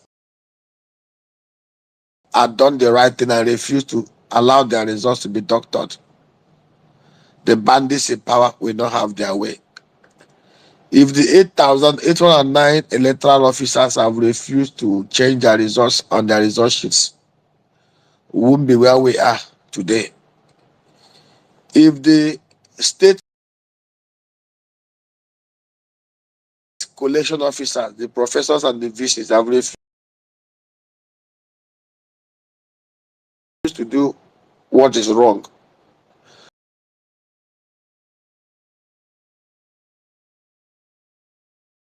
out and sold out, but the VC of Futo, professor, refused to bend. And today, ndị Abia are reaping the fruits of that woman's resilience and sacrifice. If Nenoti had bent the knee, Abia would have still remained under the yoke and bondage of the criminal elitist establishment group of the PDP. Power belongs to the people. Let us not lose fact of this. If I, Nemeka Obereri, Emir Saddam, Momo, Pearl, and every other person in Nigeria, a majority of us decide to do what is right and refuse to yield our back as a place where the criminals will place their draft board, they cannot have their way. I say it with every sense of responsibility. No Nigerian is a victim. We are all accomplices. Some people will tell you, oh, poverty is not true. Poverty does not lead a valued man to commit crime. My father gave birth to 8 of us, six boys and 2 girls. My father was sacked while we were still in primary school. My father was doing normal manual job. But my father left value system in every one of us. Ask anybody from Amagu Ihube, Autonomous Committee in Okigwe in Imo State. Our polling booth is the only place where no elections can be rigged. I and my 5 siblings, younger boys, we will stand and die than allow anybody. In fact, in our polling booth, nobody dares rig election there.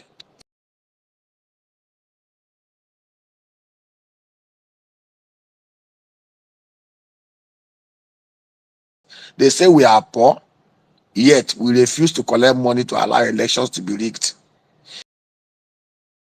In Anambra State, I saw a woman who was very poor who refused 15,000 naira from APC to vote for Abga.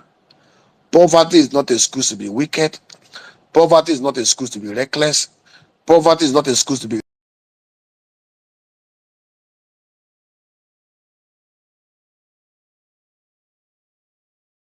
refused to bend the knee.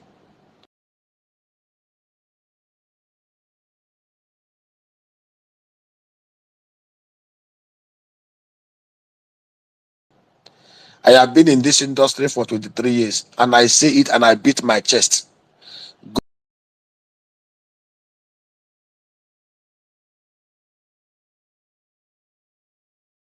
Go to my cousins, go to my village, ask about me. Any man who cannot be testified right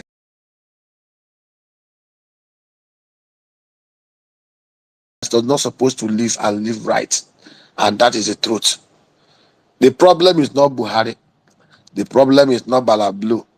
The problem is not the 469 criminals in National Assembly. Most of them, there are some that very few of them who have refused to rise up against the madness in the land. The problem is with us. If I and each and every one of us decide to stand for what is right, this country will become a paradise. That's my final submission. God help us. Thank you very much, sir. Thank you very much. Oh my goodness. Please, sir, I hope you avail yourself again. Oh,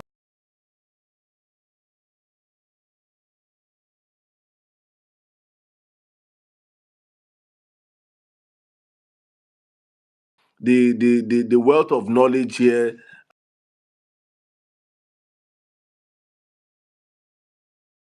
The information here.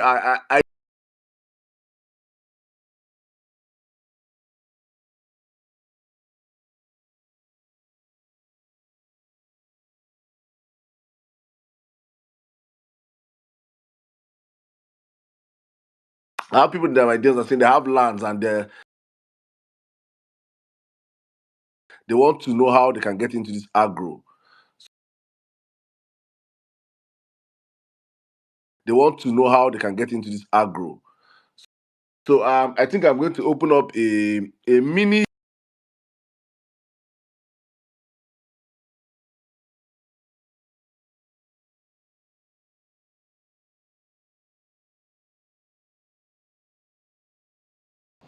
A standard greenhouse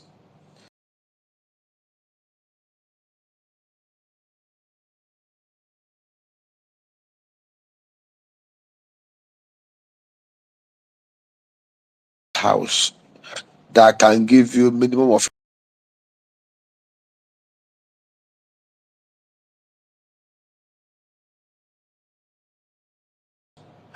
that can give you 15 million naira every year doing legumes, vegetables, and everything.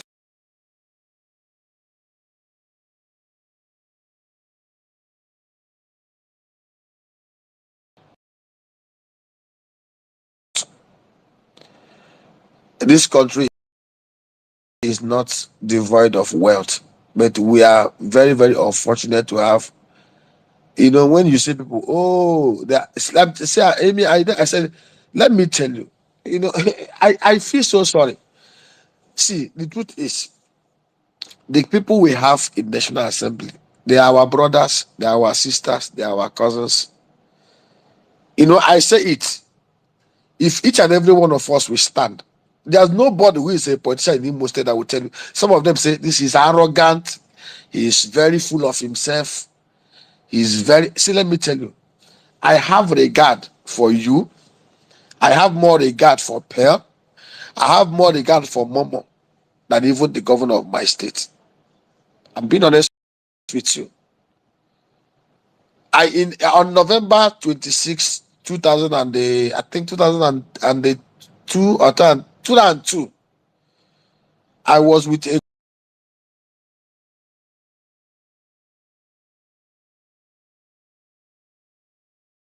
Why do you want my greeting? People said I wasn't being rude. I,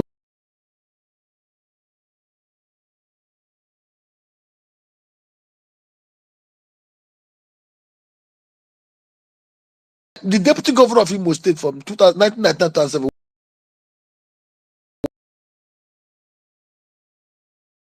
when you come down, we can sit down and reason as a friend. He was a 6'4" man. The day my father died, the whole village cried, the truth has died. You see, Daniel, Shadrach, Meshach, and remember, go and check Daniel chapter 3. They were honoring Nebuchadnezzar, they worshiped Nebuchadnezzar. But when it came to matter of principles, they told him, the other was for them, they called him by, oh Nebuchadnezzar, we will not bow to your God. If we die, we die. The God who we serve, if he does not save us, we will die. And their God saved them. Some of us are not willing to make that sacrifice, and that's why we are where we are. A little whiff of the dollar, we will bow. God help us. People. Everybody has his own level of endurance. But I can tell you, I say to anybody who cares to listen, I have nothing to lose. If I die today, God has helped me. I've raised 3 children. Even my 11-year-old daughter knows what is value. I tell you, sometimes when people are attacking me on Facebook, I want to attack back. That was the day my little girl was reading my one paragraph. I wanted to reply. The girl said, "Dad, stop." I said, "What do you mean?" He said, "I have seen 5 insults. Remove it." 11-year-old girl. She knows it is not good to abuse. It's not good to insult. In fact, yesterday she was telling me, he said,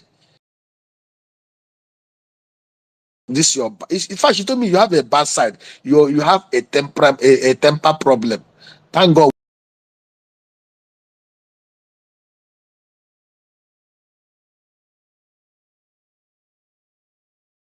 help us. The only legacy I want to leave is to raise children who are better than me. Thank you. Thank you very much, sir. Thank you. God bless you. Well, Nigeria, do you have any parting words? No, I'm good. I think I can round up here. All right, guys. Thank you very much, Mr. Berry.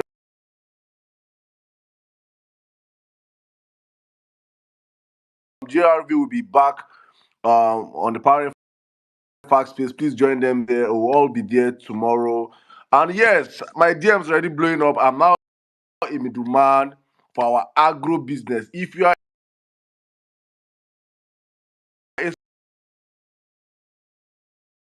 please, we don't support people that support bad governance. But if you are obedient and you have fenced land, you just heard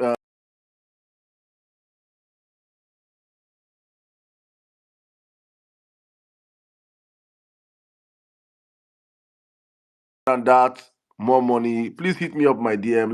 Let me serve as a middleman, collect my small percentage, and we'll be having business going forward. All right, guys. Thank you so much, my brother. Welcome Nigeria. Thank you, Jimmy, Mommy Bolande. Doctor, thank you so much, sir. It's been an amazing platform. I just have to, I will,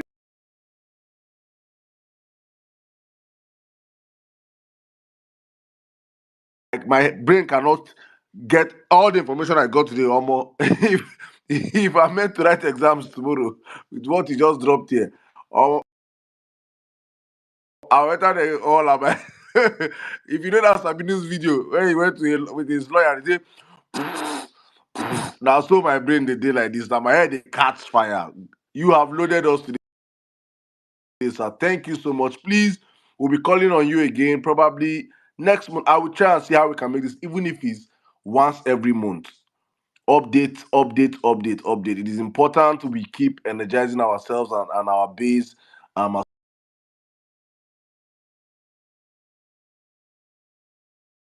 go forward. Please, to those that could not speak today, the power and fact space will be tomorrow.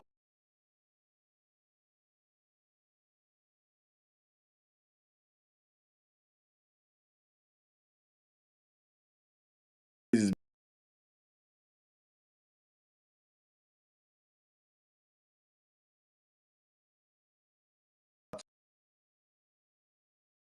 over 1 hour 41 minutes above our time. I'll be back next week, and I promise to keep it up with you guys here that could not speak today. All right.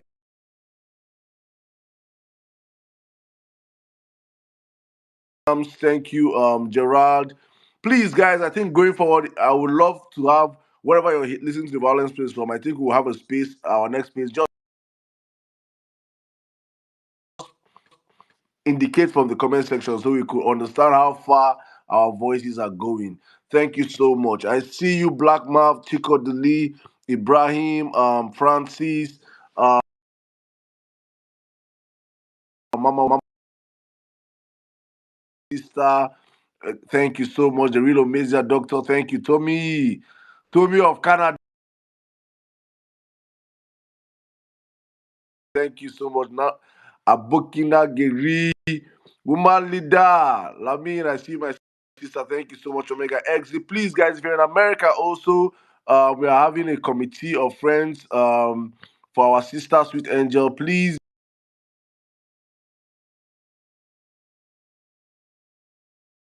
not saying if you want to violences in America, please reach out to me in the DMs. We are having a committee of friends for our sister, Sweet Angel. We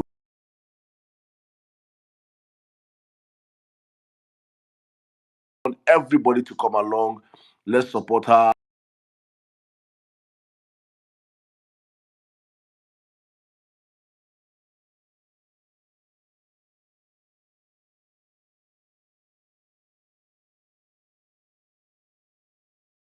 Thank you so much, my brother, Dr. Hakena.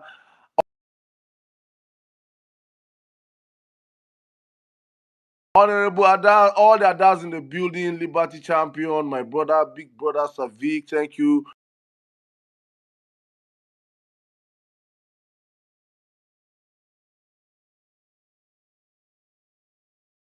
Oluwa Damilari, Olawaski, Jamilu Sufi, my guy, thank you so much. GRVPR, Mommy Madonna, longest time, I hope you're good. OCFA, my God, thank you so much. Rookie, Dr. AI, Dr. Lu, my brother, Mr. Ayomi Daydreams, Napunzel Adowere is the first son, Lamidi, Anze P, Tony,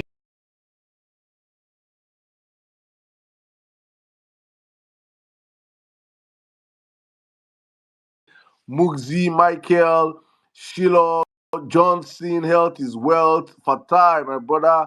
I saw you chilling with P2B over the weekend.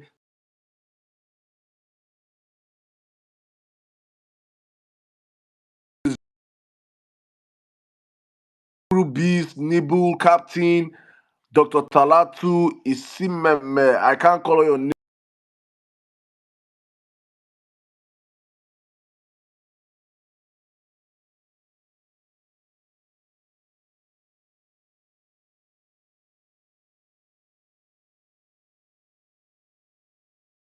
For country and for family. But do not forget tomorrow, Power Facts with GRV. Good night and stay safe. God bless you all.